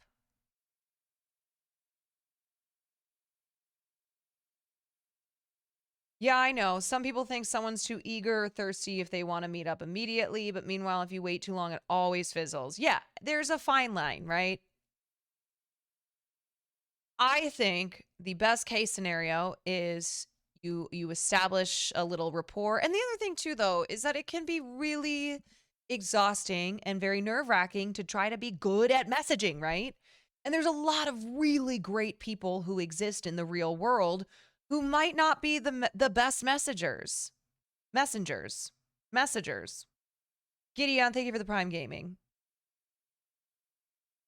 And I think because we have such high expectations going into things without ever even having fucking met this person, it puts these expectations on people whose forte might not be sending a great text.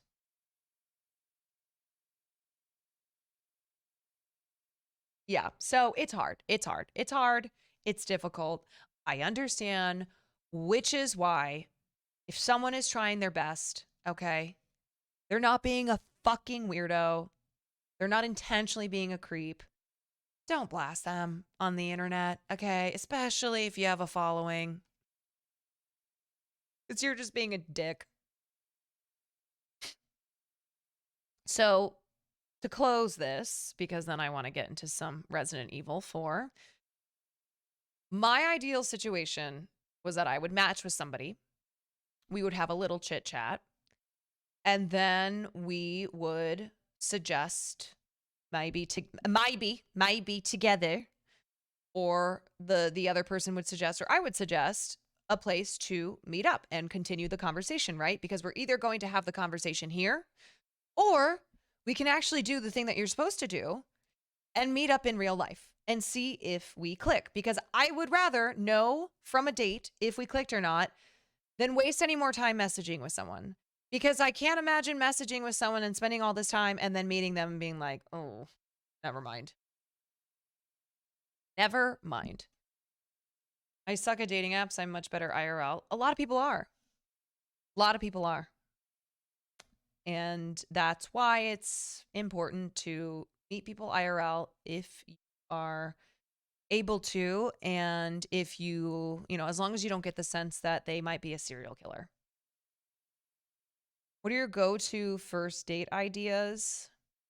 I always love getting coffee, going on a walk, something that could be active but not like working out.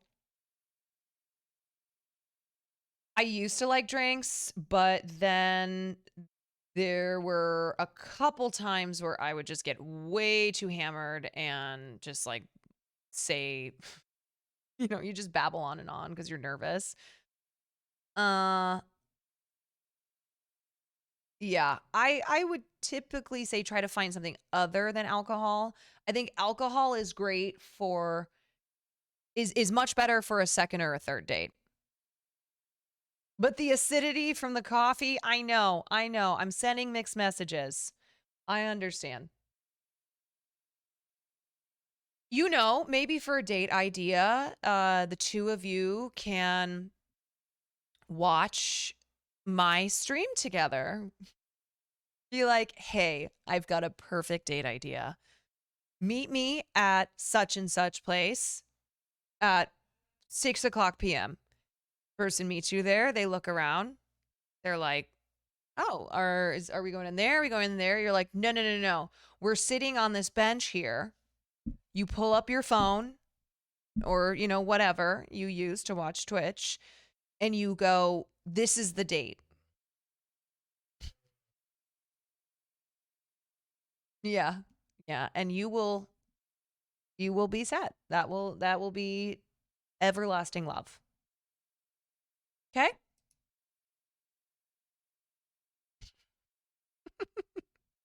And that's how I met your mother. Okay, I'm running to the bathroom, getting some water, and I will be right back. And then I think we'll do a little... God, it's already 11? Oh, I did kind of start late. Time flies.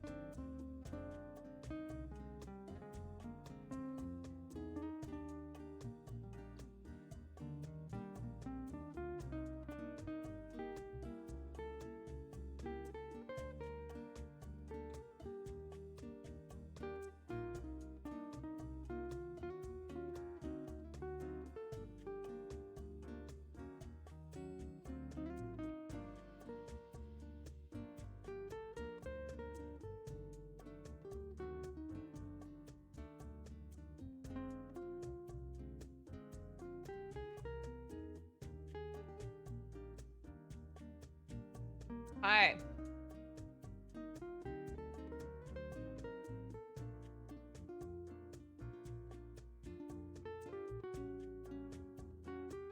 All right, folks.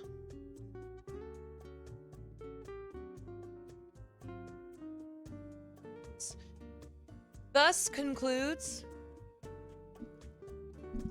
the talking portion of tonight's stream.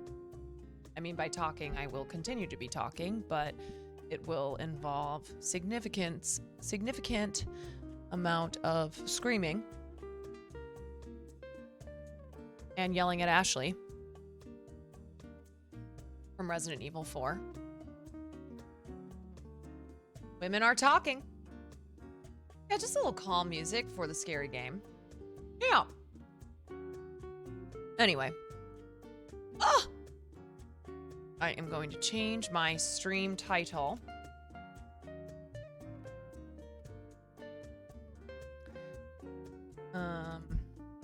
I will not yell at Ashley. I solemnly swear. Okay. Changing that, we are getting the spooky lighting going.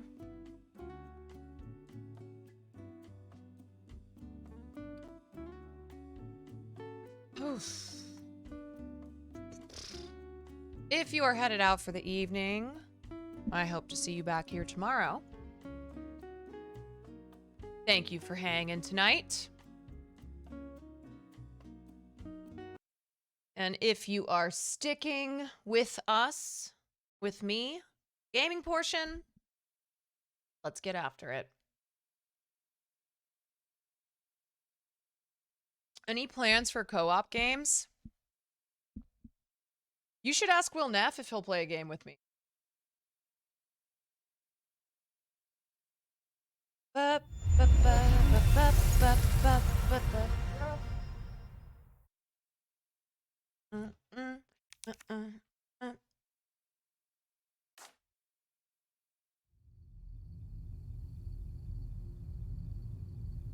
Okay.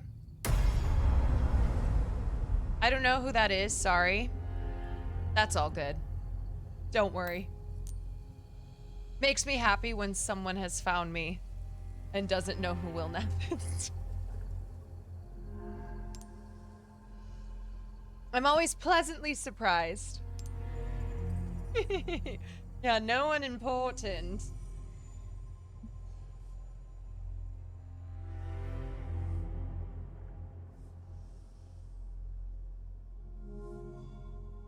Okay.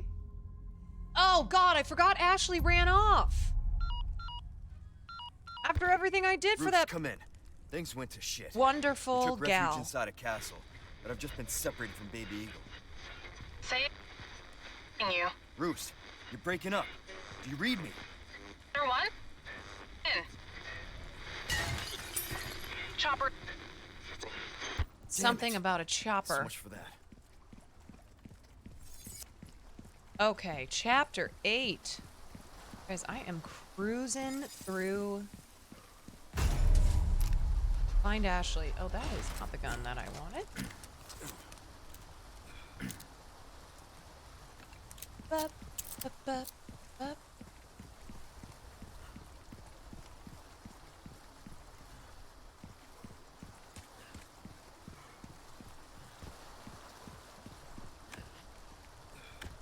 Come on. I know, I've heard that Ashley is better in this game than she was in... Oh, what am I doing? No, I'm leaving. I'm going out. Than she was in the OG. But she still sucks.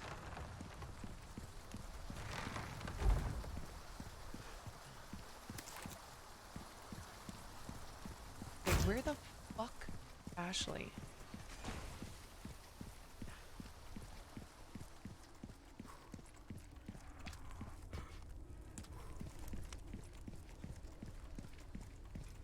Do we really need her? You know what I'm saying? Having a rough day, stranger. Oh, it's this guy.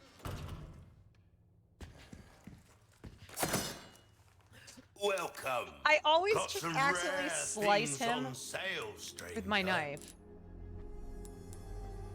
Okay, dungeon key. You're not bad. Golden hourglass. Hell yeah. Thank Elegant you. perfume bottle. Yes. A deal well Gold struck. bar. Gold bangle. Belt. God, I am loaded up. Well struck. Thank you. Da, da, da. Not God, I'm so rich. What should I do with my wealth? Buy that. Stocking up while you can. Body armor? Wise choice. Yes! Don't worry. I offer Hell repair yeah. services as well. Okay, I'm gonna tune up my Good as new. knife, and then I need to make these guns as powerful as possible. Knife needs care every once in a while. Yes, knife need Could be the increased difference power. between life and death. Which one do you think I should? Probably this one. Actually, you know what?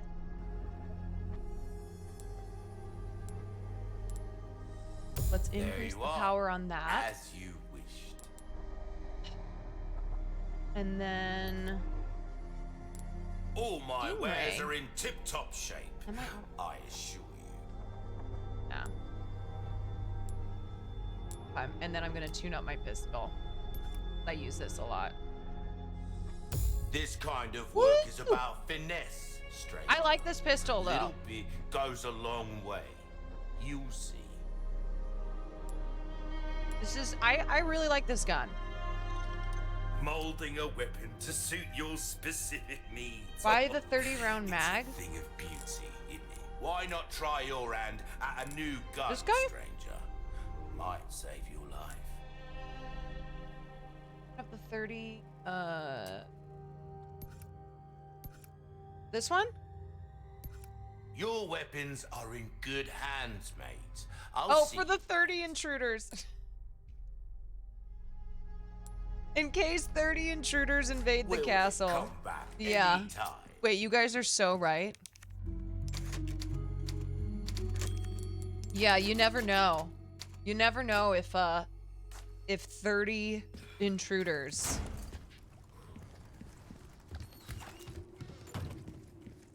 will come into wherever I am. Yeah, is there an AR-15? Whatever happened to that guy in the basement? This is messed up. This is messed up. He's referring to the Dalai Lama asking that boy to suck his tongue.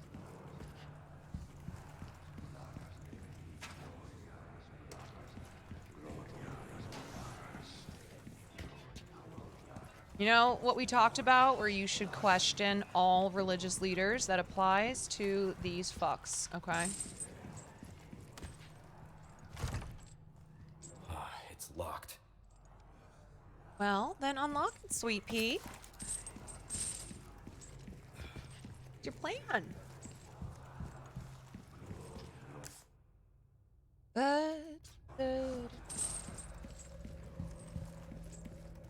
How am I supposed to get in there?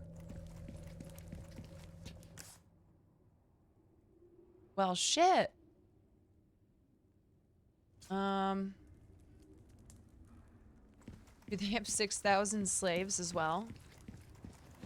It kind of seems like it.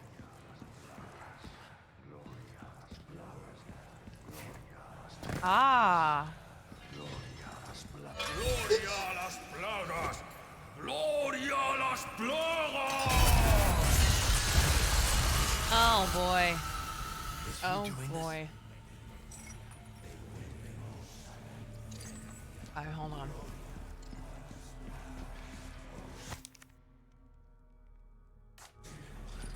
I need serious firepower.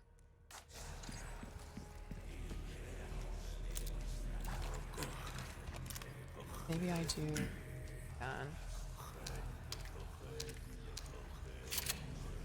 So do I automatically have my vest on? that something that I'm already wearing? Wait, what is this? Oh, silver token. Okay. Sorry to interrupt.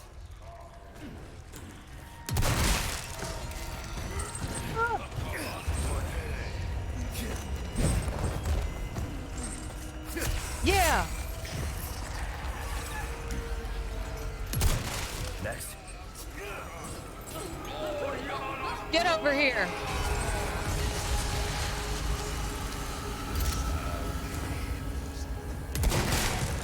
Wow, I just took them one shot? Come on, open your mouth. Shit! Let me see him.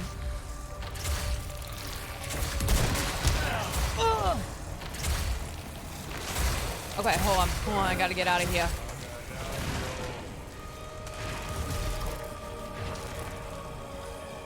Wait, are these barrels?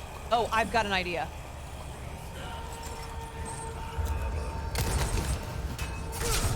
I've got an idea. Watch this. Ready?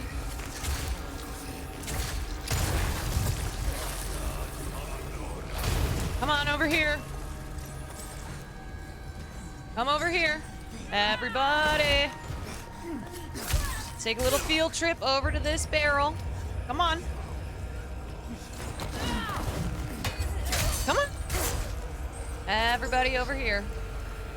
Yeah. Yeah, let's go.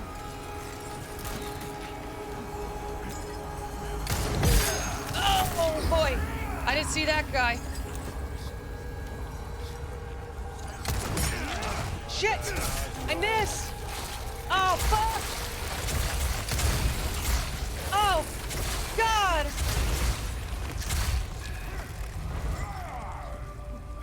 Come on.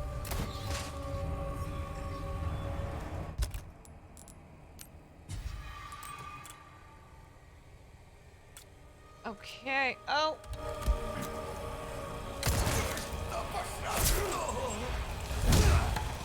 Okay, come here. Everybody up in here.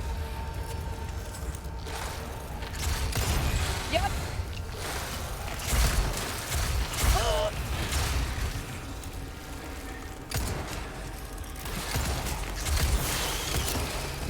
Come on.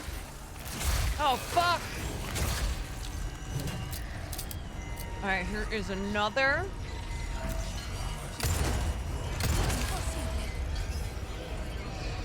Come on. Come on.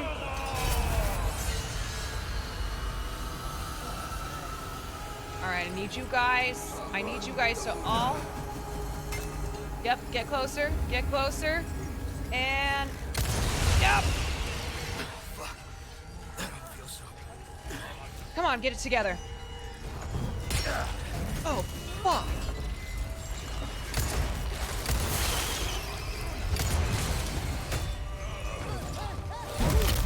Yeah. Wait, what is making me so ill?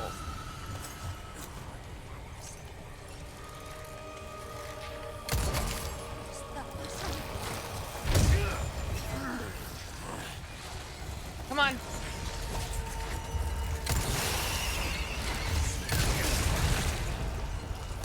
Shit. No! Wait, I thought I had it. Wait a second, I thought I was... Oh, boy. Oh, I thought I was almost clear. Use your shotty. I know, I think I ran out of shotgun shots. Shit, you guys. Oh, that feels bad. I was feeling so confident. Damn, man. I feel every time I feel like I'm doing. Every time I feel like I'm doing well, I don't got it.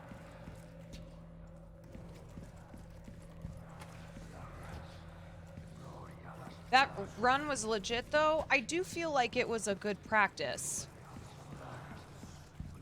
It only got tight at the end. Yeah, that's true. All right, all right.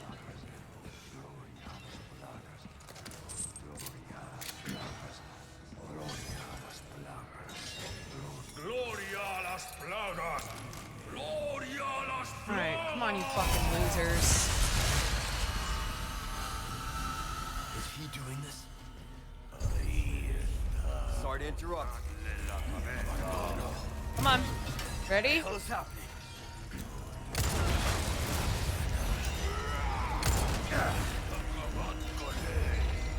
Shit.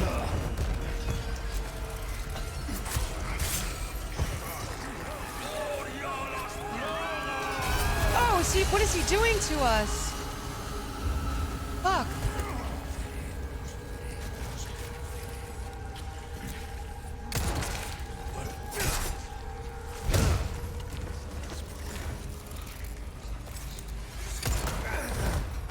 God damn it!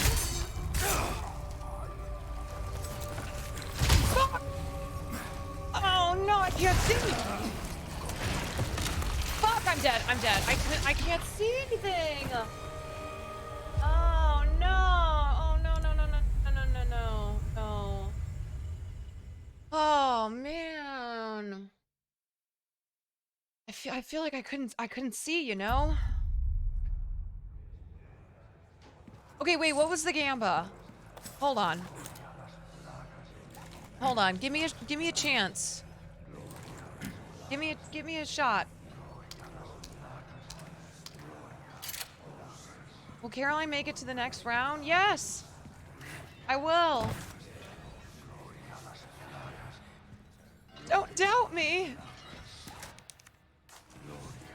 Okay, come on.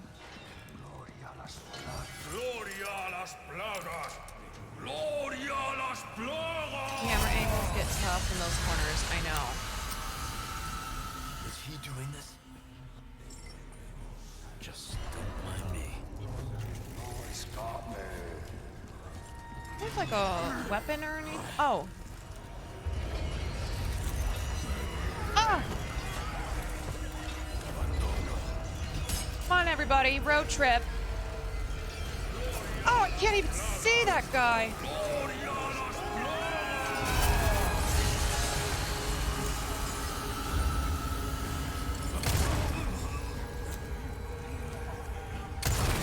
Fuck.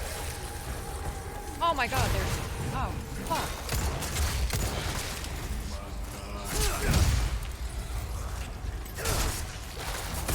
Yeah, knife in the back. Okay, I just need them all to come in here, and then I'll throw a bomb. Come on.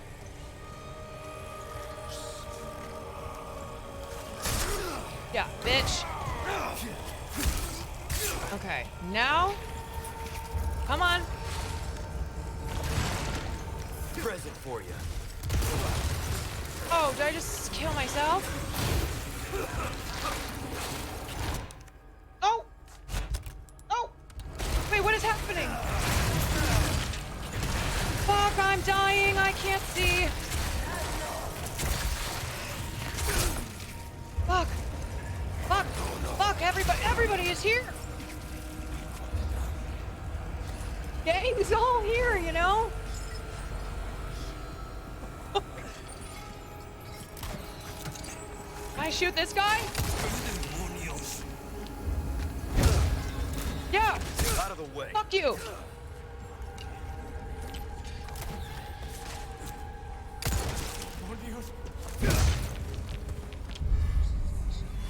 Nice.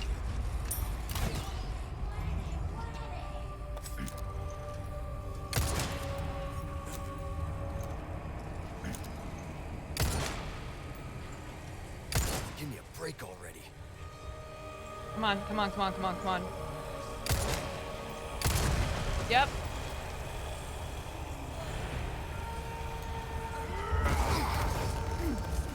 Oh my god. They keep coming. I know. Lots of space to utilize. Oh! Oh, fuck. Oh my god, how did I get down here?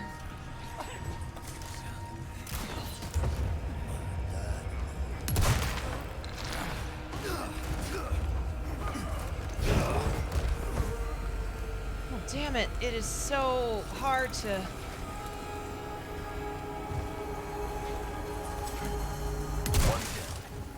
Come on, open your mouth.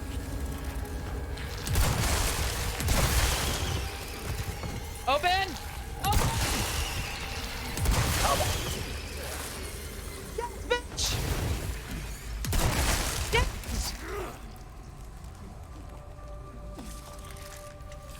Come on! Come on. Woo! Can't stop me now!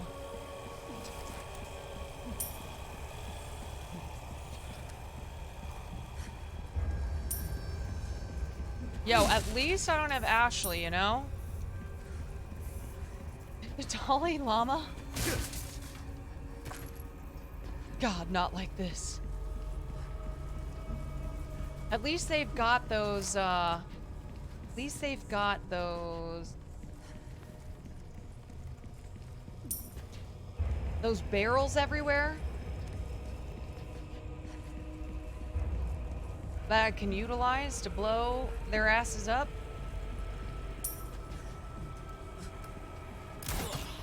Oh, you son of a bitch. Don't shoot your arrows at me.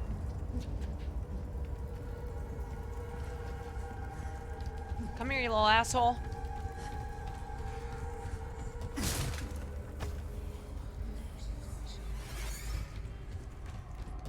Where are ya? Yeah, there you are.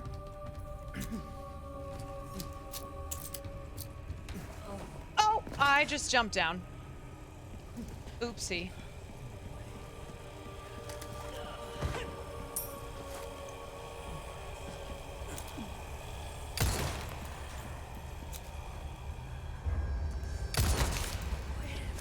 Yep.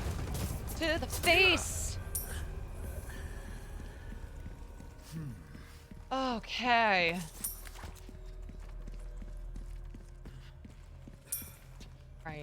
All right. Yeah, imagine not believing in me. Not. Never gave up hope.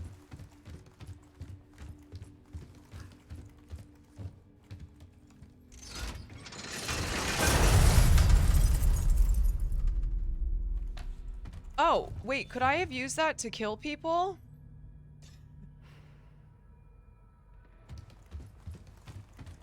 Oops.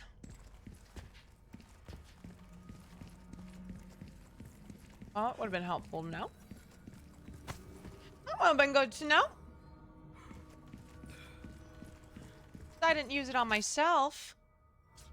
Know what I'm saying?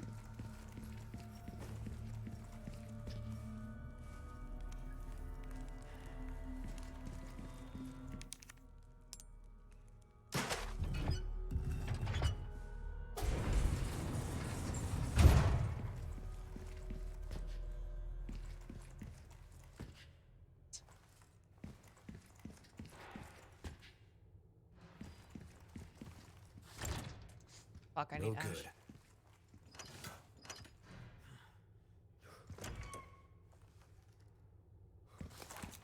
Oh, these are those freaks.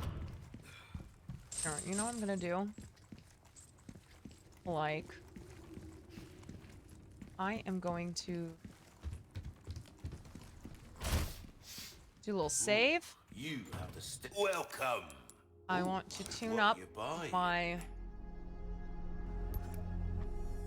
Your weapons might are as in well good while I'm use here. at the camp. Don't get yourself killed now. I am going to save right back into it. Goodbye, sir.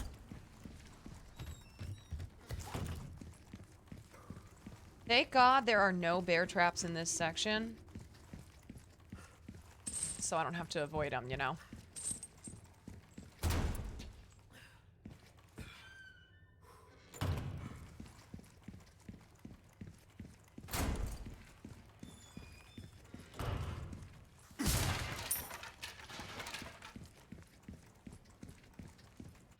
You know what my favorite celebrity fact is, or one of my favorite celebrity facts?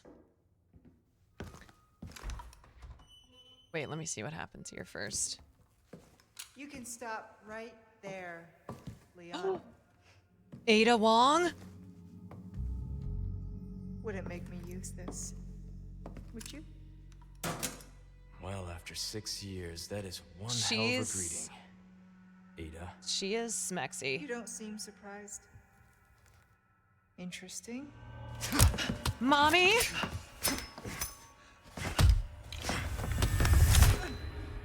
Hot. Try using knives next time. Better for close encounters. God, they're sexy together. Not a bad move. Very smooth. So who are you working for this time? I feel like Will and I could cosplay them. You know I don't work in town.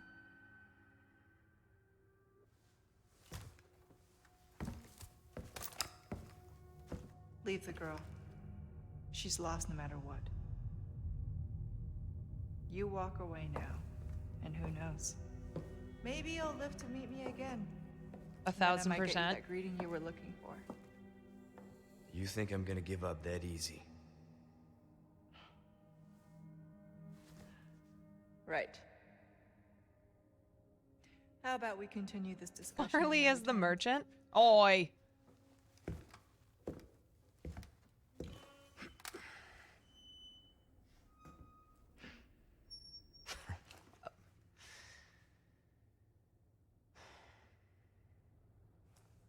Last person I thought I'd run to here.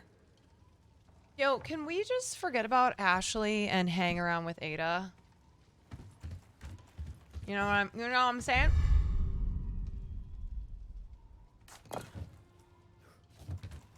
Like, why on earth do we need Baby Eagle?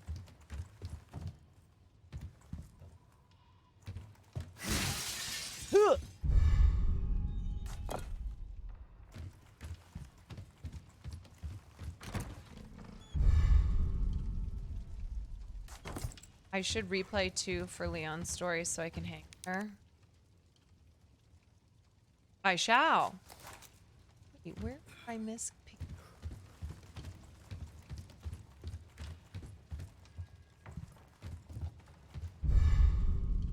All these stones that I'm picking up, I see.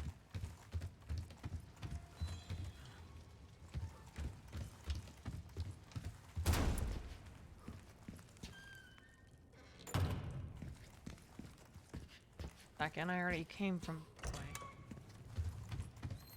I gotta get out this window, huh?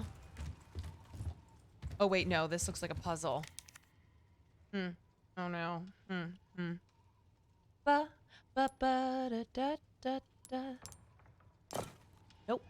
That's not the one that I want.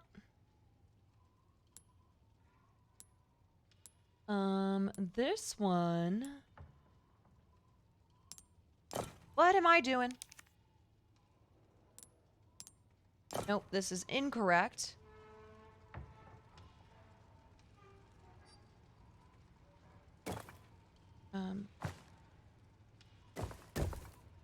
What? Wait a second.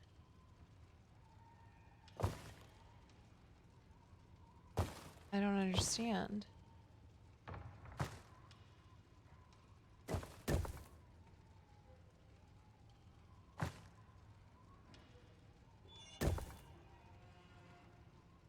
Okay, is this not correct?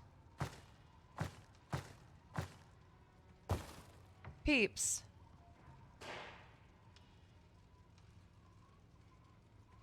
Oh, what was the celebrity fact? So, before she got married to Chris Hemsworth, fuck, what's her? Chris Hemsworth's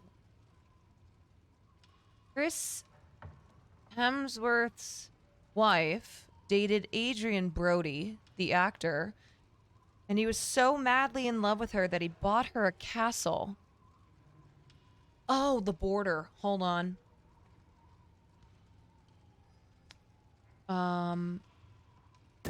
Okay.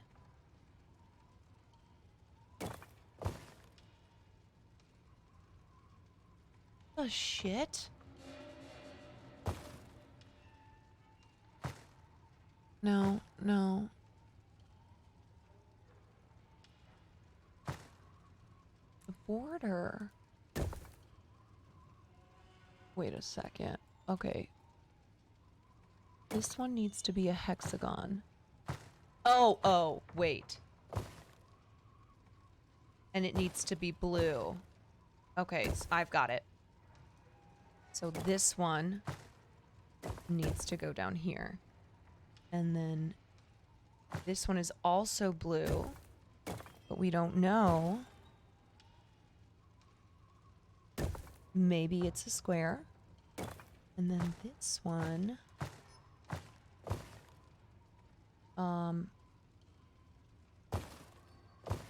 I don't know. And then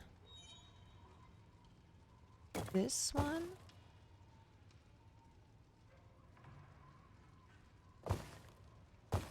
Wait, where is the shield with... Wait. Okay, I need the shield with the square around it.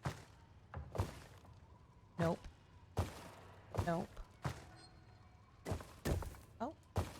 Oh, what am I doing? Things are just being hit. Okay, this one.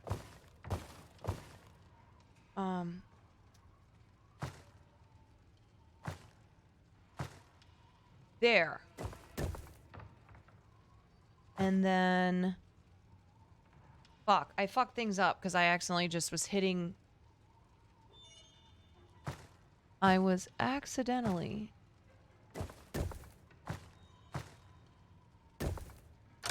There we go.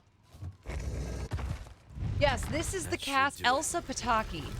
This is the castle that Adrian Brody bought her. How do you know all this classified government-related Pentagon info?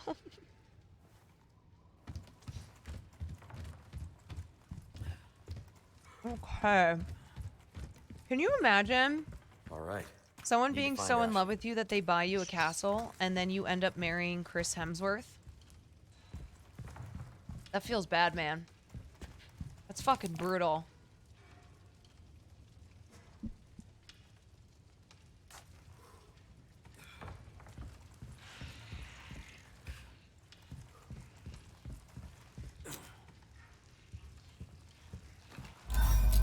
Oh, great. It's just always something, isn't it, Leon?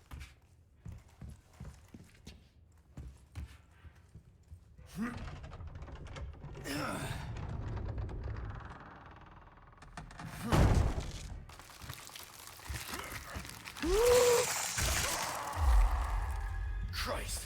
Oh, Christ! Oh, Christ! Holy shit! Oh, hell no!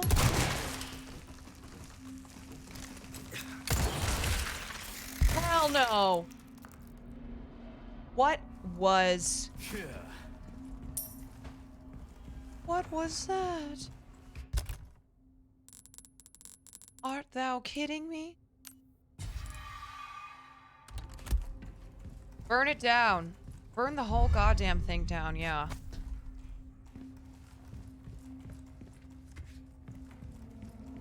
Small key.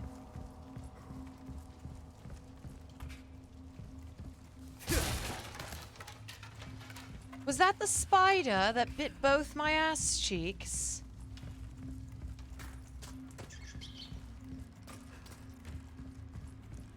Art thou kiddeth thee?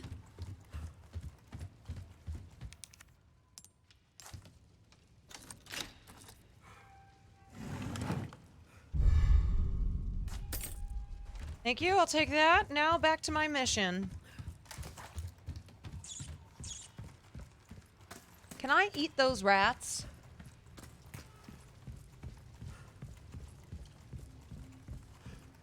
Doot, doot, doot, doot, doot, doot. Yes.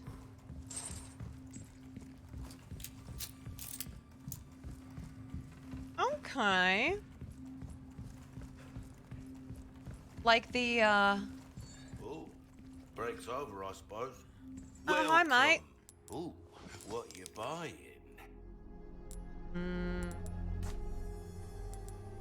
Tune up.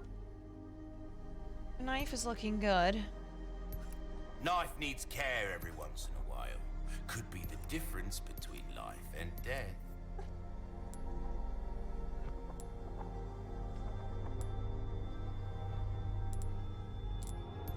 I think I'm good. Will that be all then? I want to buy some resources. Oh, actually, you know what? Let's do some crafting. Let's do some crafting right here and now. No. Okay. Craft.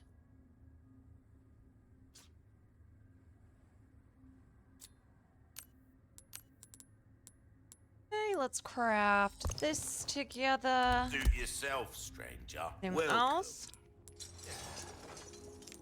Bye. What you see is what I've got. Magnum? No. Bolt? No. Gotta say. What you see is what I've got.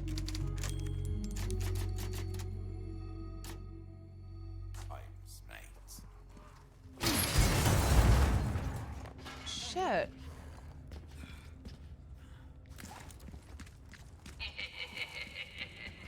Oh no!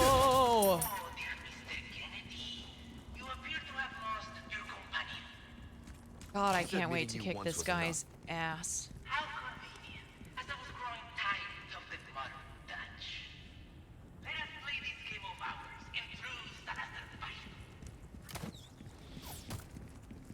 Oh, is it time to bring out the the sharpshooter? Hold on. Yep. All right, where are these fuckers?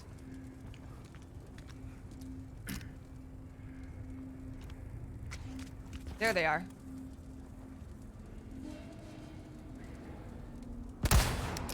All right.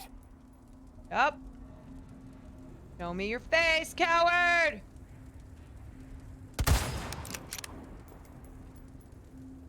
Come on. Come to daddy. Come to daddy. Come here.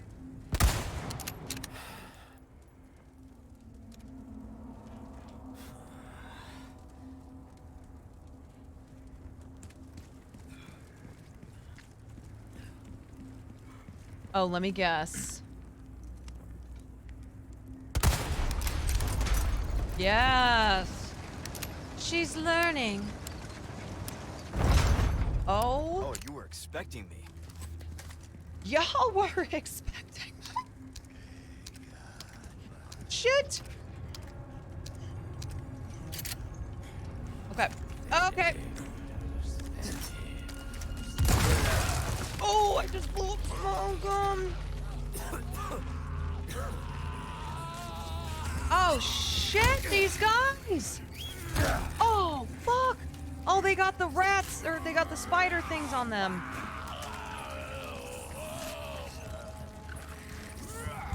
Oh shit.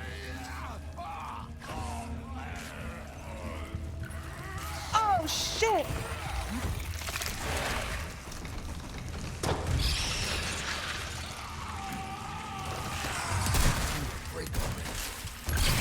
Oh shit.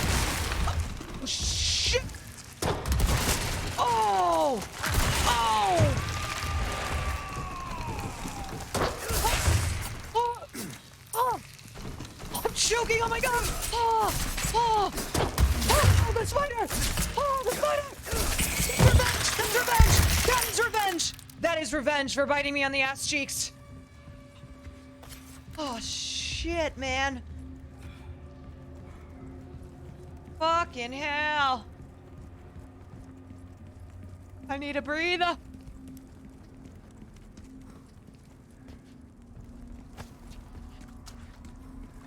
Fuck are these sounds? You mean my sounds or the spider sounds?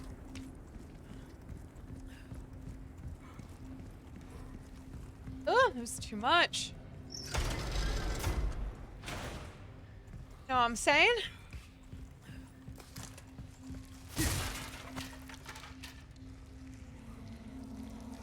God, I hear something slithering. I don't like it. Oh my God, these things are everywhere, man. All right, come here.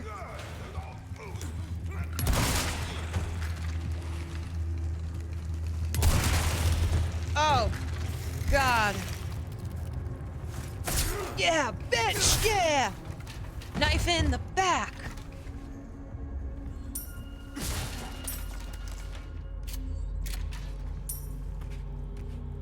Oh, boy. Some difficult ass shit, you know?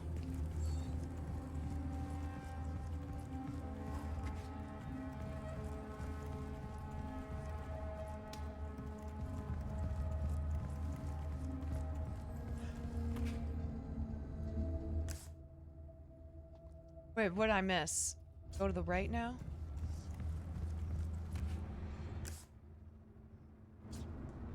Oh, wait, down here?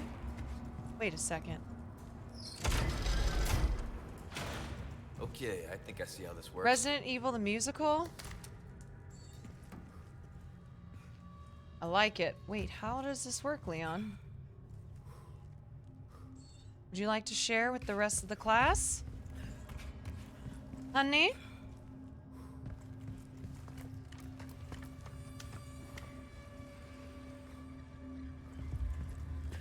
Baby cakes?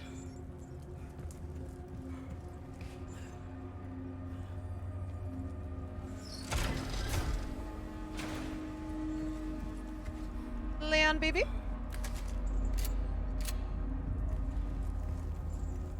Cause I ain't seen it.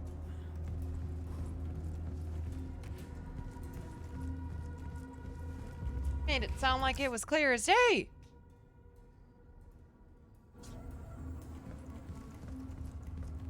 Play more games, need flamethrowers. I know, so I can do Ring of Death.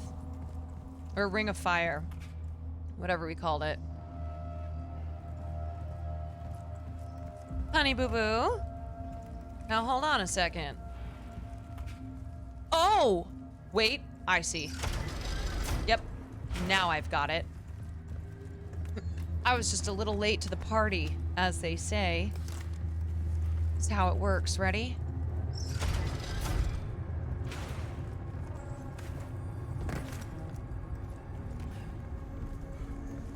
I was a little slow on the uptake.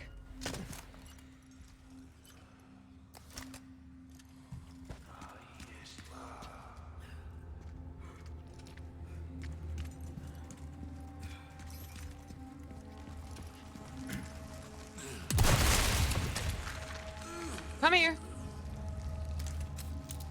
Son of a bitch, I see you. I know you're right there. Oh! Wait, why does that sound like Ada?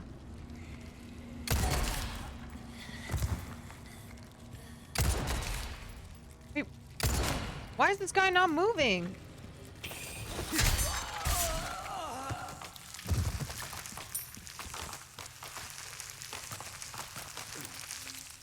Do I gotta kill this still?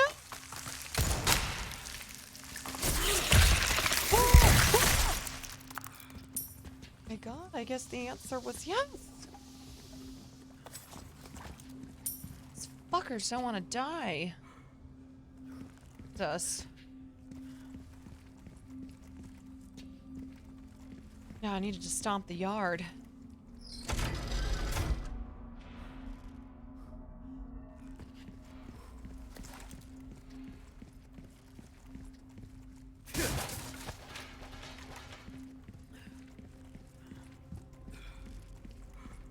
Okay, so I moved that thing. Now, that means that this is open.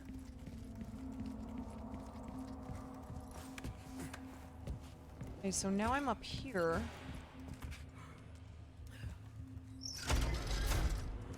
That means that's open.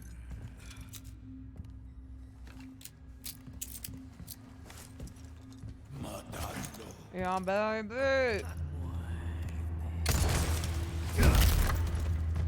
Out of the way. Wow. 2 for 1, you know? Love it. Love it.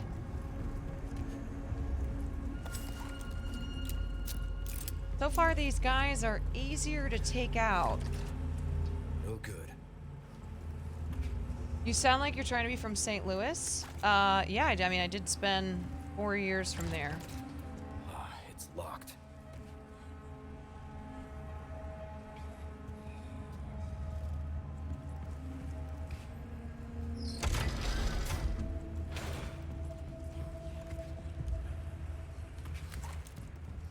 Get that box.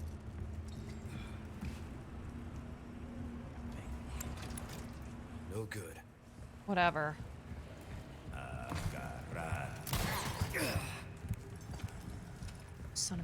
Son of a beach towel!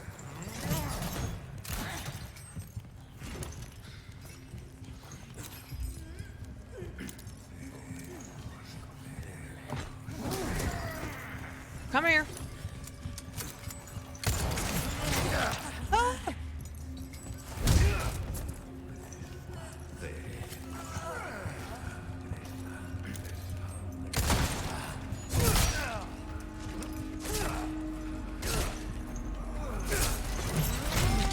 Oh God, I'm dying. Help! Oh no. No. No, I killed this fucking dude. Nope. No! Son of a bitch. Oh, are you kidding me? Fucking hell. Guys. Fucking hell. He's coming. Shit. I need some health. Nothing is permanently dead. To become a giant pain in my ass.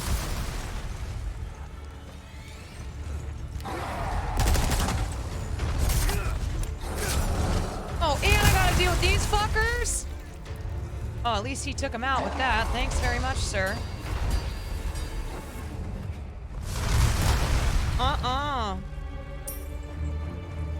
Now, you know, I'm just gonna stay down here.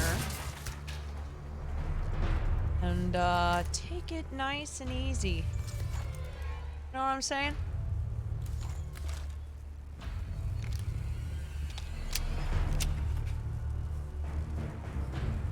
Can I just do, No use.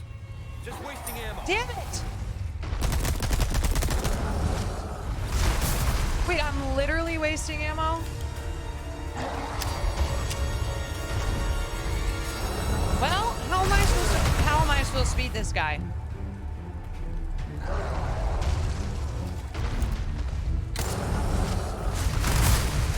Holy fuck. Mate! Oh no! Shit! Sir Ugly's got me beat.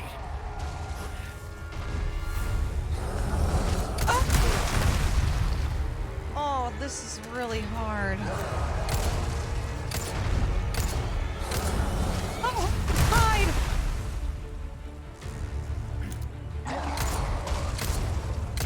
Please, how many shots? Hide! Hide! Oh no, I'm gonna die. Hide! Hide!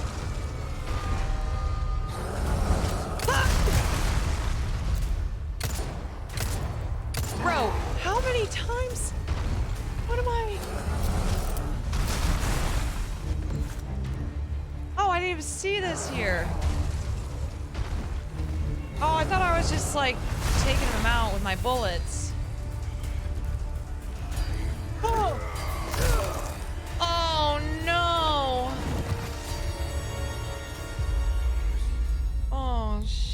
shit. Do I have to do that whole section again? Oh no.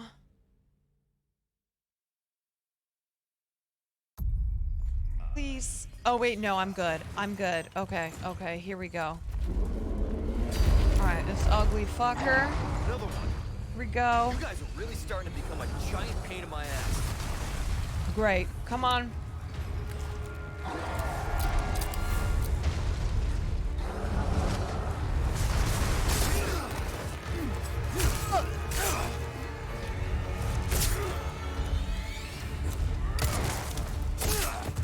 Yeah, bitch.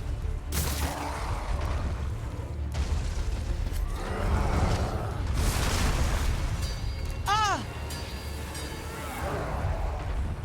My God, where am I supposed to go? Just took me out. Shit, man. Tuck and roll.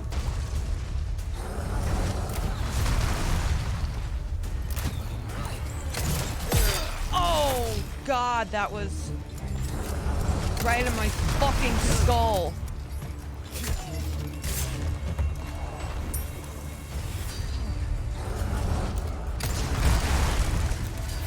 I can't see shit.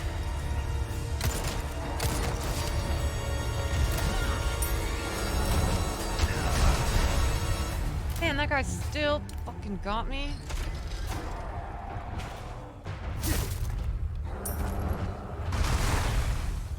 Fuck.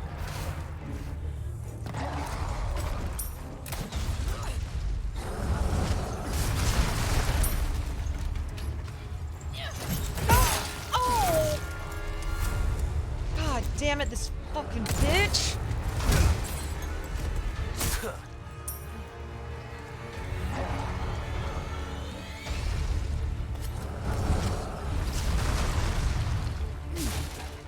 Ruh! Where am I supposed to go?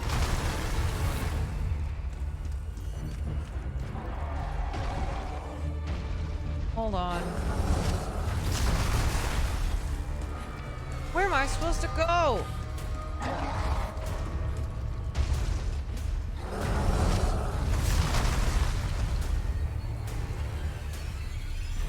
Am I insane? Gotta be somewhere in here. Oh! Oh, God. Oh, the ladder. Hold on.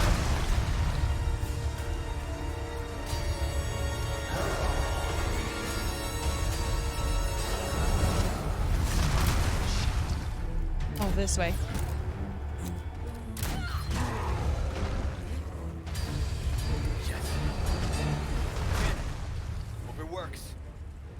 But what works? Oh shit, the cannon, man. Yeah, yeah, baby. Here we go. Okay, shit. Now I gotta get back up there. Oh, I can't see.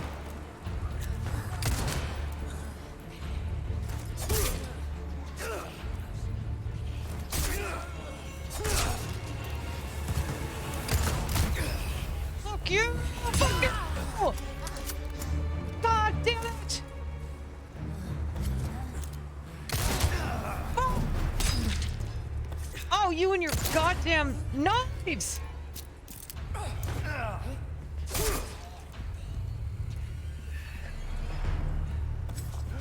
I need some goddamn help. Yeah, that bitch pushed me. Alright, come here, asshole.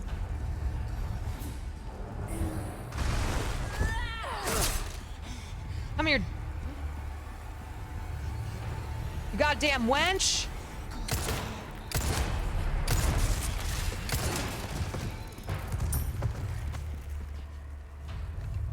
Alright, I gotta get up to my cannon. Alright, here we go.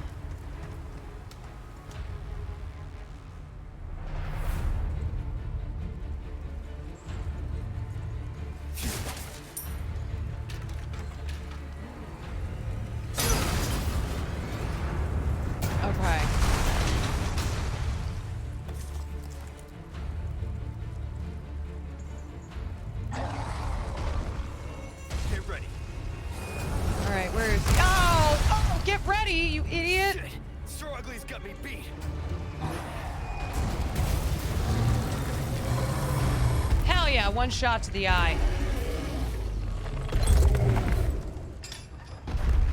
Adios. Yeah, you dick. Any of you else around? Oh yeah, here we go.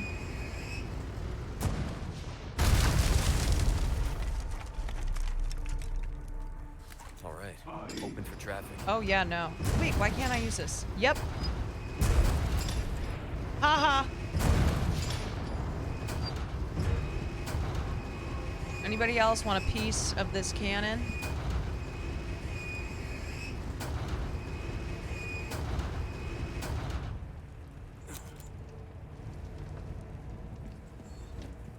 Yeah, that's why you don't fuck with me, okay?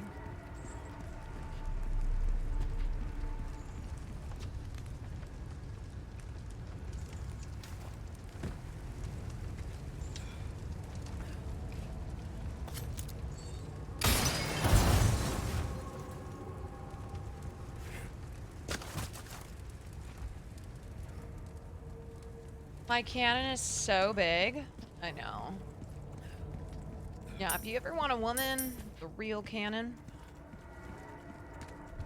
Real big cannon. Oh no. No, get in the castle. Get in the castle now. Oh shit. Yeah, you know what would beat 30 home intruders? Sorry, I've had my fill of you guys. A cannon. You don't need an AR-15 when you have a literal cannon.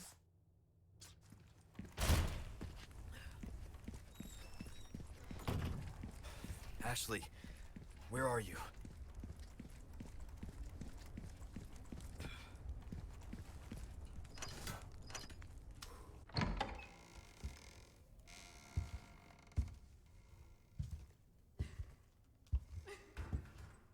I love this game so much.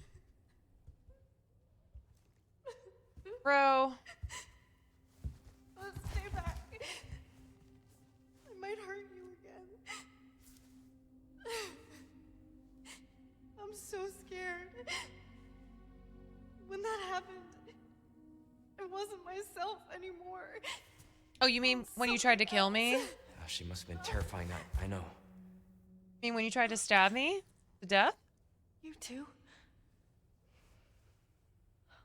He's like, yeah, I didn't try to kill you. It's okay to be afraid, you know. But you can't run. You gotta keep moving forward. We will beat this. Together. I know. Leon destroying half the castle and can. doing everything. Just give me a heads up before you stab me next time, okay? Why is this guy the coolest dude ever? Thanks.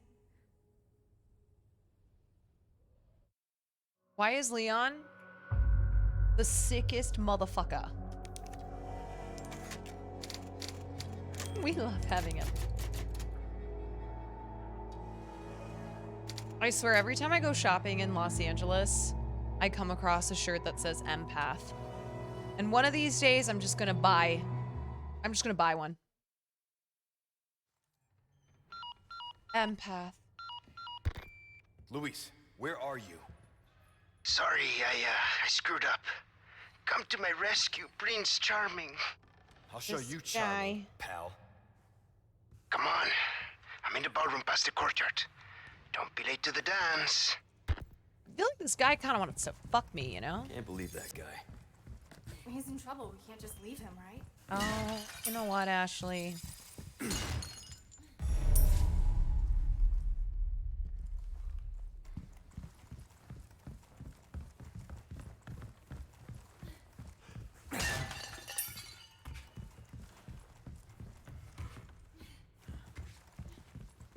Get out of my way!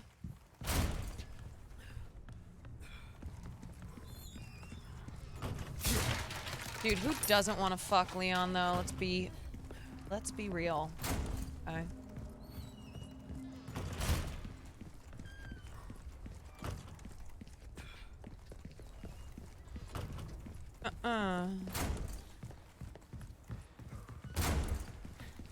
That romance was all we wanted. Leon and Luis. Hot.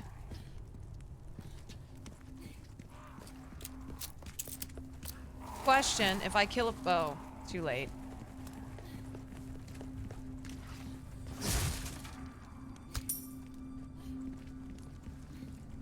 Oh!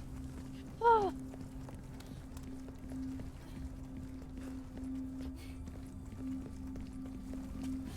How many boxes? But there's also a maze.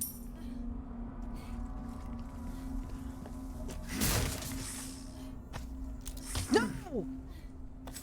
Where'd it go?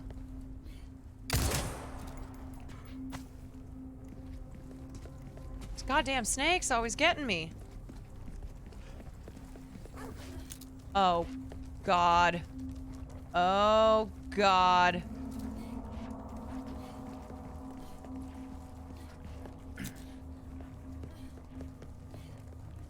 Ashley!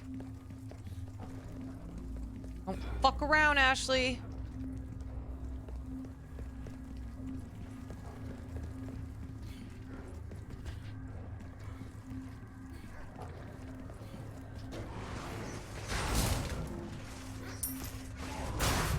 Oh my God. Oh shit! People. Ashley! Oh, God damn it, Ashley.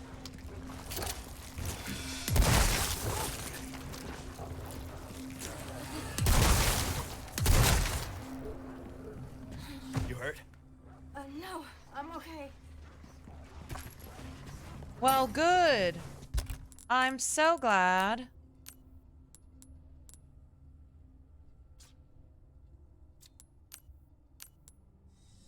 Oh, goddamn shotgun shells.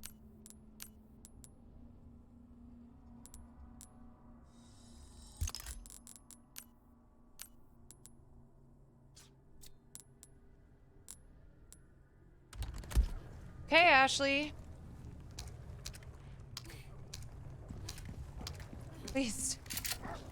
Please try not to die. I'm so sorry. No, it's so brutal. Don't tell PETA.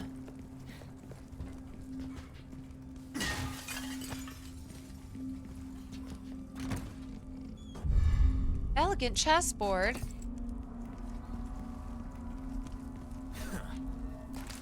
Ashley, what are you doing? Wait, is this back where we started?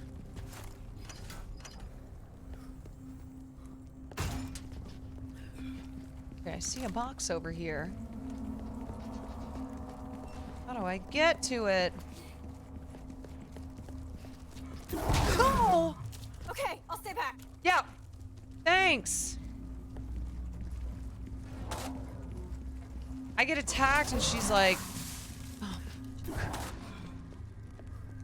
God damn it, Ashley.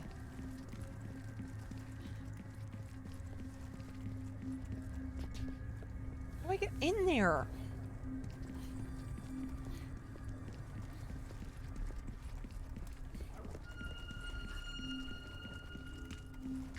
Wait, can I use her as bait?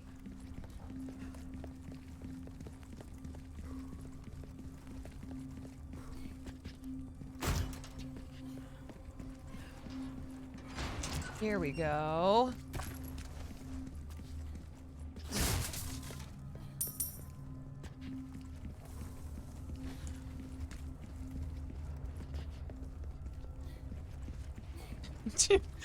Do it, leave her as bait.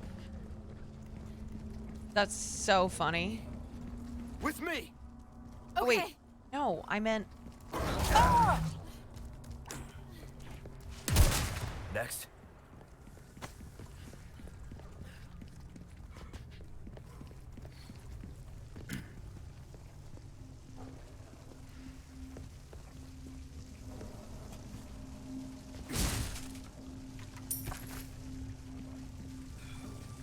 Water?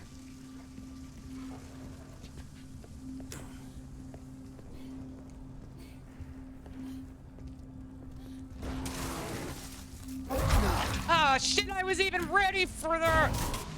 God damn it. Bro, I even had my fucking gun out.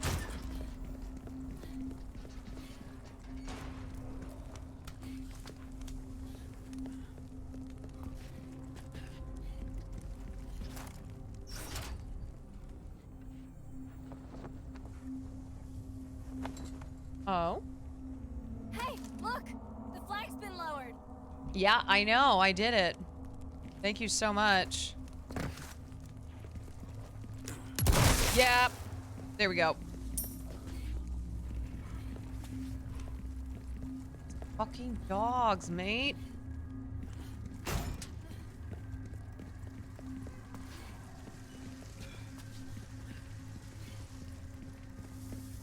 Ashley wants you so useless.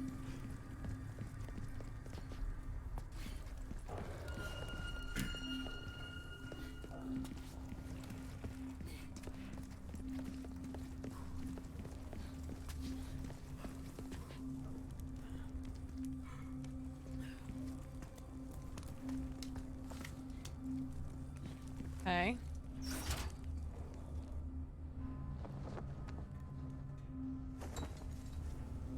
All right, one more. See if I can see the dogs from up here.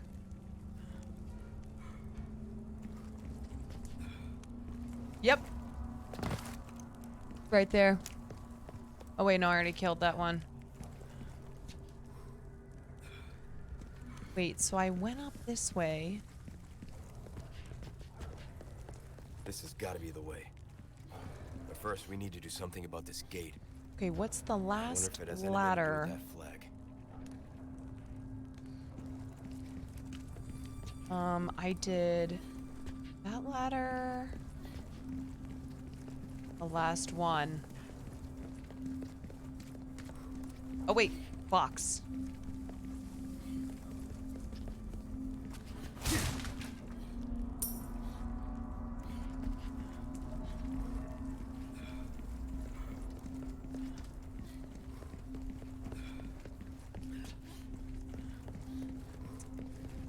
Shit, this is the way we came. Hold on. Okay, so if I go down this way, I went up this ladder. Correct. Yep. I pulled that bad boy down. And then I went...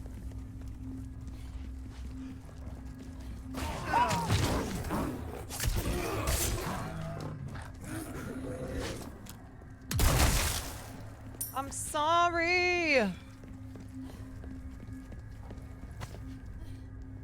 And then...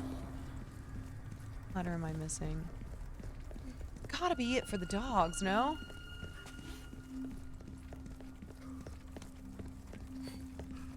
Fuck, I'm so lost, you guys.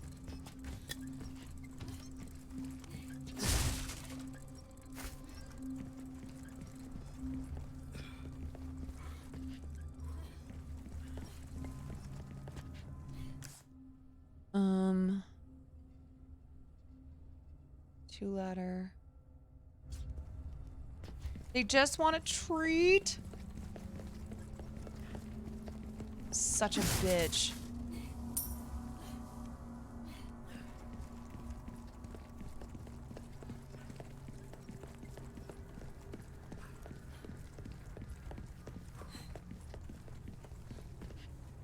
I am so lost in this darn maze. Guys. Oh boy.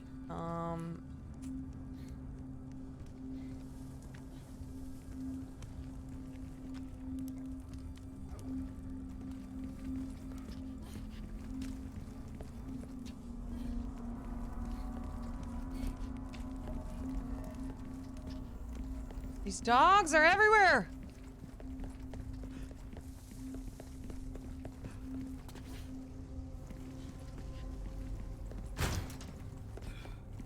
Okay, I did this one.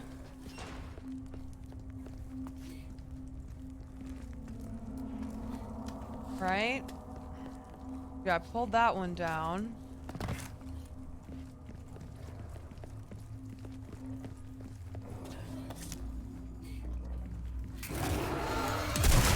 Oh my god, that was pure instinct. Oh no! Come on. Open up. Let me see it. Open up that mouth thing.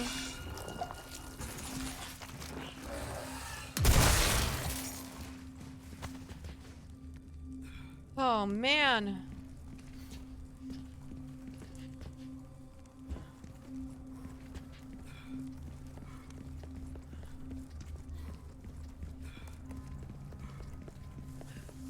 What's that mouth do?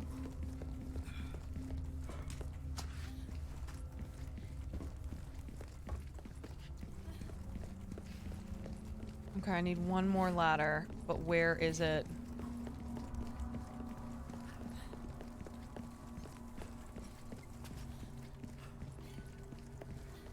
No. God, I hate when people are following me and I don't know where to go. Mike, please. Fuck, I've already been back here.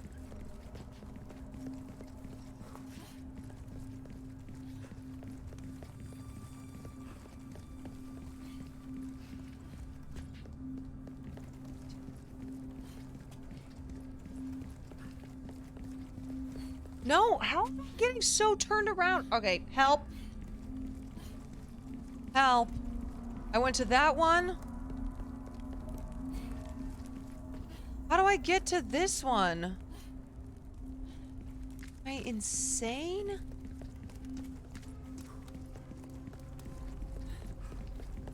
I need to get to that one right there, but how?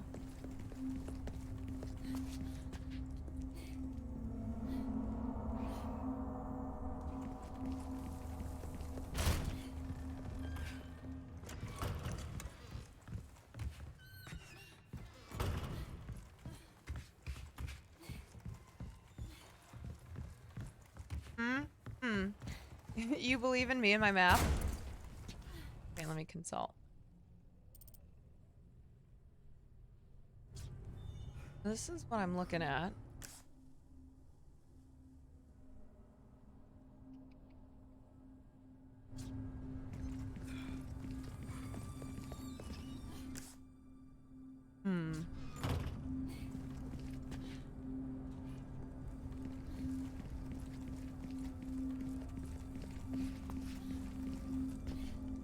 Okay, so it's gotta be...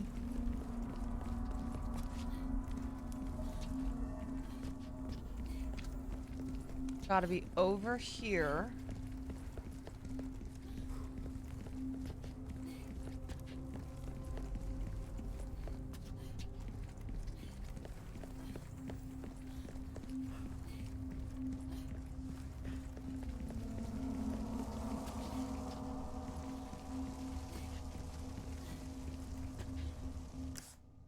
No. Oh my god, I'm getting pissed off. All lost again.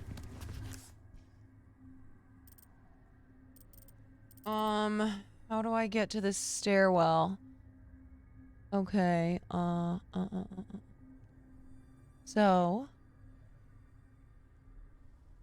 you need to go boom, boom, boom, boom, boom, boom. Okay. If I go straight like this, if I take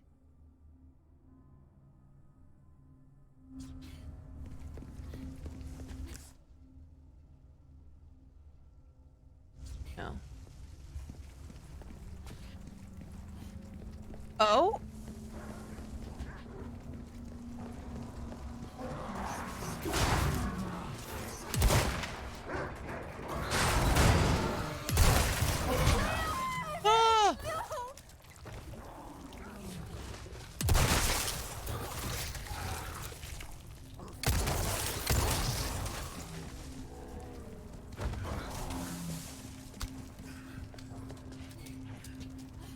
Ashley, move it!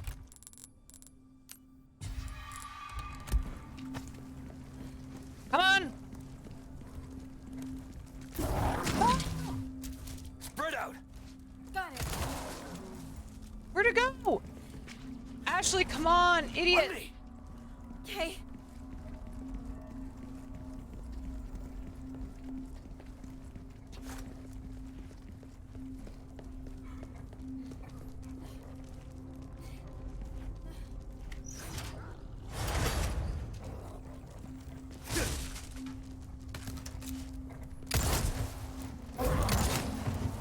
Holy shit.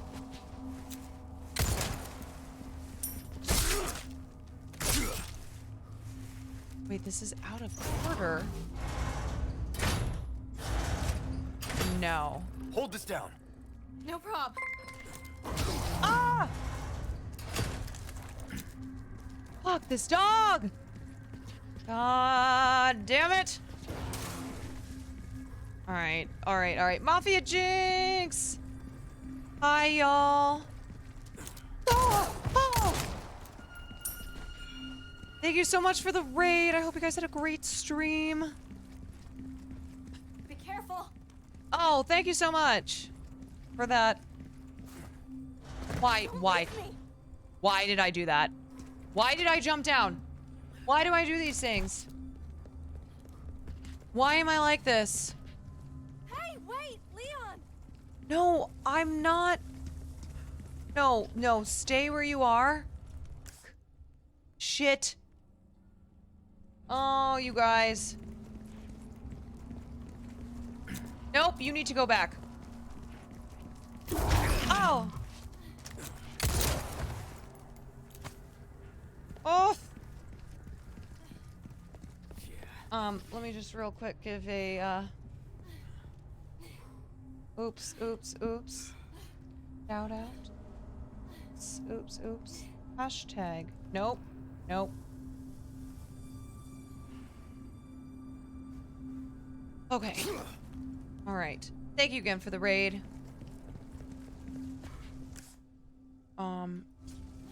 Here we go. Here we go.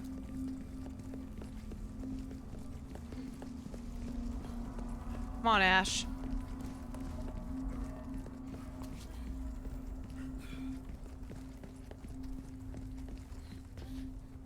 Here, hold this down. Okay. I like that she thought I was leaving her. She's like, no. But, nope. As much as I wish I could leave you, unfortunately, I'm an idiot and I jumped down.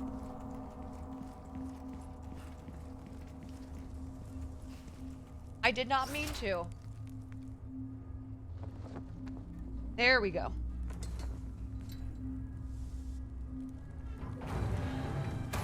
Oh, thank God. Now we can finally get out of this maze.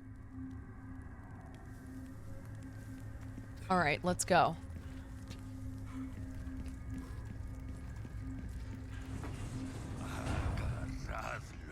Oh, son of a bitch. Yes, I understand.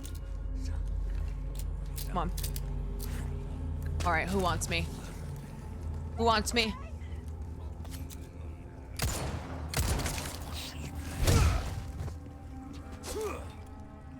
Come on, assholes. Oh, come on.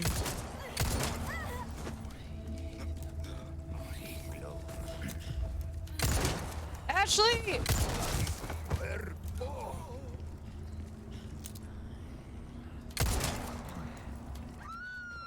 Yes! God, I am always having to do everything for this. I'll take care of him. Oh, I just shot her. Oh no!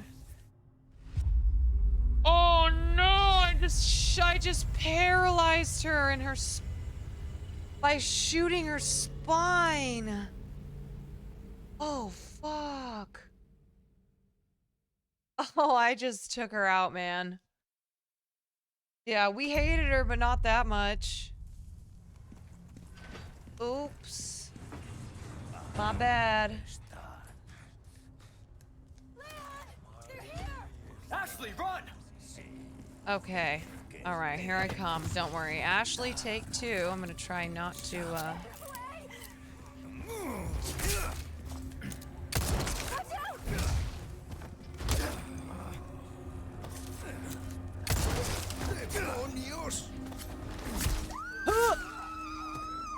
Shit! I'm coming for you! God damn it. Forgot, I gotta make sure I don't shoot her again. Hold on, I'll take... Alright, Ashley, get out of the way!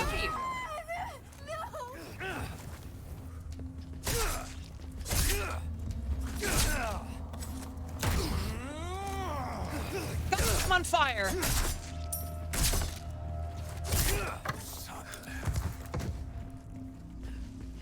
Jesus, this is way too much. Ay caramba, man.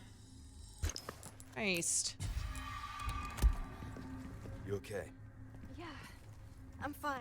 Come on, Ash.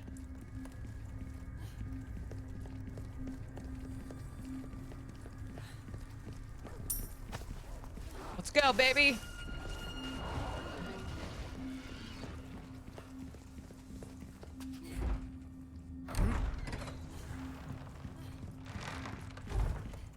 Ballroom must be this way. I've got some new items in stock. Come take a look. Yes. We built this city.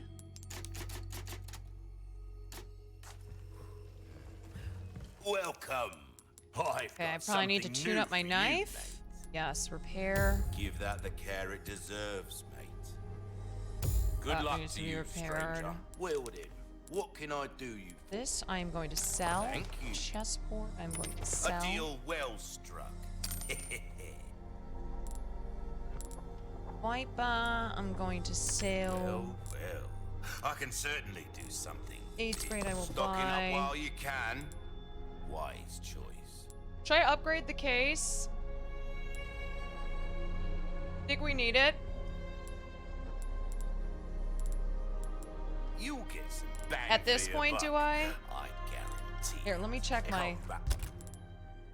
I mean, I got plenty of room here. You feel?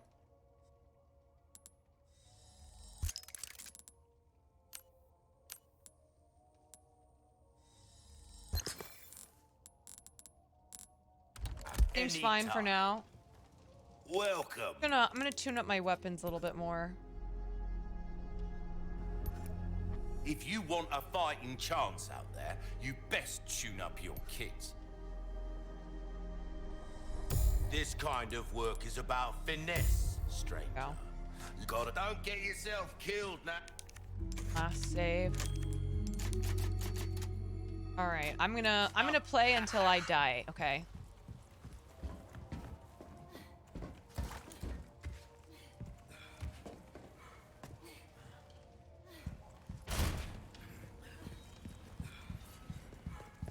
Look, there's a statue up there. Oh, yeah. Looks like I need something for it.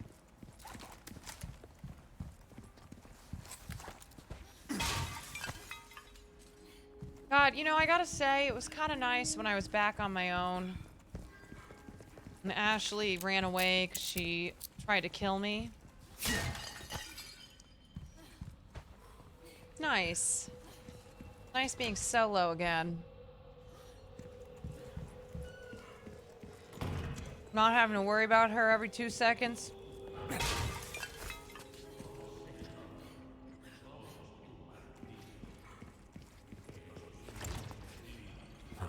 Won't open.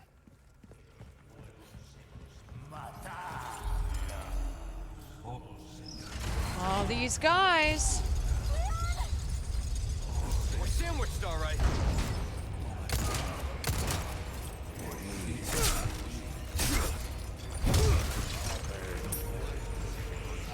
All right, Ash. What the hell is happening? Oh, I hate this guy.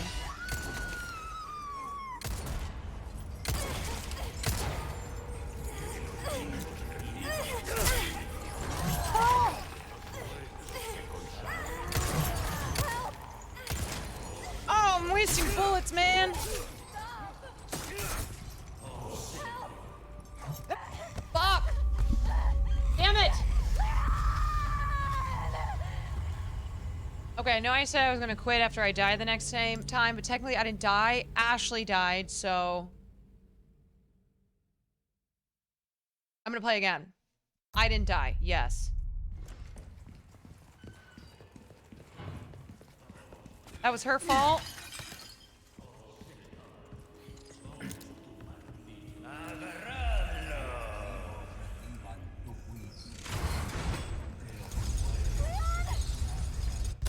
Oops. We're sandwiched, all right.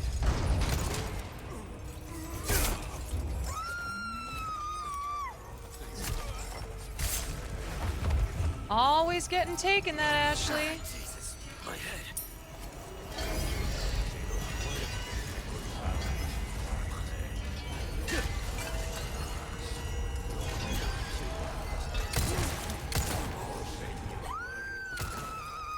Okay. I'm coming for you.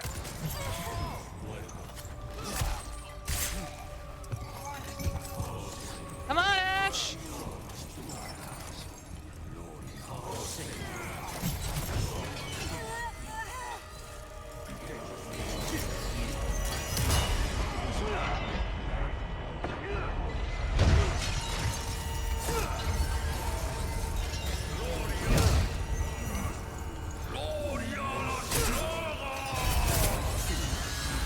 God damn it, this guy. Shit.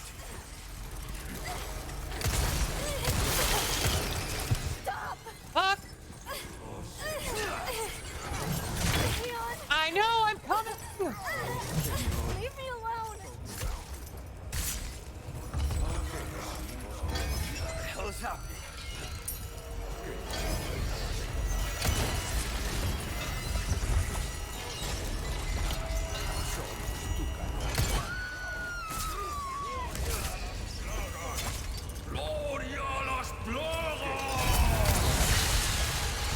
Ashley! Oh, shit. Leon, he's back. Oh, God, I'm fucked.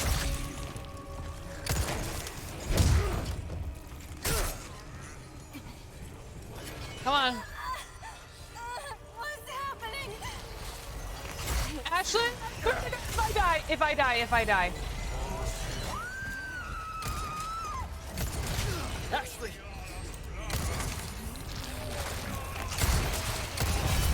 No, Ashley! Leon! Oh, mother of God.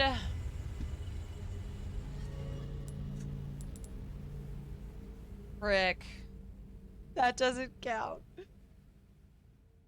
No, it's 12:30. It's 12:30. It's 12:30. Damn it. She is just the worst. Oh. All right. I'll pick up from here tomorrow. Don't worry. Everybody come back. We can play more tomorrow. It's so funny because I never leave the game feeling good, since I always have fucked up something.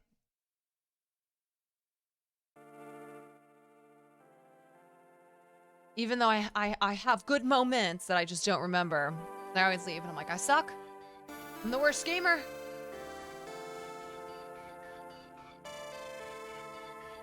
Oh.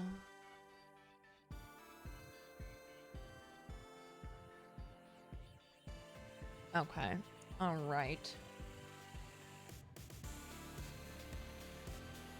Actually, I want this song. God, Will is still gaming? My boy's been going forever. He is a gamer.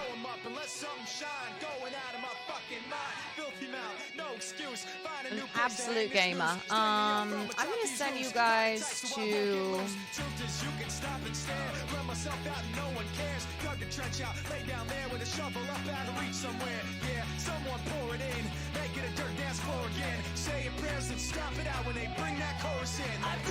I'm just gonna send you guys to Will. I bleed it out.